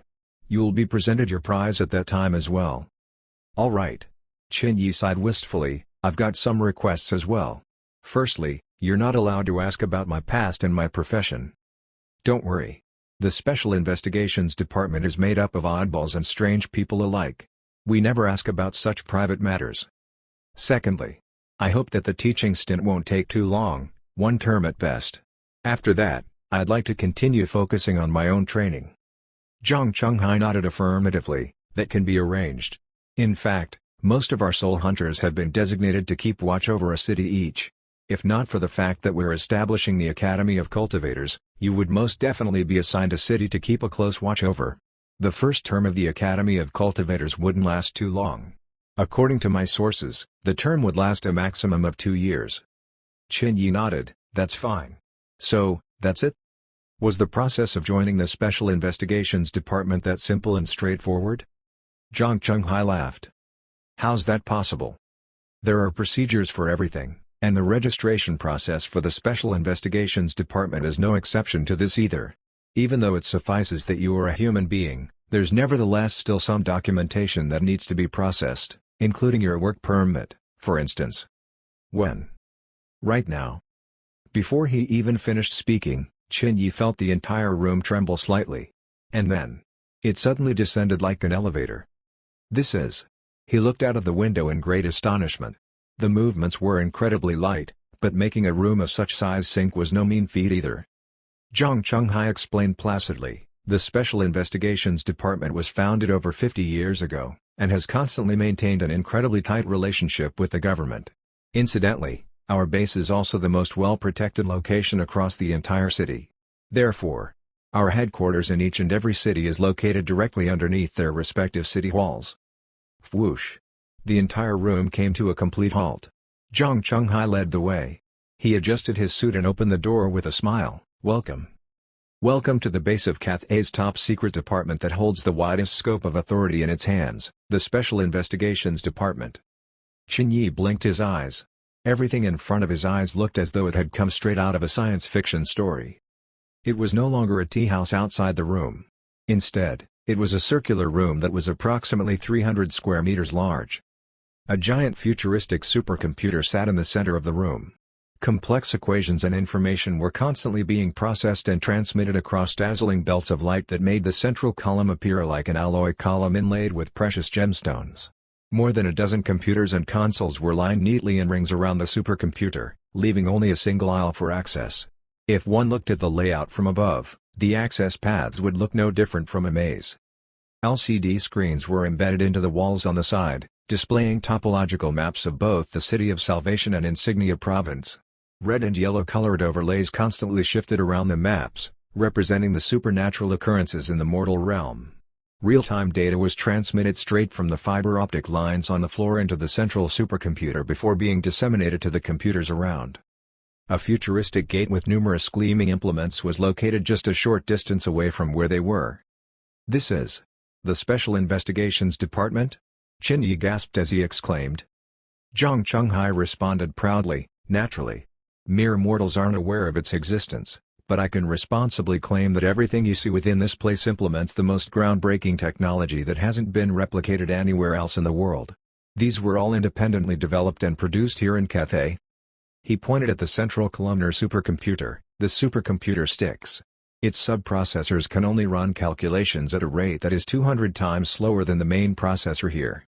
You should be aware that the most powerful supercomputer in the world is currently the Milky Way 2 that is used by our National Defense University, right? The Milky Way 2 can run 33.86 quadrillion calculations every second. But Styx can achieve more than twice that number. Its speed is over 70 quadrillion calculations every second. It's a whopping 4 times more powerful than the current second-placed supercomputer Titan located at the Oak Ridge National Laboratory in Usonia. He grew a little bit excited, and restrained himself. Unfortunately, the general public isn't aware of its existence. "Please follow me." Qin Yi entered the room after Zhang Chunghai and glanced about at his surroundings with disbelief. It was too futuristic. If not for the fact that he had just personally witnessed it, he would never have expected the advancement of Cathay's technology to have already reached such a degree. Furthermore, he would never have fathomed just how well prepared Cathay was for the impending war between the mortal realm and the netherworldly forces. But why do I get the feeling that I'm like a husky that has just infiltrated a pack of wolves? Chapter 68, Joining the Special Investigations Department. Tu Chen Husky Yi followed cautiously behind Zhang Chunghai, one step at a time. Then, just as he passed through the futuristic gate, all the components in the device suddenly lit up at once. An X-ray of him was even displayed on a screen to the side of the passageway. "What's this?" Qin Yi was startled. Zhang Chunghai chuckled, "Don't worry. It's just a fixed procedure. Even though those who are willing to stand on our side are bound to be humans, there are still some safety measures that have to be complied with. Ghosts have the ability to possess humans after all." "How can he be so sure?" Husky muttered under his breath. Arthis replied lazily, "That's a given. As soon as a ghost develops some form of sentience, they would naturally also gain awareness of its endless thirst for blood and flesh. It is for this reason that humans would never stand beside Yin spirits. And one of the most reliable ways of determining if an entity is a human or not, is to look at that entity's shadow." Beep. Just then, a mechanical voice reported, "Unregistered human detected. Should I register him with the Special Investigations Department? Please advise." In that instant, all of the personnel in white lab coats turned their gazes towards the gate curiously. "A newcomer, eh?" A lady in a white lab coat pushed up her glasses as she mumbled, "It's been a while. He's so young as well. I wonder which family of geniuses he hails from? He doesn't look more than 20. Did he appear last night? Qualifying means that he's at least of the operative class level, isn't he?" But he's still so young. TSK, oh, how I envy him. Zhang Chunghai nodded. Right now. Received authorized voice prompt to register. Styx has detected one match for the registrant's pupil, fingerprints, blood and DNA samples. Qin Yi. Level, Soul Hunter. No known relatives. Registration number, S9527. If you have no further questions, please select your preferred office. Detected, subject's strength has exceeded that of a regular operative. The option of a sentinel is now available. Please make your choice. What? Did we hear wrongly? Styx would never misanalyze a person, right? Before Qin Yi could make his response, the personnel in white lab coats sitting around the room immediately shot to their feet and stared at Qin Yi with a completely flabbergasted look on their faces. They? Qin Yi glanced about the room in dismay. What's going on now? It's nothing. Zhang Chunghai was somewhat flustered as well. He took a deep breath and regulated his emotions before explaining, the assigned letter which prefixes your registration number is indicative of your potential. E is the lowest level, while S is the highest level.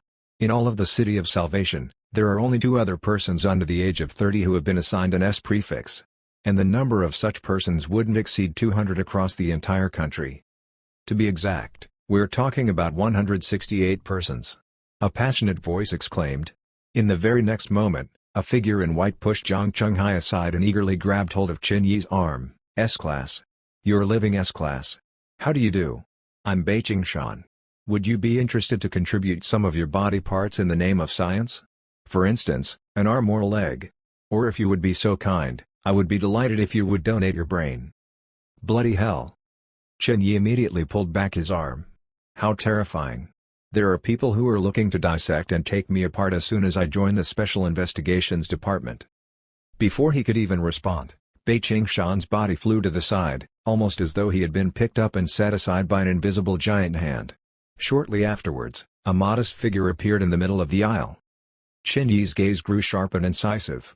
The modest figure belonged to a 1.7-meter-tall, skinny old man who wore a suit. However, Qin Yi could detect a fearsome aura radiating from that man's body, one that was even more fearsome than entities on a Soul Hunter level. Furthermore, he had seen this man before. Hellguard class. This is the same Hellguard class entity from last night? Ignore him. The old man gazed deeply into Qin Yi's eyes for several seconds before he finally smiled widely. Very good. I'd never expected the person who single-handedly dismantled 9 hunting zones last night was such a young man. Excellent. Excellent. We're finally seeing the emergence of talents of our time. This is what Cathay's cultivation world should look like. It was a dry smile. Furthermore, the man's eyebrows remained completely still as he yapped on.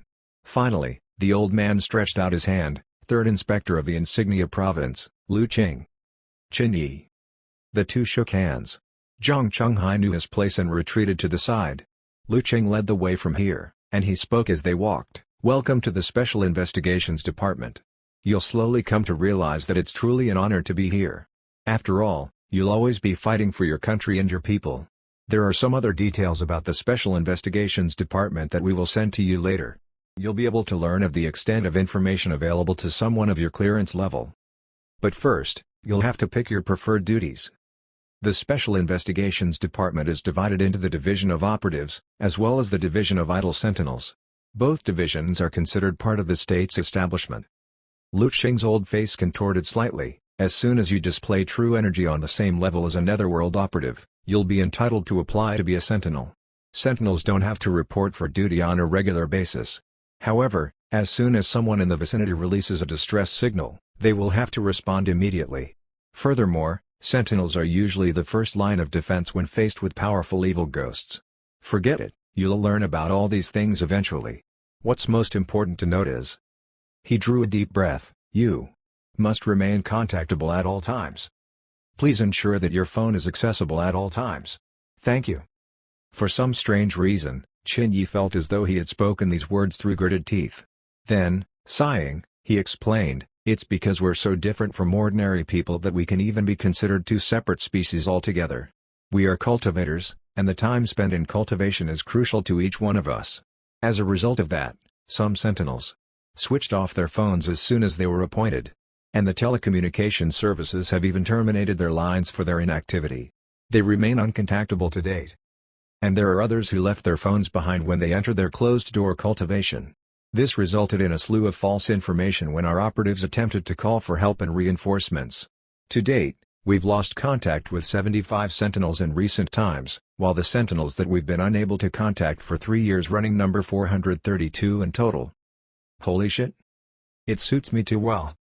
Chinyi blinked his eyes as though he could empathize with the old man's struggles. Then, under the old man's expectant gaze, he responded without any hesitation, I choose to be a sentinel. The corners of Lu Qing's lips twitched slightly. Are you certain? He asked reluctantly. Many of our teams don't even have cultivators at the Netherworld operative level to lead them. If you join our operatives division, you'll immediately be given an opportunity to lead a small team of at least 10 members. In fact, there is a dearth of captains for mid-sized teams right now. Most cultivators at the Soul Hunter level have been posted to keep watch over cities. As long as you're up to the task, you'll be able to take charge over a team of 30 or more. Chinyi coughed dryly, don't worry. I'll make sure that I'm contactable at all times. Lu Qing paused for a few moments, before sighing wistfully, all right. Follow me. Lu Qing doesn't seem too pleased? Chinyi asked Zhang Chunghai discreetly as they followed Lu Wang's lead. Zhang Chunghai responded with some measure of exasperation, of course. Danger levels are rising steadily across all of Cathay, yet for the last 2 years, most of the soul hunters across the country are either posted to cities as guards or have simply chosen to act as sentinels. This has resulted in many cities and provinces seeing nobody take up the mantle as a captain over mid-sized teams for a long time. Mr. Chin, I would sincerely urge you to reconsider your decision and take up the mantle of a team leader. I'm certain that this represents the desires of all cities and provinces around. Chinyi smiled and grew taciturn. Bloody hell. Yours truly might very soon have to go down to Hell and Fengdu Necropolis to lay bricks at night. What's going to happen if I'm spotted by others? They finally arrived in front of another room. There were rows after machines that were approximately 1.2 to 1.3 meters tall. Each of them had several lines of text on their touch screens. It appeared quite similar to the ATMs at banks. Is this the integration of technology and cultivation? With curiosity at the back of his mind, Chinyi quickly filled up the forms. Then, seconds after his verification was successful, a small compartment on the machine opened up and extruded a red identification card. Certified member of the Special Investigations Department. 7 words were printed on the cover. When he flipped open the certificate, it revealed Chinyi's photograph, as well as his date of birth and domicile. Chinyi's eyes lingered on the date of birth. January 1, 2000. He was jubilant. You'd somehow become 70 or 80 years younger, haven't you? Aren't you pleased? Arthis chuckled. Chinyi closed the certificate with a snap and placed it within his pocket. Then, just as Chinyi was about to bid farewell and take his leave, he suddenly discovered that there was a mobile phone below as well. It wasn't affiliated to any particular brand, but its build and form were impressive. It even sported the latest trend of a bezel-less screen and curved edges. Chinyi couldn't take his eye off it as soon as he saw it. This is. He smiled knowingly. This is the Special Investigations Department's primary mode of communication. Its signal is routed directly to the Beidou navigation satellite system. That said, it also provides you access to all networks around. Most importantly, it has the Special Investigations Department's internal app pre-installed on it. Everything you need to know is in there. It's quite user-friendly.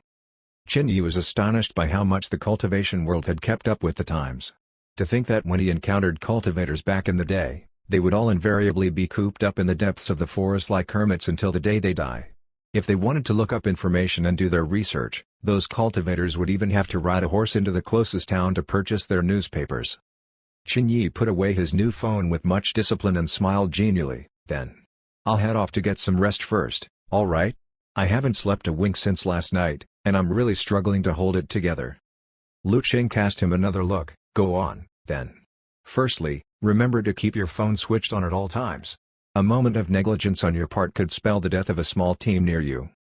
Secondly, remember to head into the downtown plaza 3 days later. This will be a historic moment when Cathay reveals to the public the truth about the situation for the very first time. All of the important cultivators within the Insignia province will be in attendance. Besides, you'll be set as a benchmark and be rewarded for your efforts for last night. Try and be as normal as possible. Chinyi left. However, he didn't walk back. Instead, an Audi A8 sent him directly back to his hotel.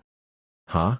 Things had finally come to a close for now, and Chen Yi could feel his eyelid growing as heavy as Mount Tai. He nearly nodded off, but managed to hang in there enough to ask, "This isn't my hotel, is it?" It was a 7 days inn. It was a relatively unknown hotel.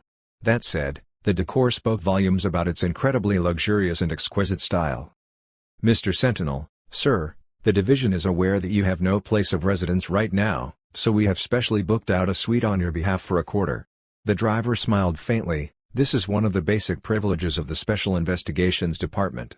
Sentinels on the level of soul hunters may show their certificate in lieu of ID cards, driver's license, and other documents. Furthermore, you will enjoy treatment of the highest priority.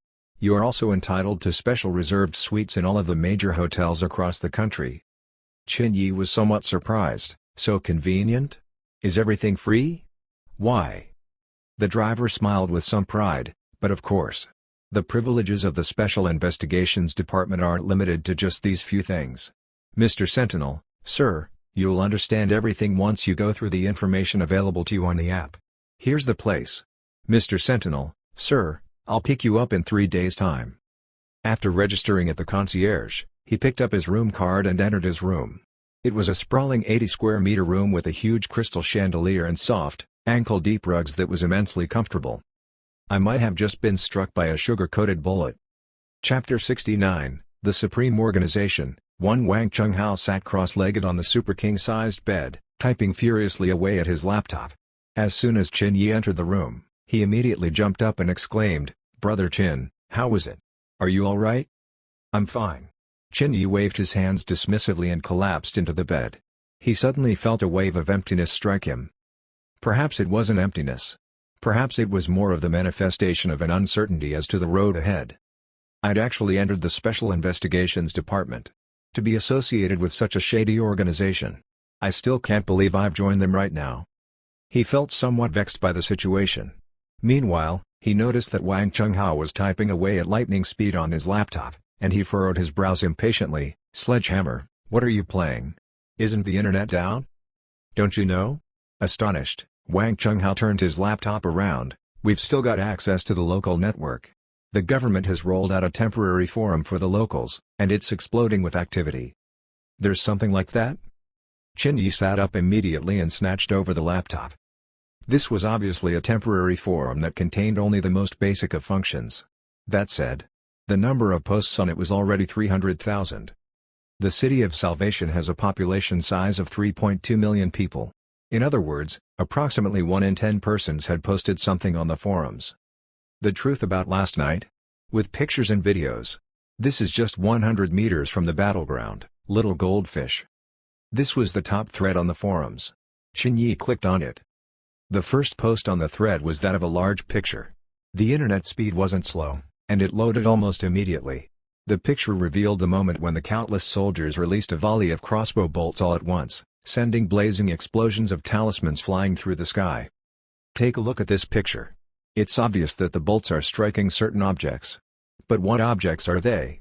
Whether with the naked eye or through the lenses of a camera, I wasn't able to tell the answer. But the flames from the exploding talismans must have struck something for it to blaze like that, Little Goldfish. The first image posted here had already garnered thousands of comments. Chen Yi clicked on them. Unbelievable. I completely agree with the author of the post. Is the military testing some kind of secret weapon? User 438126. That's not likely. Things wouldn't appear like that if they were. Perhaps there are things that exist in this world that we can't see with the naked eye. And perhaps the military is protecting us? User 27184. Don't you think there's probably a link between this incident and the supernatural sightings last night? I'd seen a ghost. I really did. My whole family stayed on the sofa in the living room last night, and none of us dared to catch even a wink of sleep. I swear I saw a ghost. User 231234. You're not the only one.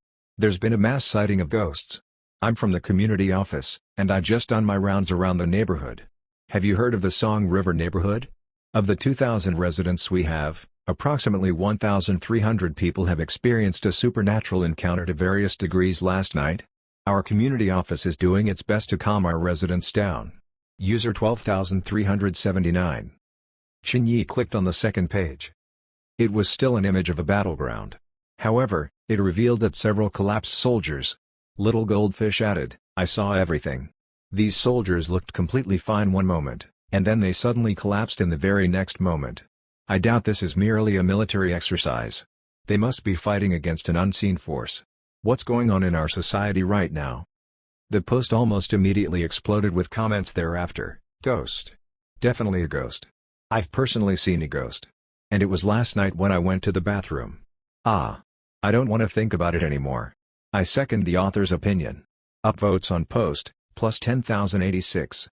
Each picture that had been posted garnered at least 3,000 responses. Furthermore, the last video posted had garnered a whopping 30,000 comments. "We need the truth. I'm afraid to continue living in the City of Salvation anymore. I've grown up here and lived here all my life. What's happening with the City of Salvation?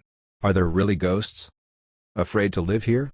Dear, my family tried driving out towards the East Sea province at 6 a.m. in the end. We discovered that the entire city has become completely locked down. Nobody is allowed to enter or leave this place. Do you understand? Didn't the government say that they will give us an answer within 3 days' time? Do you expect the government to tell us the truth? I just want an answer. I don't care whether it's the truth or a lie. I don't even dare to sleep at night right now." None of the posts were censored or deleted at all. There were no moderators either. Chin Yi's eyes gleamed brightly, while Arthy's muttered softly, "Brilliant. There's simply no way to cover up what happened last night due to the sheer number of eyewitnesses. Furthermore, the masses need an outlet to ventilate their fears, and the forums are the perfect platform for that. At the same time, it gives everyone enough buffer time to cool down and let the notion that there are unseen forces in the world sink in. That way, the revelation in 3 days' time will go on much more smoothly." Chin Yi nodded his head and continued reading. The second thread stated, "The government is going to make a public announcement in 3 days' time. Can anyone guess what the government is going to say?" This was a poll. And there were only 2 options. Option 1, ghosts. Option 2, military exercise. Those who selected the first option exceeded 76% of all votes casted. That amounted to over 200,000 people. This was a form of subliminal messaging. Even if the majority leaned towards the second option, there was nevertheless a good chance that the government would intervene and bump up the first option so that it would reflect an overwhelming majority of the votes. Don't fan the flames. You should know full well what's going on. Don't spread the word. The Special Investigations Department is already on high alert right now. If any rumors about this incident is leaked outside of the City of Salvation, I'm quite certain that you'll be receiving an invitation to have tea with representatives of the Special Investigations Department very soon."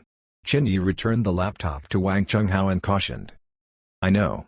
My lips are sealed." He watched as Chin Yi wearily shut his eyes. Then, he leaned over and whispered, "By the way, Brother Chin, just a moment ago, I discovered that I've regained access to my banking card." Chin Yi pushed his head away. "I got it. Let me rest for a while." Wang Chunghao waited for a moment. Chin Yi didn't speak anymore. 2 minutes later, Wang Chunghao finally heard the faint sounds of restful breathing from Chin Yi. Wang Chunghao felt somewhat bitter. "Am I no more than an incidental existence to you any longer? I can't even stir your heart with the mention of money anymore." Time flew by quickly, and it was already 7 p.m. when Chin Yi woke up. In fact, Chin Yi had been awakened by the sound of a loud radio. There was a television in the room, and the television was broadcasting the exact same advertisement as the radio at the exact same time. All citizens are reminded to stay calm. Over the next 3 days, the City of Salvation will maintain its red alert status. That said, you may still carry on with your lives as per normal, as long as you remain at home. Please be reminded that all citizens are not to move about on their own. 3 days later, the ministers of Yan capital will personally visit the City of Salvation.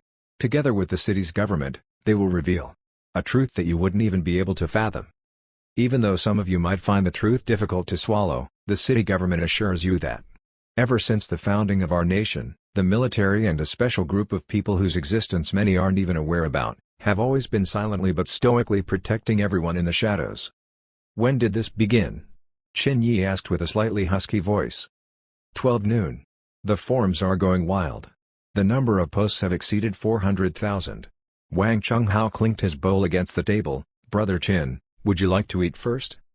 It was only at this moment that Chin Yi discovered a rich aroma diffusing into the surroundings, up his nostril and straight into his belly. His stomach immediately began growling. A hot pot was placed in the center of the table, and the rest of the empty spaces on the table were filled with a variety of dishes, including tripe, foie gras, meatballs, beef, etc. The spread was unimaginably abundant. "You ordered this?" "Of course. I'm gonna throw up if I see another pack of instant noodles again." Wang Chunghao took a sip of Coke and smiled brightly. "Chen Yi, say. What do you think the City of Salvation is going to do?" Chen Yi shook his head. He, too, was curious just what the government was going to do. After all, this was an unsolicited, large-scale supernatural outbreak that had affected an entire city. Cao Yudao had accumulated and built up his army of Yin spirits for 100 years, only to unleash them on the city in a massive tidal wave. In turn, the trifecta of military, government and cultivators had no choice but to join forces to resist the supernatural onslaught. They even had to enlist the aid of the provincial inspector. In fact, there might well have been other special agents dispatched from other cities as reinforcements. Chen Yi simply hadn't encountered any of them. Establishing an academy of cultivators, and having the City of Salvation under direct administration. These were the two pieces of information he had obtained so far. No matter how he looked at it. "I'm afraid it's going to be an iron fist policy." He sighed as he joined Wang Chunghao at the table. "It's going to be an ultimatum." Having a hot pot on a cold winter day was one of the joys of the world. After eating, Chen Yi lay down on the bed, only to realize that the only channel available on television was the City of Salvation's local news. And to that end, the news only reported on the aftermath of the battle last night. 433rd Regiment. 70 killed in action, 150 grievously wounded, and the rest are wounded to varying extents. City of Salvation's Public Security Bureau. 20 killed in action, 200 grievously wounded, 532 wounded to varying extents. Special Investigations Department. 7 killed in action. 254th Regiment. 83 killed in action. Over and above that, they even played on public broadcasts some video footages of last night's battle, regardless of whether they captured the front line of the battlefield or the back lines where the medical teams operated. A string of numbers continued to run on the scrolling marquee below. It didn't report the cause of death, but it served its purpose of reminding the citizens of who protected them last night. They didn't explain what dangers they had faced, but these reports still served to stir the hearts of the citizens to sympathize with their defenders and against their enemies. Chen Yi picked up the computer and took another glance at it. Earlier that afternoon, there were still several people who raised questions against the government, alleging that the government was hiding the truth from them, and even implying that they were all being deceived. But now, the consensus was almost unanimous. It's all about maintaining stability. One user who appeared ostensibly sophisticated quipped, "The government cannot possibly tell citizens about such matters. Truth be told, I don't really want to know or hear about the truth either. On a separate note, I finally feel as though the taxes I've been contributing all this while hasn't been in vain. We're still alive thanks to these frontline troopers. I'm thoroughly ashamed for having thought in the past that Cathay's forces were merely for show. What the hell is that? I'm so scared right now. What are you afraid of? Hasn't the government assured you that everything is under control? But aren't we still on red alert? Oh, how quickly the winds change. What does an ancient country with thousands of years of history under its belt do when such exigencies occur?" The heart of the entire nation, Yan capital, already had its answer. "Brother Qin, have you really not heard of any news about this?" Wang Chunghao muttered softly. Chen Yi shook his head. How would it be possible to learn of such things? Hang on. It suddenly occurred to him. He pulled a cell phone out of his pocket and switched it on. "Eh? Who bought you a new phone? You? Are you seeing someone else?" Wang Chunghao was astonished. "Can't I buy this myself? And what do you mean I'm seeing someone else? From the start, scram." Wang Chunghao blinked his eyes and sized up Chen Yi. "No, something's not right. You were poor, even excessively frugal. How could you possibly be willing to purchase a phone with the latest cutting-edge technology, including curved edges and a ceramic body? By the way, do you even know what curved edges and ceramic bodies are? This phone costs at least RMB 3,500 or more. Kid. Could you be less incisive with your words? We're still friends, aren't we?" Chen Yi rolled his eyes. Wang Chunghao motioned to lean over, yet found himself being kicked away with a foot to the chest. Chen Yi switched on his phone. Apart from the usual softwares, Chen Yi discovered that there was only a single app located on the second page of apps. And the thumbnail design was that of a single bloodshot eye and a gleaming blade. The letters below spelt a single word, Slay. He opened the app, and a line of words suddenly lit up on the screen. You have a voice message. Please ensure that you have your headphones ready. Qin Yi grabbed a pair of headphones from Wang Chunghai and clicked on the screen. The voice began to speak immediately. Please unlock the phone using your fingerprint. The system is connected directly to the Beidou navigation satellite system and Styx's hive mind. Errors are impossible. Detecting that the user is logging in for the first time. Please register your fingerprint before unlocking your phone. Chapter 70, The Supreme Organization. Qin Yi did so accordingly. Soon, the image changed, and the heavy, ancient stone door on the screen burst open, revealing intense rays of light from within. The voice spoke again. Sentinel S9527 verified. Logged in. Please bear in mind the following terms. 1. All information seen here is strictly confidential and shall not be disclosed to the public at large. Any breach of this term will be considered a mid-level breach of secrecy. 2. Spamming and flooding are strictly forbidden. Once discovered, the first-time offender shall be suspended for 1 hour. A second-time offender will be suspended for a period of 12 hours. Third-time offenders will be suspended for 1 day. Fourth-time offenders will be suspended for 7 days, and the fifth-time offender's account will be suspended permanently. 3. Please abide by all applicable social and moral norms at all times. Any instances of offenses reported by users and verified by Styx's hive mind shall be suspended for 3 days. Welcome to Slay, the exclusive app of Cathay's Supreme Organization, the Special Investigations Department. Boom. As soon as the voice finished speaking, the bright light on the screen faded away, revealing an ancient-looking interface. It looked intense and heavy. The interface was red and white in color, and the sides of the interface looked like etchings of the remnants of the three-star Mount 1. The forum was located in the center of the interface. In turn, the forum was separated into 4 distinct sections: gossip, information, interaction, and tasks. Qin Yi didn't hesitate to click on the gossip section. After all, this was undoubtedly the most convenient place to glean new information.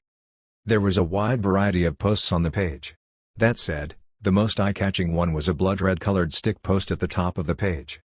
Caution: City of Salvation, Insignia Province, will be disclosing the truth to its populace in 3 days' time.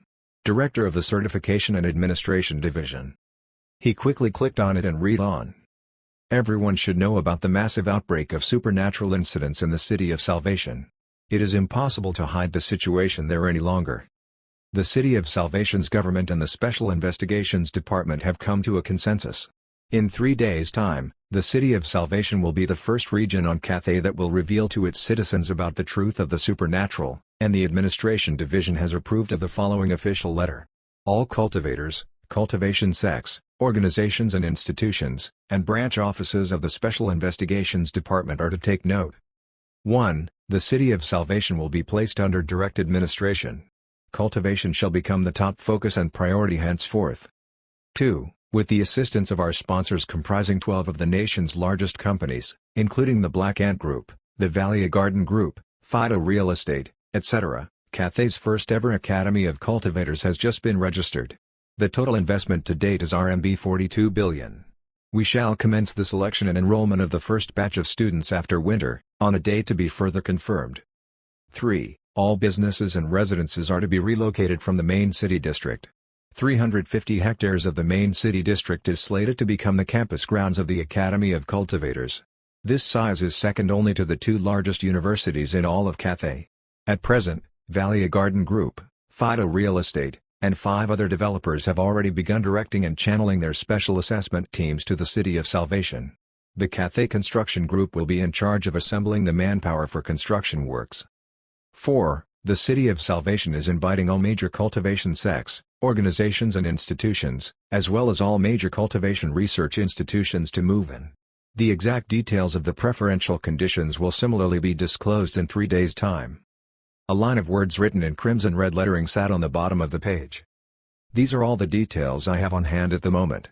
The rest of the details will be disclosed together with the public broadcast at the downtown plaza of the City of Salvation in 3 days' time. Currently, only cultivators are allowed to enter the City of Salvation.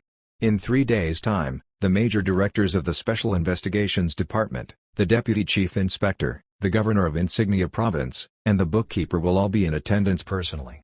Dear friends, this bodes well for us. Over the last few decades, we've been silently struggling and fighting against the advances and onslaught of the netherworldly forces. The fact that the netherworld is off balance, and hell has become silent, is something that is ubiquitously known to all of us. However, this remains completely unknown to the rest of the mortal realm. Cathay cannot afford to allow the situation to worsen. We are a nation of more than 1 billion people. If something happens to us, it would spell disaster for the rest of the world as well. Therefore, the first thing we have to do is to maintain stability and order internally.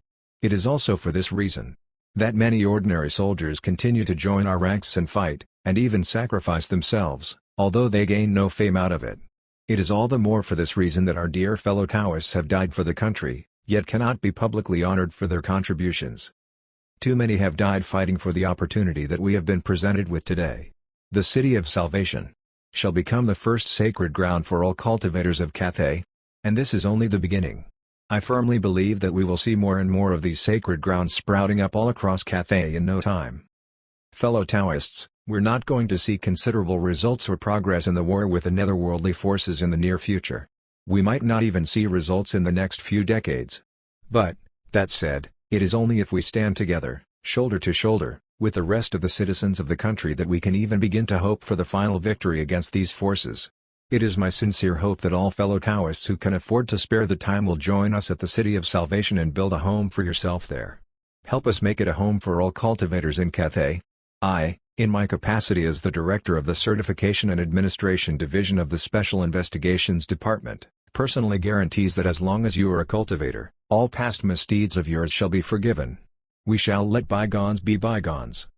The sticky post exploded with a slew of responses. The City of Salvation has experienced a massive outbreak of supernatural incidents? Is this real? Why haven't I got wind of it? Verified user, Changzhou Rogue Cultivator, Huang Xiang. I've heard that the news of the incident is currently suppressed across all of Cathay. Is it true? Those damned things have finally decided to make a move? How's the situation over there? The director's further post in response to the thousands of comments was also bumped up to one of the top comments. Again, it was written with striking, blood-red lettering. The exact details of the situation there will be pinned to the sticky note at the top of this thread in 3 days' time. Please be patient. That said, we can reveal that the mortal realm has come out on top of this battle with a resounding victory. Of the 10 hunting zones in the City of Salvation, only one remains. It's not going to take much effort for us to expunge the evil ghost in the last hunting zone. The City of Salvation could very well soon be the first and only green zone on Cathay's map since the last 30 years. With a green zone, the future of cultivators is going to be much more secure. That's right. My master was assassinated by an evil ghost when he was attempting a breakthrough some time ago. I've got to have revenge for my master. Esteemed Director, couldn't you just disclose some of the terms of the preferential conditions? I'm an owner of a small antiques shop. I wonder if I qualify for the benefits to relocate to the city? The countless responses were widely varied. Qin Yi and Arthis grew taciturn. Both of them were deep in thought. What great decisiveness! Arthis finally exclaimed after a long time. The developments had all pointed towards the fact that civilization would reach yet another point of inflection in 3 days' time. Cultivation was the stuff of legends, while the netherworldly forces were only depicted in movies. Yet, the truth about these matters would all be made public on the very same day. Furthermore, the entire City of Salvation was going to become the first ever city of cultivation. And this wasn't the most incredible thing. What happens next? What happens after the establishment of the first city of cultivation? A second? A third? The City of Salvation was most certainly no more than a pilot test. Just like what happened to the special administrative regions in the country, there was no doubt that these special-purpose cities were going to start sprouting up across all of Cathay in no more than 5 years' time. This was the resounding bugle horn symbolizing the mortal realm's official declaration of war. They're trying to introduce a paradigm shift for the integration of cultivation as a regular career path for the purposes of sustainability. Qin Yi replied as though in deep thought. His fingers tapped rapidly on the screen simultaneously. What are you doing? Qin Yi raised his eyebrows and smiled. Haven't you noticed? I'm told that the existence of S-class entities are few and far between within the Special Investigations Department. Most of the people who've commented on this page are only D-class or E-class. Arthis was somewhat baffled. What do you mean? Qin Yi hit the send button and smiled enigmatically. First, I'll act as an ignorant idiot. Bloop. A comment appeared. Could I ask if the residents within the City of Salvation are still allowed to leave afterwards? Verified user, Sentinel, City of Salvation. Then, over 10 responses came rushing in within an instant. What the hell? S? This is the first time I've seen an S-class user leaving a comment. Verified user, Ghostwriter, Lu Wen, Mountain Flower Village. Look at that. Just look at his location. Verified user, Trainee Practitioner, Lin Fengkai, East Lake City, Eastwood. City of Salvation? City of Salvation? You're an eyewitness? Holy shit. A living eyewitness. And you're still able to post about the matter? Do you need a babysitter, honey? The kind that can warm the bed beside you and laugh at your jokes? Esteemed author of the post, what in the world is going on in the City of Salvation?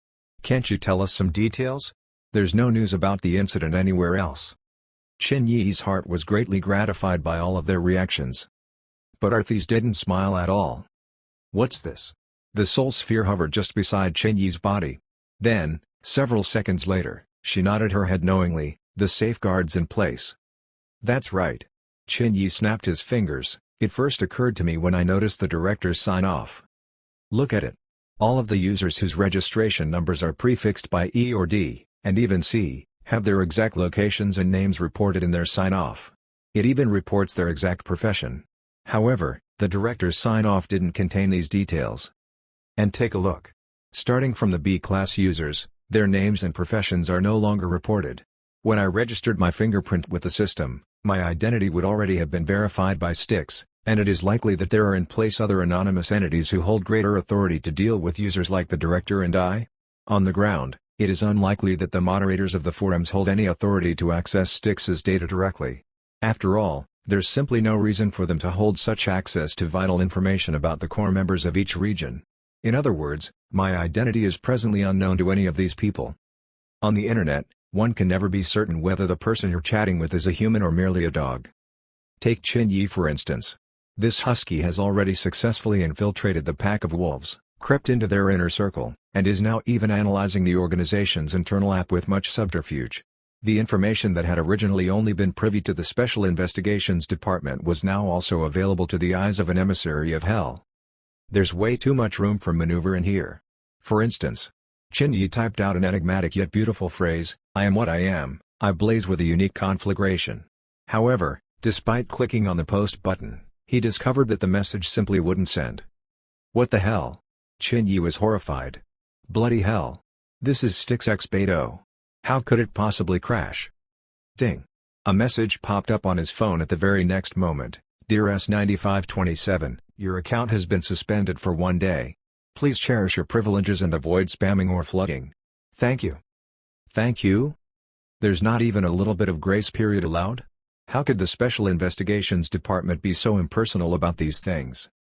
Just as his heart was roiling with furious complaints, he received a voice message. A3125. Hello. You must be a newly registered user. I must remind you that your classification as an S-class user is reflective of your natural endowment and talent. It is not meant to be a bragging right. Furthermore, there are unspoken rules that S-class users don't post on the forums unless absolutely necessary. It would be prudent to keep posts about yourself to a minimum. Finally, please feel free to utilize the search function in the app. You will also find available for download at the Gossips section a chat tool specially developed by the Special Investigations Department. Please use that app to link up with other fellow S-class users instead. A 1-day suspension is a warning of sorts. Please cherish our community. Feel free to browse the other 3 sections in the meantime. You are welcome. Ding. Qin Yi was instantly kicked out of the Gossip section. The bulging veins on his forehead throbbed uncontrollably. Ah. Does a husky have to face the provocation of the previous Wolf King before succeeding his throne? TSK, TSK, TSK. It seems like the parents of the Wolf clan aren't too pleased with you, are they? After all, of their thousands of obedient wolf cubs around, another one with a different coat of fur and a different bark has just appeared. It's harsh on the eyes. Arthis laughed uproariously. Kiddo, when do you think of returning home the most? But regardless, you're not going to be able to return home anytime soon. Kek. When do I think of returning home the most? Qin Yi pondered silently for a moment. And then, he muttered faintly, our base is under attack. Chapter 71, Momo. He had thought that this was going to be paradise for pretension. He had thought that he was going to be able to maintain an image of being an approachable S-class member and make random posts whenever he was idle and free. Who would have expected such a tight slap to the face by the Wolf Clan chieftain almost as soon as he let loose? Turning his grief into his strength, Qin Yi gritted his teeth and scrolled through the rest of the forums and finally found a post he was looking for. What's with the special treatment? We need an outlet for communication as well. Community, 71,273,563, S-class members are welcome to join. Information is the source of your strength, S4396. This is it. Qin Yi immediately clicked on it and was redirected to a download link. As soon as he clicked on the download link, he immediately closed it. What's the matter? Arthis was baffled. I might have clicked on the wrong link. Qin Yi hesitated, and clicked on the message again. He was redirected to download the same app. Would you like to download the app, Momo? You're not connected to Wi-Fi at the moment. Please note that data charges may apply. God damn it, Momo.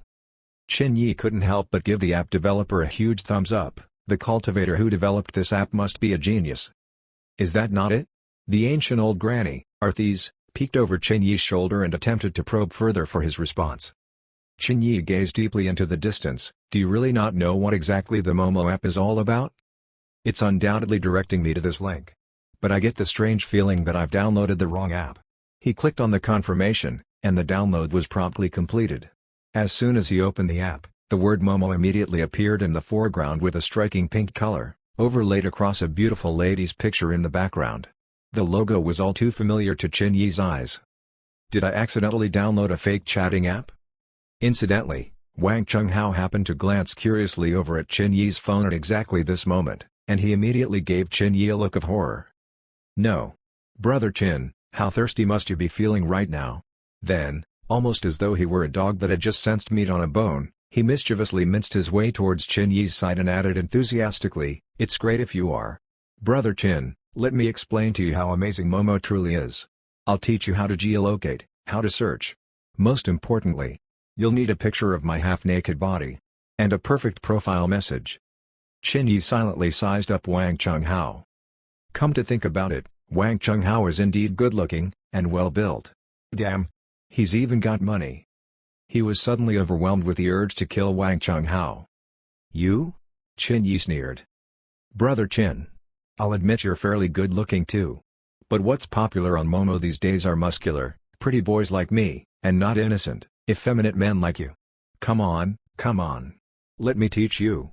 First, you'll have to have some branded goods, understand? LV, Gucci and DG used to be alright, but you'll be despised if you have them right now. Oh? Must I? Of course. These days, apart from your body and appearances, the next thing the ladies on Momo look at are whether your branded goods make the cut or not.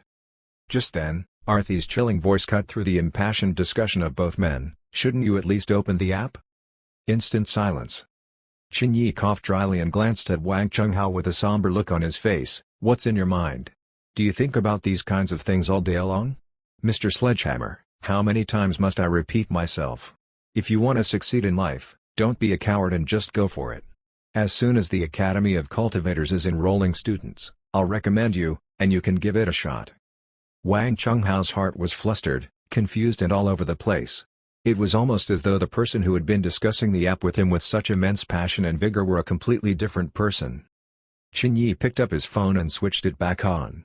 In an instant, rows of pictures that could easily be rated 9/10 showed up. Looking for a husband, lonely. The picture was that of a pair of lovely, slender legs in black stockings. The message stated, "Don't come looking for me if you're not at least operative class. I won't entertain you if you're less than 18. I don't want to have to look after you when we're expunging ghosts together." Signed, S7483. Vulgar. Arthie snorted. Fortunately, there's still some basic morality left in this world. At least she knows not to prey on minors. Qin Yi coughed dryly. 18. Might refer to centimeters. Arthie's was instantly silenced. Qin Yi was somewhat speechless as well. Were all female cultivators so loose these days? Each and every single picture was provocative in some way or another. As he scrolled through the profiles, he finally came to one that appeared somewhat normal. The picture was that of a beautiful woman with long, flowing hair, wearing a long white dress. Her legs dangled by the edge of the pool, gently splashing the surface of the water. Not bad. Chin Yi's eyes brightened. She suited his tastes perfectly. Yet, as soon as he clicked on her profile, his eyes almost fell out of its sockets. This is the villa that my ex-husband gave me. But I'm still lacking a Maserati. Are you willing to give one to me? S1102. Rubbish. Chin Yi closed her profile in a fit of rage. How are all of the women on Momo so outrageous these days? It's already so hard to find someone who's easy on the eyes, yet the first thing she talks about is money. Can a rich man have the qualities I have as well? Wang Chunghao leaned over and took a look at the lady's profile. Dear, this profile uses a picture of Dilly Reba. 1. Endure. Resist the urge, and endure. No wonder the picture looked so familiar. He keyed in the name of the community in the search bar and quickly joined its group. A voice prompt told him that the group had allowed members to join automatically as long as they met the necessary prerequisites. The verification was processed by Styx against its database, and its accuracy was undeniable. Chin Yi's application was accepted almost immediately after making his request to join the group. Welcome to the group. Flower Emoticon X2, Roly-poly. Eh? We've got a newcomer? Not bad. Welcome, welcome. The blade that cuts the world. Newcomer, you've not changed your default username yet. Why don't you change it, and then introduce yourself? Saliva Emoticon, Woman on a Swing. I can finally change my damned username. Chin Yi heaved a sigh of relief, and changed his username to Muscular Pretty Boy. Then, he glanced at Wang Chunghao. Send me a picture of your half-nudes. Wang Chunghao sent him a bunch. I only asked for your topless pictures. What the hell did you send me? Bloody hell. My eyes. My eyes. You didn't specify. Brother Chin, you're far too reserved. Everything was done within moments, and the entire group was silent as soon as the Muscular Pretty Boy took center stage. Seconds later, the woman on a swing laughed awkwardly. Friend. Do you really think that this app is one and the same as Momo? Chin Yi's heart grew somewhat bitter. He did think of this place as Momo. Whose fault is it for making it look so similar? Forget it. The name doesn't matter. It's oddly catchy as well. Friend, why don't you introduce yourself? Greetings. I'm 18, and I've just taken up office as a sentinel in the City of Salvation. Chin Yi typed slowly as he responded. Hang on. The blade that cuts the world interjected. You're only 18. That's right. Sentinel? Another user named Berserk Old Dog responded with a series of shocked emoticons. Are you messing with us? A torrent of abuse immediately filled the page. If I recall correctly, the prerequisite for being a sentinel is that you must be at least of the Soul Hunter level. That's right. Are you sure you were referring to your age? And not centimeters? An 18-years-old Soul Hunter? Bloody hell, have I been wasting my time cultivating? Eh? Everything felt right with the world once again. When God closes the door to paradise on you, He will surely open up the door to another heavenly kingdom. Chin Yi couldn't help but praise God. He responded resolutely, that's right. I didn't want to join before, but the supernatural outbreak last night has made me change my mind. You can verify my details with Styx. Everyone was immediately silenced. After a long time, the woman on a swing finally responded, embittered. Signing off. Going to eat some desserts to pick myself up? Ditto. This group is getting more and more evil. I don't think I'll be revisiting the community in a while. I'm filled with vexation. It suddenly feels as though there's a hierarchy, even amongst us as class members. I feel like I'm more suited to be labeled an M. This group is no longer suitable for me. This is farewell, world. Oops. Chin Yi's heart felt awash with emotions. Can you guys even breach 9 hunting zones in one night like I did? Just then, Chin Yi suddenly received a call. He picked up the call. The caller on the other end spoke with the voice of a young man. Soul Hunter? Yes. And you are? I'm the deputy leader of the community. You can call me Vast Ocean Smile. I'm also a Soul Hunter. Chin Yi discovered that he had just been promoted to a moderator of the group before the man had even finished speaking. All Soul Hunter experts are moderators. This is one of the rules of this community. Vast Ocean Smile explained casually before asking, are you at the City of Salvation? Yes. Did you experience anything out of the ordinary last night? Chin Yi furrowed his brows before responding in earnest, no. In fact, there's only one hunting zone left within the City of Salvation. It can be disposed of summarily at any time. Vast Ocean Smile didn't respond. Seconds later, the other person continued hoarsely, "My registration number is S2328, and I'm an officer of the Anomaly Investigations Center located at Yen Capital.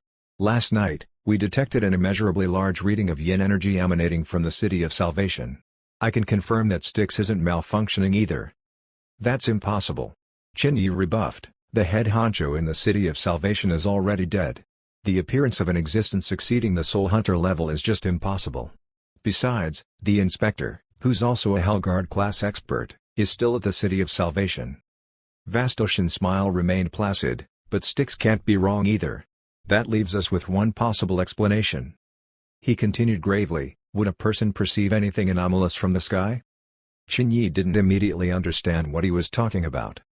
Nevertheless, the man continued with his explanation. "In other words, that source of yin energy might have been so great that it had completely surpassed the limits of your perception when it blanketed the entire city. This would explain why all of you weren't able to perceive it. It's because you're right in the midst of it all. Do you know what the yin level is?" Then, without waiting for Chin-Yi's response, he added, 30 million. "Do you know what the yin energy reading was when the entire country was plagued by the Great Famine in the 60s? Chin-Yi suddenly had a bad hunch about the situation. "How much?" Vast Ocean Smile chuckled softly, 6 million. "And to put things into perspective, if we convert the amount of energy available at the disposal of soul hunters like us to yin energy, our reading would range from 5,000 to 10,000. Chin-Yi covered his speaker and turned to Arthis. "Did you feel anything amiss last night?" "No." Arthis had also heard the conversation. "I didn't detect any anomalies. But that level of yin energy is far greater than the level of yin energy I possess. I can't quite believe it." After all, wouldn't believing in such an outrageous phenomenon be endorsing the idea that the City of Salvation hides an existence that was 5 times stronger than the drought demons that had ravaged Cathay back in the 60s? What kind of concept was that? Even the term millennial ghost couldn't sufficiently describe how terrifying such an existence was. These news are privy to only the top brass within the City of Salvation. "Friend, do be careful." Vast Ocean Smile cautioned with a deep, profound voice. "As we speak, 3 teams from the National Institute of Anomalous Sciences are already rushing towards the City of Salvation. You must take care. S-class existences are our final bastion of hope. Do take care at the public broadcast in 3 days' time. I'm afraid something anomalous might occur at that time." Separately, the man smiled. "You should have received your employment letter from the Academy of Cultivators, right?"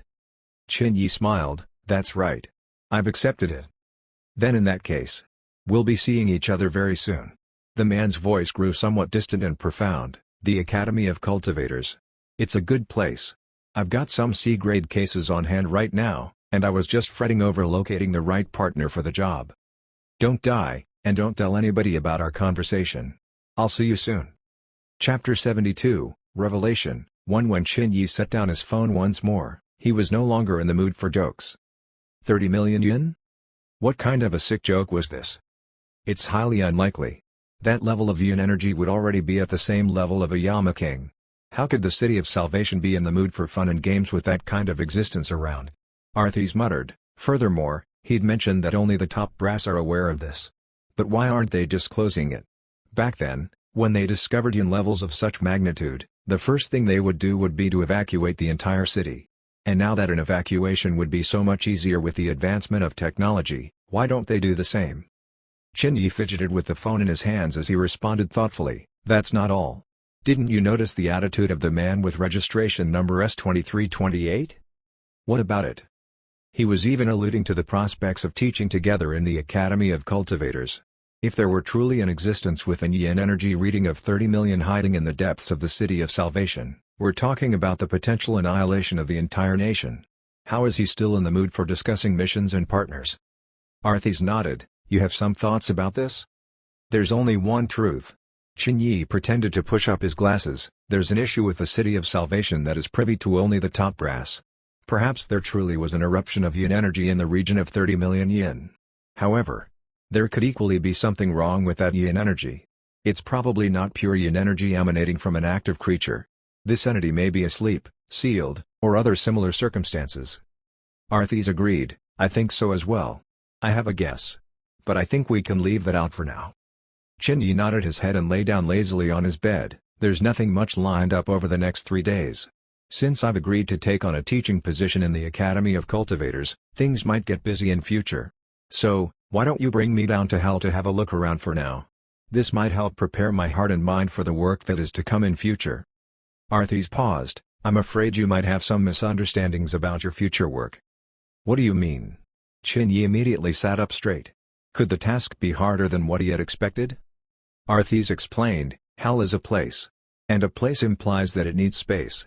Where exactly are you going to re-establish hell? The old Fengdu necropolis? Are you kidding? Firstly, you'll have to find a suitable plot of land that mortals won't ever stumble upon.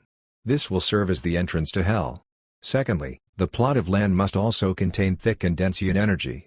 The number of places that qualify are few and far between, and they are all incredibly hard to find. It's pretty much a pipe dream for now." "Why do you suddenly have such a relaxed expression on your face?" "Do I? I think you're probably mistaken." "Ah ha ha ha." Time passed by quickly, and it was soon the second day.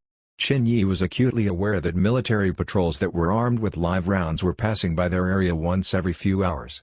Several bizarrely shaped sculptures had already been shifted to the borders of the city, and each of these were wrapped up tightly with dark-colored ropes and sealed with innumerable talismans. The City of Salvation was practically under martial law right now. And there was no sign of the city being evacuated at all. Qin Yi was convinced of his judgment on the situation. The City of Salvation was still a safe place. In fact, it was arguably one of the safest places in Cathay right now. When 6 p.m. arrived, the public broadcasts began to play in every part of the city once more. However, the contents of the message were different this time. "Attention all citizens and visitors. Tomorrow morning, at 6 a.m. sharp, the City of Salvation will commence its press conference as previously scheduled. The conference will take place at the downtown plaza.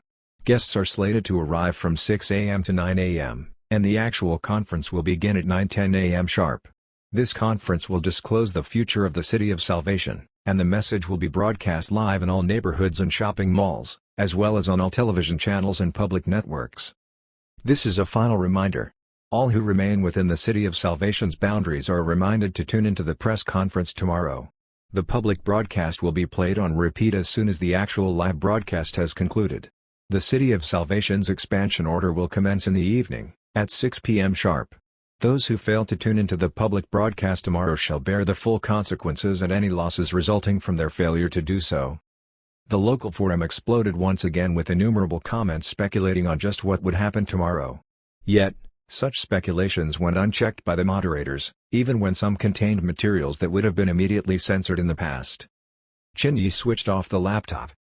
The City of Salvation was making its final preparations for the massive revelation tomorrow. Things were bound to be completely outrageous. The information he had obtained from the Slay app was somewhat generic. The only thing he knew was the government's plans of constructing a massive academy for cultivators here, and transforming the City of Salvation into a paradise for cultivators in future. However, that was still far too vague. There was so much room for maneuver that he couldn't even understand just how decisive the government was going to be, and how far they were going to go with this. Time passed by quickly, and he got a good night's rest. On the third day at 6 a.m. sharp, he opened his eyes while the sky was still dark and gloomy. He hadn't awakened on his own. "True energy," Arthes muttered gravely, "such strong true energy." Qin Yi drew a deep breath. He had still been dreaming when his breathing became ragged, almost as though a large stone were weighing heavily on his chest.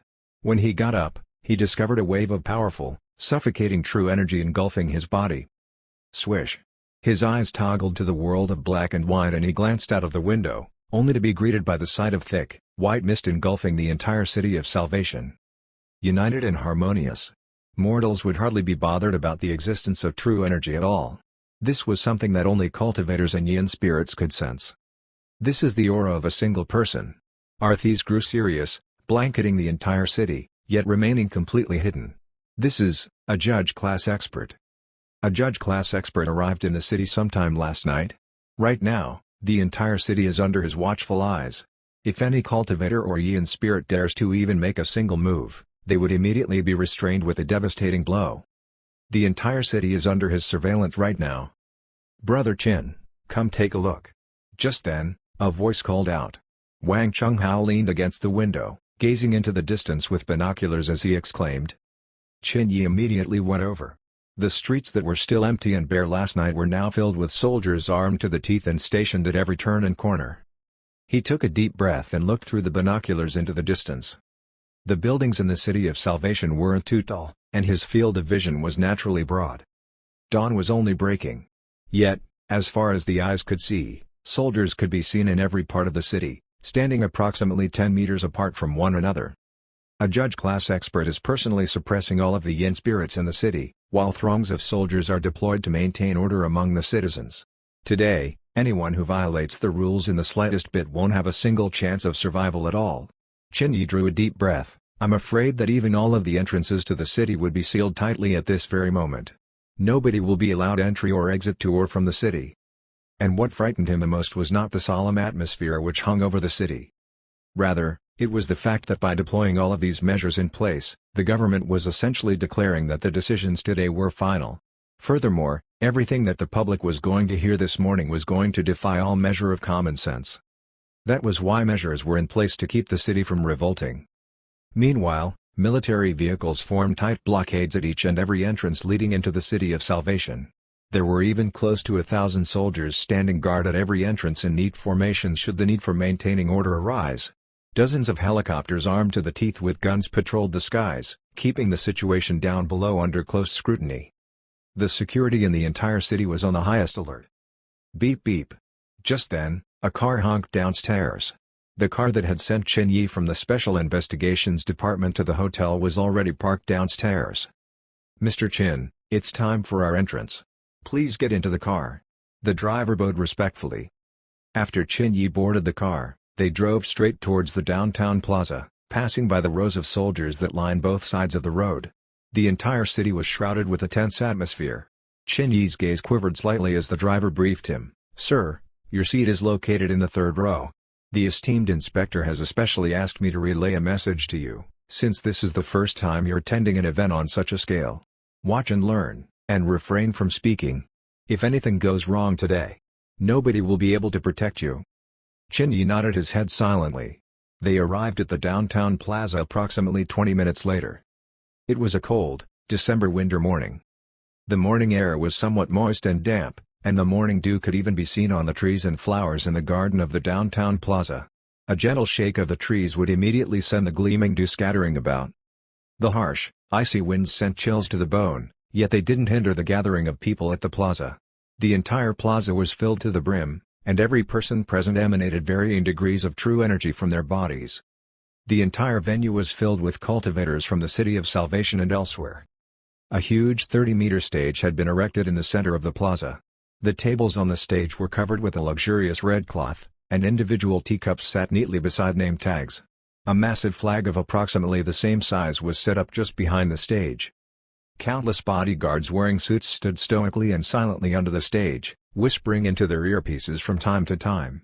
Waves of true energy swept across the entire venue in precise 30-second intervals. There were only a few people seated in the first 3 rows of seats even though nearly 200 cultivators had already filled the seats behind. Everyone chattered excitedly in soft voices as they eagerly anticipated the commencement of the revelation. Qin Yi made his way towards the third row and took his seat. The seats next to him were empty for now. Lu Qing sat 7 seats away from him. Qin Yi sensed that Lu Qing was looking at him, so he turned around and greeted him with a smile and a nod, before shutting his eyes and resting once more. Zhang Chunghai was seated in the corner. They nodded heads to greet each other as well. It suddenly occurred to Qin Yi that his row of seats was reserved for cultivators at the soul hunter level. This husky had truly blended in with the pack of wolves. A hunter-class expert was highly esteemed in the organization. Countless people glanced at him and sized him up, yet nobody dared to come up to him to make conversation. Thus, Qin Yi shut his eyes and rested his mind. After some time, a voice jolted him out of his stupor. "You fell asleep," Arthes muttered gravely. Qin Yi nodded his head. "I'm a little bored." "No." Arthes drew a deep breath. I nodded off as well. Silence. Qin Yi's eyes quivered abruptly. Then, before he could continue, Arthes immediately interjected, "Be careful. I'm afraid that there's still something strange about the entire city right now. If there's a problem, this means that the problem is well above something that even a judge-class expert can handle." Without another word, Qin Yi picked up and took a look at his phone. The time now was 8:30 a.m. I'd actually slept for over an hour? I've been like this all this while? You're not the only one. Arthes chuckled bitterly, there's not a single exception across the board. Even I fell asleep for approximately 10 seconds. I'm certain that something has occurred in the last hour or so. That said, I'm unable to discern it. Qin lowered his gaze and clenched his fists tightly. 30 million yen. Does it really exist? Has that unknown entity just been watching the entire city of Salvation like a celestial eye all this while? Chapter 73, Revelation, 2 clap clap clap. Before he could consider the matter in greater detail, a resounding applause erupted, interrupting his thoughts. The third row was already filled with approximately 20 people. He looked up at the main stage and noticed that 8 people had already taken center stage. Each of them were at least in their 50s, and none of them smiled. Instead, they simply nodded to acknowledge the uproarious applause before taking their seats. "Hello, S9527. Just then, a hand stretched into Qin Yi's field of vision. It was a young man dressed in a ramrod straight suit with a rather elegant disposition. He sported a trendy side parting, and also wore a pair of black frame glasses. There was a presentable smile on his face. S2328? Qin Yi shook his hand. You're different from what I'd expected. S2328 didn't quite know how to respond to that. Su Feng. He pushed up his glasses and he squinted at Qin Yi for a moment before changing the topic. Did you feel that earlier? Qin Yi looked him straight in the eye for several seconds, and then he closed his eyes once more before muttering softly, that time had somewhat been erased? You're steadier than I'd thought you'd be. Su Feng smiled faintly as he leaned back into his chair. You're hardly anything like the muscular pretty boy that you portray yourself to be online. I might have found myself a decent research subject. You're more unrestrained than I'd expected too. Qin Yi chuckled as he leaned back on his chair as well. Then, Qin Yi added with a voice that was audible to only the two of them, is there any danger? Su Feng muttered, naturally. A few days ago, we investigated the anomalous yin energy fluctuations that were emitted that night. As it turns out, Styx's records show that the yin energy fluctuations lasted only 0.001 seconds long. And this burst of yin energy has never appeared at any other time in the history of the City of Salvation spanning close to 2,000 years. Furthermore, we haven't been able to find the source of the burst of yin energy to date. But... He lifted his eyes and suddenly changed the topic. Do you see that man seated in the center? That's the esteemed Mr. Zhou, Deputy Chief Investigator of the entire Special Investigations Department. Next to him is the Provincial Governor, the Deputy Provincial Governor, the Mayor of the City, the Deputy Mayor of the City, and the last three are the two major directors of the Special Investigations Department, the Director of Finance and Political Affairs, and the Director of Operations. Qin Yi heaved a sigh of relief. I feel much more assured seeing such esteemed members of the organization here. In other words, even if the sky collapses, he wouldn't be the one bearing the brunt of the burden on his own. Then again, the fact that these esteemed people are present further confirms his earlier suspicions. The source of that anomalous burst of yin energy was not in an active state. Cough. Just then, a majestic wave of true energy swept across the entire plaza. The Deputy Chief Investigator was a plump man with a mix of black and white hair. He appeared genial and kind. That said, the entire venue was silenced in that moment. Whoosh. It was as though an invisible hand had swept gently across the entire venue, and even the birds of the sky and the winds had ceased completely. A peak judge class entity. Arthes muttered softly, he's one level stronger than I am. By way of extrapolation, I think it's safe to say that there must be a prefect class entity within the Special Investigations Department's forces. Kid, now that you've infiltrated their organization, it might be prudent to remain cautious in your future dealings with them. The plump man didn't immediately speak up. After that single cough, he looked around at the audience and nodded meaningfully. Then, he smiled genially. Let us begin. 3 simple words. No unnecessary rambling. Almost everyone in the audience drew a deep breath and sat up straight. It has begun. Today, the world of cultivation of the mortal realm and the world of ghosts and spirits of the netherworld would be publicly revealed to the 3.2 million citizens residing in the City of Salvation. 9:10 a.m. Not a single person was on the streets. The citizens of the City of Salvation were all at their own homes. A woman in trendy clothes sat in front of her computer while holding a drink. However, she didn't drink from it. Her eyes were transfixed on her computer screen. 3 middle school students in school uniforms sat together, breathing faintly as they stared intently at the television screen. Another family was eating breakfast together. But as soon as the broadcast began, they increased the volume of their television to the maximum and waited with bated breaths. The entire city, countless streets and countless homes, had stopped entirely as they turned their attention to the nearest LED screens around them, watching the very same historic moment unfold before their very eyes. Perhaps some of the civil servants among you might have heard of us, the Special Investigations Department. Let me make some formal introductions. I'm the Deputy Chief Investigator of the Special Investigations Department, Zhou Shanlong. The plump man was incredibly commanding, yet his words were also concise and succinct. Our department is considered a top-secret establishment in Cathay, and we are in charge of all supernatural phenomena occurring across the entire country. He nodded his head intently. Suddenly, a massive LED screen that was 10 meters wide and 3 meters high slowly rose from the bottom of the stage. Those who were seated in front of their own televisions watched intently without a single word. Old men with white hair gripped tightly to their walking sticks, children holding onto lollipops stared at the screens with widened eyes, while other young men and women watched with blazing passion in their eyes. The entire city of Salvation was completely silent at this very moment. Everyone had a vague inkling that the highly unscientific organization that sat high among the echelons of Cathay's top organizations would soon open their eyes to a whole new world. SSST. A set of images lit up on the LED screen. It revealed a plain, white book that was about an inch thick. A few words were mechanically etched onto the cover of the book, records of supernatural incidents. Then, before anyone could react to it, the image pulled further away, revealing that just under this book was yet another one of the same. And then some more. 4 or 5 books filled a single shelf. As the image pulled further and further away, everyone saw that this was a massive room that was filled with 20 to 30 storage cabinets. And innumerable personnel in white coats zipped about the room, retrieving volumes of these records from time to time. Each of the cabinets were filled with at least dozens of shelves full of records. There were easily hundreds of volumes of such records within the massive room. Zhou Shanlong looked straight at the audience once more. These books here all have the exact same cover. They're all entitled, Records of Supernatural Incidents. It records all of the supernatural incidents that have occurred across all of Cathay since time immemorial, from the minutest of incidents to the largest of disasters. The final 3 bookshelves contain records of modern-day society. And then we have the records of the time of the founding of the People's Republic, and then the Republic of Cathay, and then the end of the Qing dynasty. Going further, we have the Qing dynasty, Ming dynasty, Yuan dynasty, Song dynasty.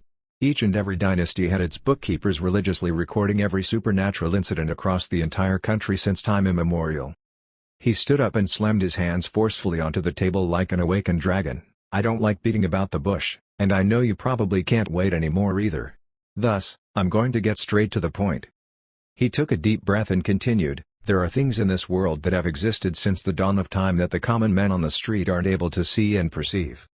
The popular term for these existences are ghosts. We know them as yin spirits.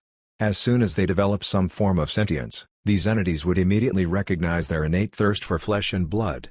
How many thousands of human beings do you think have perished to ghosts since the founding of our nation? We, the Special Investigations Department, act as the vanguard in this war against the netherworld. We are fighting for humanity. Unbeknownst to you, there have been countless sacrifices and valiant martyrs from the Special Investigations Department and the military soldiers under their charge. All of these brave deeds of heroism remain uncelebrated and undisclosed to the public. But it is precisely because of all of them that you are able to sit where you are in peace, listening to the great revelation of the truth right now. His chest undulated a little bit. The number of soldiers who have perished in the hunting zones over the last few decades have already well exceeded the tens of thousands. His voice crescendoed to a deafening boom, so, I will not be questioned. The Special Investigations Department won't accept any invectives, and neither will our nation. We've sacrificed far more than any of you could even begin to fathom. His voice reverberated throughout the city, through radios, televisions and computers alike, and reached the corners of each and every household in the city. Millions of people were silenced and somber. The 3 days of buffer time had already prepared the millions of people across the entire city to hear the truth about the existence of ghosts. But what they didn't expect to hear was the sacrifices that had taken place behind their backs, even as they were grumbling about the curfew and complaining about the lack of accountability on the government's part. Everyone had expected the public broadcast to be humble and tender in order to appease the wrath of the public. They had expected to hear a long, detailed explanation of everything that had occurred. But this was clearly not the case. Instead, there was simply a thunderous ventilation of what was in the minds of the Special Investigations Department. It was a revelation of the brutal and horrific truth. The Insignia University's television broadcast room was already packed full of people, including girls who hardly deigned to enter such places. Everyone was watching the broadcast silently with hearts filled with an amalgam of complicated emotions. Those holding on to drinks stopped drinking from their cups entirely. Those who had snacks also stopped snacking altogether. Some bit down softly on their lips, while others shut their eyes silently. After some time, a plump student muttered, "About that night. My house is located just beside one of the battlegrounds. And I saw many soldiers being carried to the back of their lines." Silence. Humans are humans precisely because of their conscience. What they're saying is probably true. After a long time, the student leader seated at the front of the room finally echoed sullenly, "Truth be told, I also personally witnessed everything. It's just that I still can't quite believe it." I know everyone finds it hard to believe. Almost as though he could sense the queries and doubts in everyone's minds, the provincial governor, Governor Gao, stood up from his seat and swept his gaze around the audience. The looks on the faces of those in attendance was quite different from those hiding behind the televisions and screens.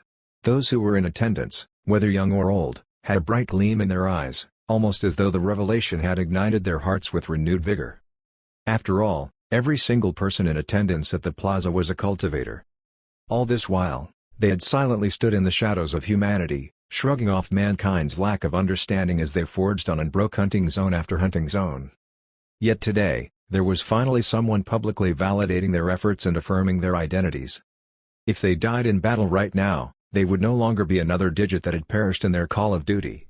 Rather, they would be accorded the dignity of having their names and cause of death recorded, and their lives would be celebrated for everything they had achieved. The world would even know which evil ghost they had perished to. Governor Gao spoke clearly, but everything is indeed true. Every single inspector present right now has put in unimaginable amounts of effort to fight for your survival and freedom. Likewise. He drew a deep breath. The curfew and the public broadcast of announcements in the evenings were implemented by us as well. That said, the provincial government and the municipality will not be questioned as well. Just ask yourselves, how many valiant soldiers and brave warriors have sacrificed their lives just so that you can sit there in the comfort of your own homes while listening to the revelation of the truth right now? I can tell you. It's 491 soldiers, many of whom are much younger than those of you watching this broadcast to boot. It was the first time on such a battlefield for many of the soldiers as well. They didn't even know what they were fighting against. Their opponents were evil ghosts that had gathered and grown their forces in the shadows of the City of Salvation over the last century.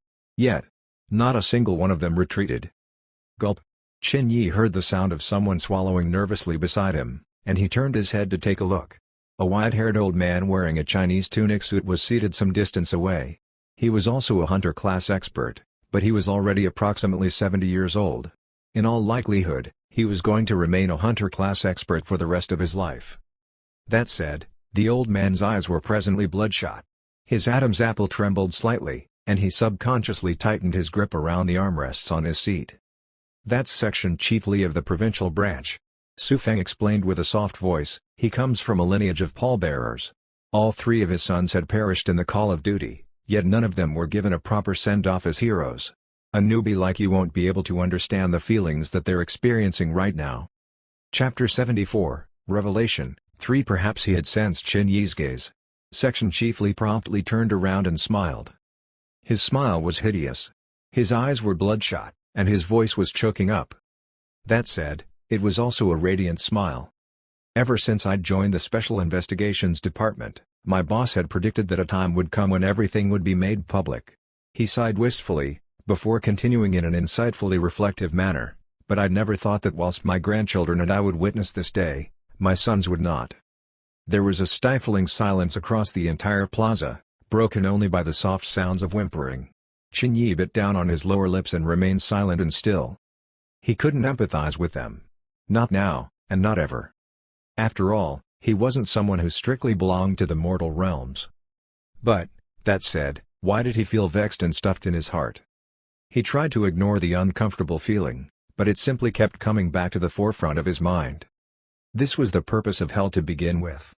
If hell had done its job, just as it did back in the days of its former glory where the sixfold ghost kings wandered about purging evil ghosts from the corners of the earth. Countless wandering spirits would pour to the underworld instead of linger about in the mortal realms.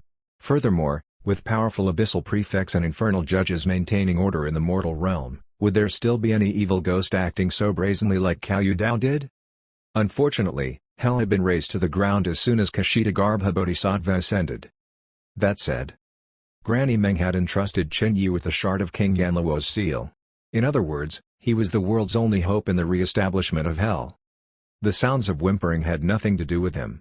Yet for some strange reason, it made his heart sour inexplicably. Chen Yi narrowed his gaze and grew taciturn. Arthas spoke up with a soulful voice, "That old hag Granny Meng must also have seen the compassion hidden in the depths of your heart. Do you know something? You were born in one of Cathay's most tumultuous times. Years of war had led to the establishment of a powerful nation. You'd experienced and seen too many things. This was what led you to develop a slippery personality, hiding when you can, and refraining from making any moves unless you're forced into a corner.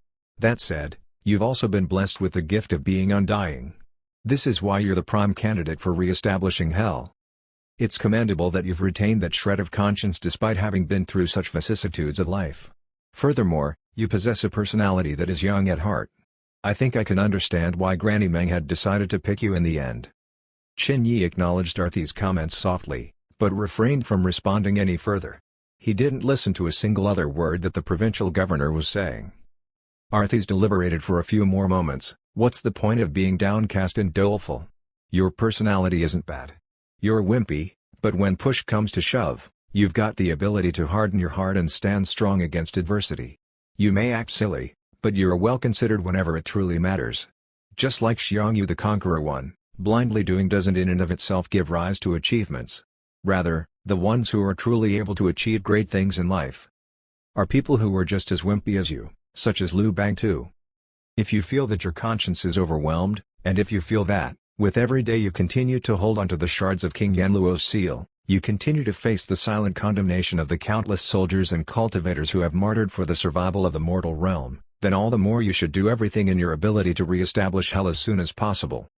Chen Yi sneered as he lowered his head and muttered hoarsely, "But I'm just an emissary of hell. You, a judge, are asking me to bear the burdens of the entire mortal realm? Don't you find that quite ridiculous?" Arthas responded, "You're wrong. The true purpose of hell is twofold, to repay good with good and evil with evil, as well as to render assistance to the mortal realm. After all, where would ghosts come from if there aren't any people?" Just then, Governor Gao's stern voice resounded throughout the entire plaza, and his voice was similarly transmitted live to every home and every place with screens that were playing the same broadcast. It wasn't until a few days ago, when the massive outbreak of supernatural incidents occurred in the City of Salvation, that we decided it was impossible to conceal the truth any longer. That was the catalyzing incident for the broadcast today. And now, we shall announce the exact details of the central government's decision. Chen Yi's eyes quivered, and he immediately sat up straight. Every single cultivator gazed intently at the main stage. This was the main event for the day. This represented the mortal realm's attitude on the upcoming war. It would set the stage for the strategies to come. Without any needless words, Zhou Shanlong declared, "Order number 1. All citizens and residents of the City of Salvation and its subordinate districts and counties shall sign the confidentiality and non-disclosure agreement within 3 days' time. Failure or refusal to sign shall be seen as treason and punished accordingly. A breach of the confidentiality and non-disclosure agreement shall also be seen as treason and punished accordingly. After signing the agreement, you will be given the option of leaving or staying within the City of Salvation. This is because the City of Salvation will usher in a completely different era." He took another deep breath. "We call it the era of cultivators." His words boomed through the broadcast, reverberating throughout the far-flung corners of the entire city. This was the inauguration of the era of cultivators. Order number 2. In a week's time, the entire city will be placed under a 5-year lockdown. All entry and exit to or from the city will be strictly prohibited. Zhou Shanlong continued, "At the same time, the City of Salvation will fall under the direct administration of the central government of Cathay. Furthermore, 350 hectares of land located around the city hall will be razed to the ground and rebuilt from scratch." "What? Rebuilt from scratch? Then what about those who want to stay? Where are we going to live? What's all this about?" A ripple of unrest instantly spread throughout the previously silent city. However, there was no room for negotiations. Zhou Shanlong didn't leave any ambiguity in that regard either. "This is an order." He cast a frigid look at the projection on the screen. "As Cathayans, this is your duty. After all, there won't be any place to call home if Cathay no longer exists. Therefore, all of your private interests ought to give way in the face of such paramount national interest.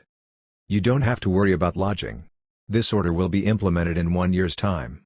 During this year, the Cathay Construction Group will be responsible for constructing 25 high-density neighborhoods around the 350 hectares of land. The nation would never leave its people in the lurch." Order number 3. Zhou Shanlong knew that the response from the first two orders were probably already explosive in nature.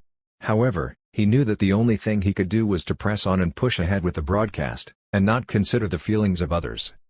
And this was because the next order was even more controversial. He paused for a moment. "Starting from next week, the City of Salvation shall be piloting a citizen grading system." Cultivation isn't a simple word. He gazed at the crowd. Cultivators are completely different from normal people. They are the shield that protects ordinary citizens, and the vanguard of the nation against the outbreak of supernatural incidents. 1 week later, we will begin differentiating between all of our citizens in accordance with the natural aptitudes. Those who possess some level of aptitude for cultivation will be classified as second-grade citizens. Ordinary citizens will be classified as third-grade citizens. Fully fledged cultivators will be considered first-grade citizens. All resources and expenditure incurred by first and second-grade citizens shall be fully sponsored and paid for by the government from the commencement of their cultivation journey until the day they die. Furthermore, 1 year later, as soon as all of the relocation works are complete, a brand new Academy of Cultivators shall be established where the main city district is presently located. All first and second-grade citizens shall enjoy priority enrollment in the Academy of Cultivators. Order after order was announced live on the broadcast. Qin sighed ruefully. What a masterstroke. This was something that involved the lives of millions of people, yet a single order was all it took to raise and rebuild the entire city. It was quite apparent just how heavily the nation viewed this pilot project. Need policies? Here. Manpower? Here. Funds for the construction? Here's some more. The only thing we ask for in return is a paradise for cultivators. These were the thoughts on the minds of every other person out there. Even though everyone's breaths had grown somewhat ragged, Zhou Shanlong continued adamantly, "The establishment of the academy is a pilot project across all of Cathay.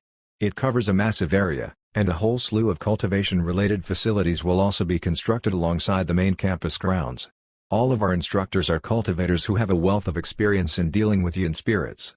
On that note, the Academy of Cultivators shall commence its enrollment of students after winter break this year. Everyone, let me reiterate, this isn't some mere fantasy novel. You can ignore it all you want, but everything is going to be gathered here, from the strongest yin artifacts, to the nation's strongest cultivators.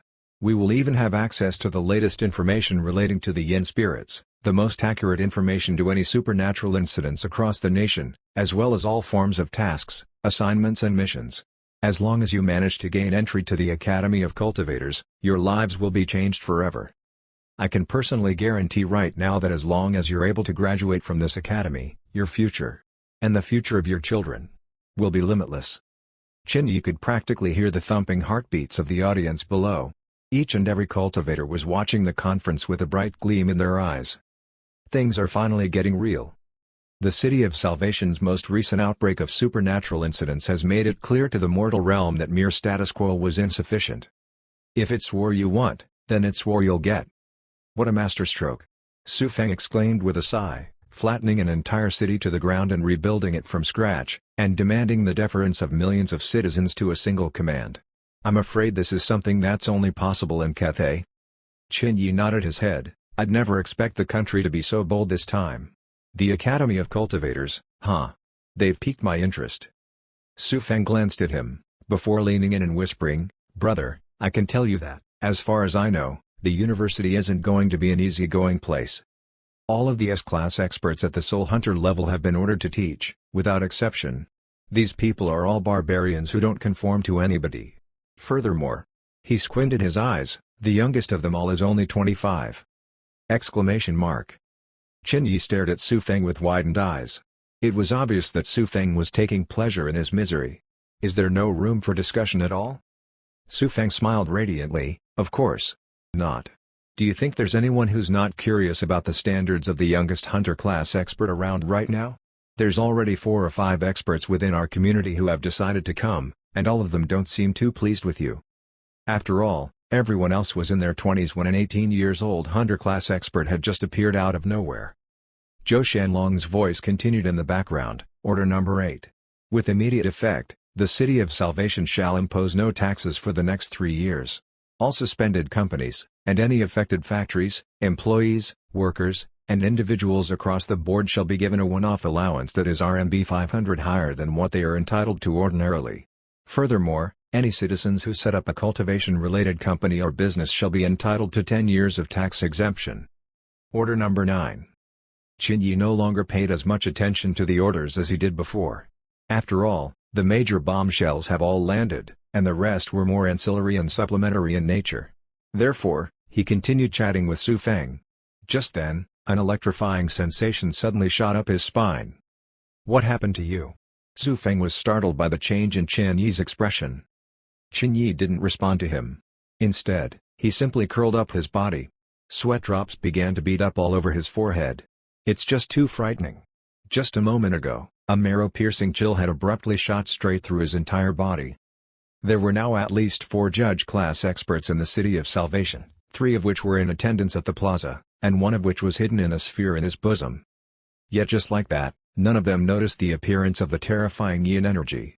It had arrived abruptly, without any form of indication at all. And as soon as it struck, Qin Yi felt almost as though a cold, invisible hand had just been caressing his back, making every single one of his hairs stand on end. There's a ghost. There's a ghost right here. And such a terrifying presence revealed that the ghost was in existence that was out of the world. In fact, he wasn't the only one who had experienced this. He could even hear Arthy's teeth chattering through the sealed soul sphere. It's stronger than you. Qin Yi gnashed his teeth and declared affirmatively. Arthy shuddered. What terrifying yin energy. This is definitely in the millions. This is what the kid next to you had been talking about. It's the exact same entity. But who is it? How could there still be such a powerful ghost residing in the mortal realm? Chapter 75, Sudden Change. Lifting his head, Qin Yi could see that Su Feng's mouth was opening and closing. However, he couldn't hear a single word that Su Feng was saying. He gritted his teeth and mustered all the strength he could just so that he could speak. You. Did you feel that? Each and every word he spoke felt like it took as much effort as lifting a massive boulder. Su Feng stared at him. He took 2 seconds to ascertain that Qin Yi was absolutely not joking this time. Then, he immediately opened up his outer coat and pulled out a compass. His actions attracted the looks of several people around, but he could hardly care less at this point in time. However, the needle on the compass was as still as ever. What did you feel? Su Feng held Qin Yi gently and asked. Unfortunately, Qin Yi couldn't hear anything. He only saw Su Feng's lips continue to move. Thump. Thump. Qin Yi's heartbeat inexplicably increased in tempo. It was as though he had been completely isolated from the world. This was even worse than the experience of being put through the 3-day limit at the start of his journey as an emissary of hell. He could tell that Zhou Shanlong was still speaking.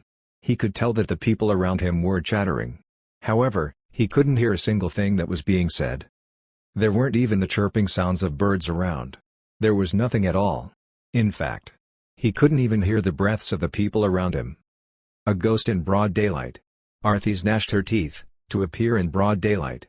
Something's really wrong with the City of Salvation.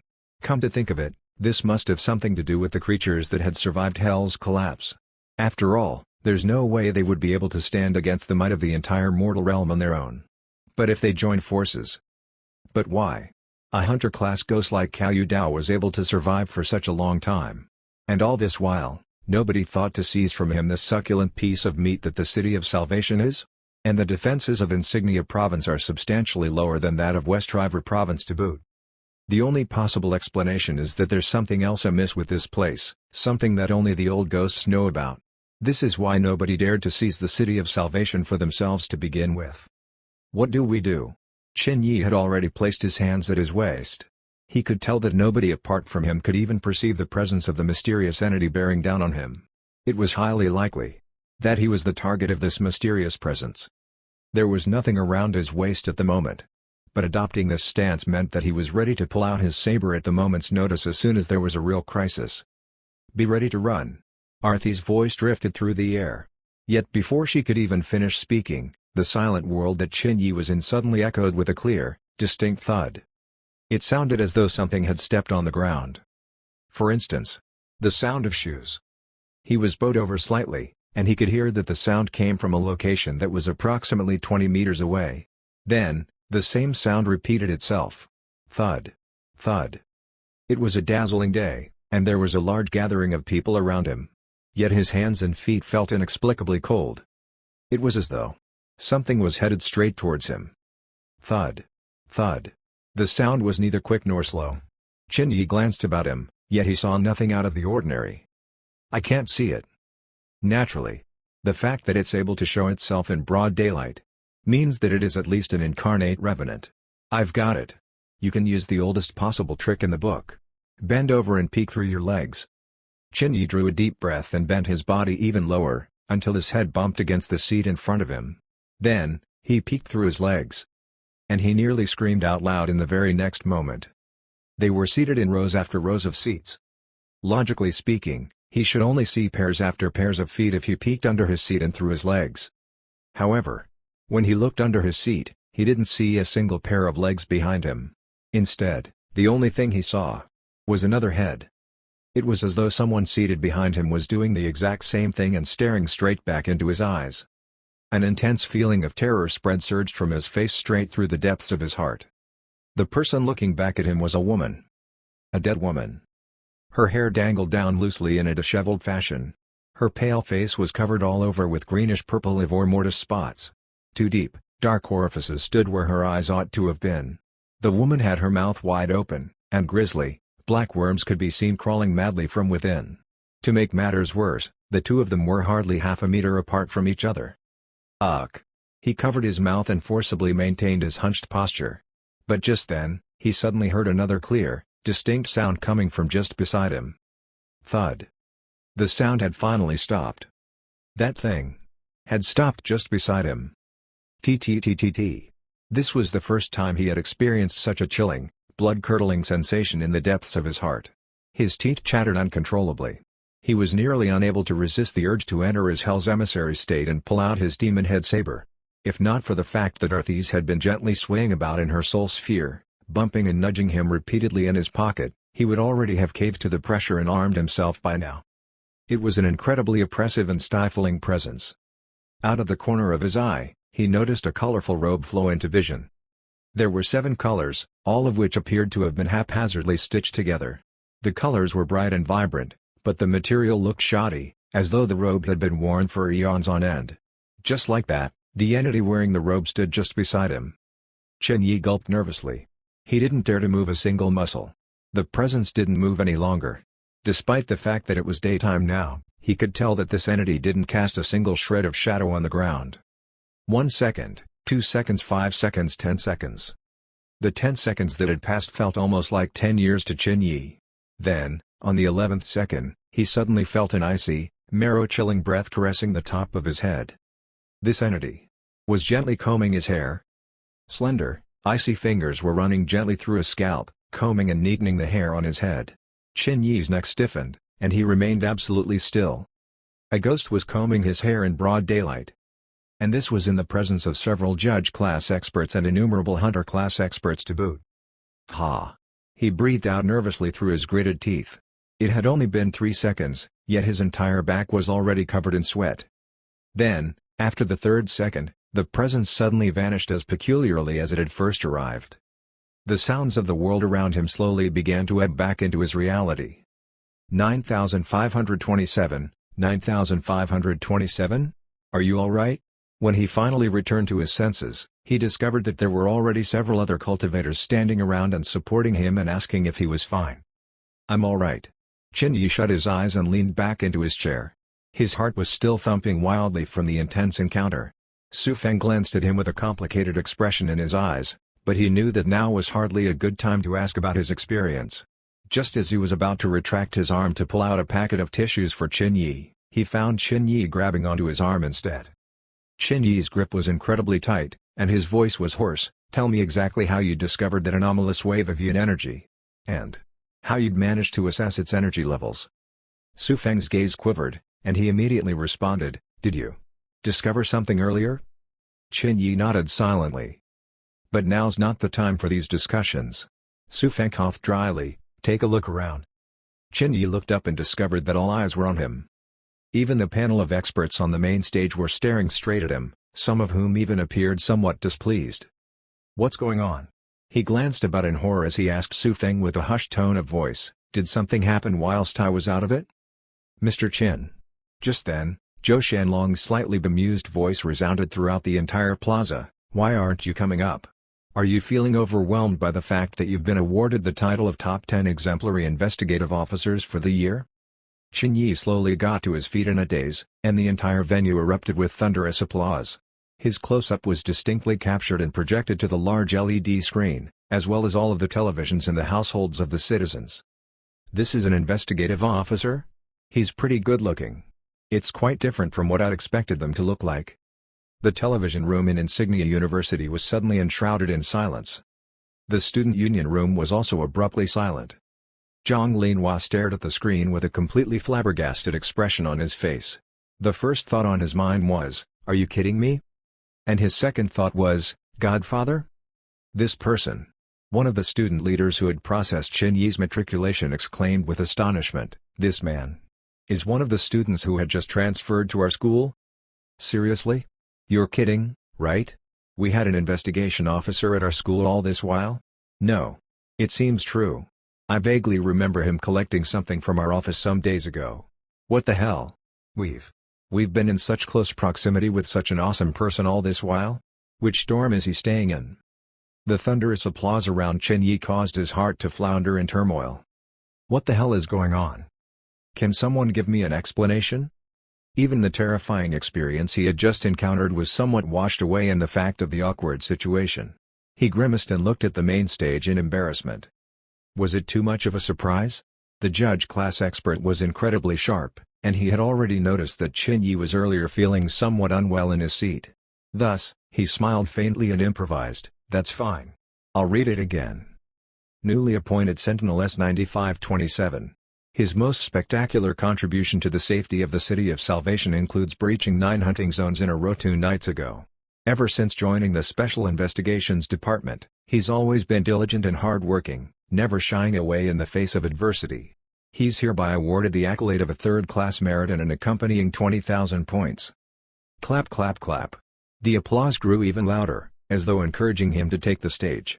Meanwhile, several gazes from the third row of seats landed on the body of history's youngest hunter class expert. "That's him?" A masculine and handsome young man raised his eyebrows. "Why does he look so stunned?" "Don't underestimate him." Su Feng continued to applaud as he looked back curiously. "Do you think you can do what he did and breach 9 hunting zones in one night?" The man applauded perfunctorily. "Who knows whether it's true or not? Either ways, we're all slated to be teachers of the academy, and we'll have plenty of chances to exchange pointers with each other in future. I'm not the only one who thinks this way either. Look at them." Su Feng glanced around at the rest of the third row. Every single hunter class expert that was under the age of 30 was staring at Qin Yi right now with overflowing battle intent. Su Feng shrugged his shoulders and continued to applaud absent-mindedly. "It looks like our days ahead at the Academy of Cultivators are going to be quite interesting." Qin Yi was completely oblivious to these chatter going on behind his back. How could he turn his attention to these trivialities? Even that feeling of the terrifying presence was currently being pushed to the corner of his mind, because he was presently faced with an even greater terror. Prize presentation ceremony. He had to receive his award in front of Zhou Shanlong and 2 other directors of the Special Investigations Department. That was a total of 3 judge class experts. He felt akin to a bright moon rising out from among the sea of stars right now. All eyes were on him. Yet, the moon knew that it was slightly askew. "My feet aren't listening to me. What should I do?" Just then, Zhou Shanlong's voice rang out once more. "May I now invite Sentinel S9527 to come on stage to receive his award?" He's prompting me. He's absolutely prompting me. Qin Yi's head was percolating with sweat once more, yet he still had to maintain the radiant smile on his face. Meanwhile, Arthis was exclaiming in his pocket, "Always diligent and hard-working? Never shying away in the face of adversity? Are you sure they're talking about you? The government of the mortal realm is far too good at distorting the truth. Is this really the time for such comments? Qin Yi's face was starting to cramp up from maintaining the pretentious smile on his face. He slowly minced his way towards the stage as he gnashed his teeth and muttered under his breath, "I won't let the cat out of the bag, will I?" I can feel my stomach churn with reverence from standing so close to a judge-class entity. He didn't even know what he was saying in the heat of the moment right now. Shock comes too quickly like a hurricane, there's nowhere to run, and nowhere to hide. 1. Bloody hell, you carry me around with you all day long. Have you once revered me at all? Arthis bellowed in rage. Then, she lowered her volume somewhat. It should be all right. The shards of King Yanluo's seal are first-rate divine artifacts across all of hell. The mortal realm shouldn't be able to see through your disguise. Furthermore, you've still got your proof of identity. Can't you at least give me a more definitive answer? Qin Yi's heart was feeling incredibly stifled. He could tell that even though the people on stage wore a smile on their faces, their gazes had some form of incisiveness to them, as though they were barking, "Hurry up. Dear. I think you might have been mistaken? I really didn't want to stand out so much.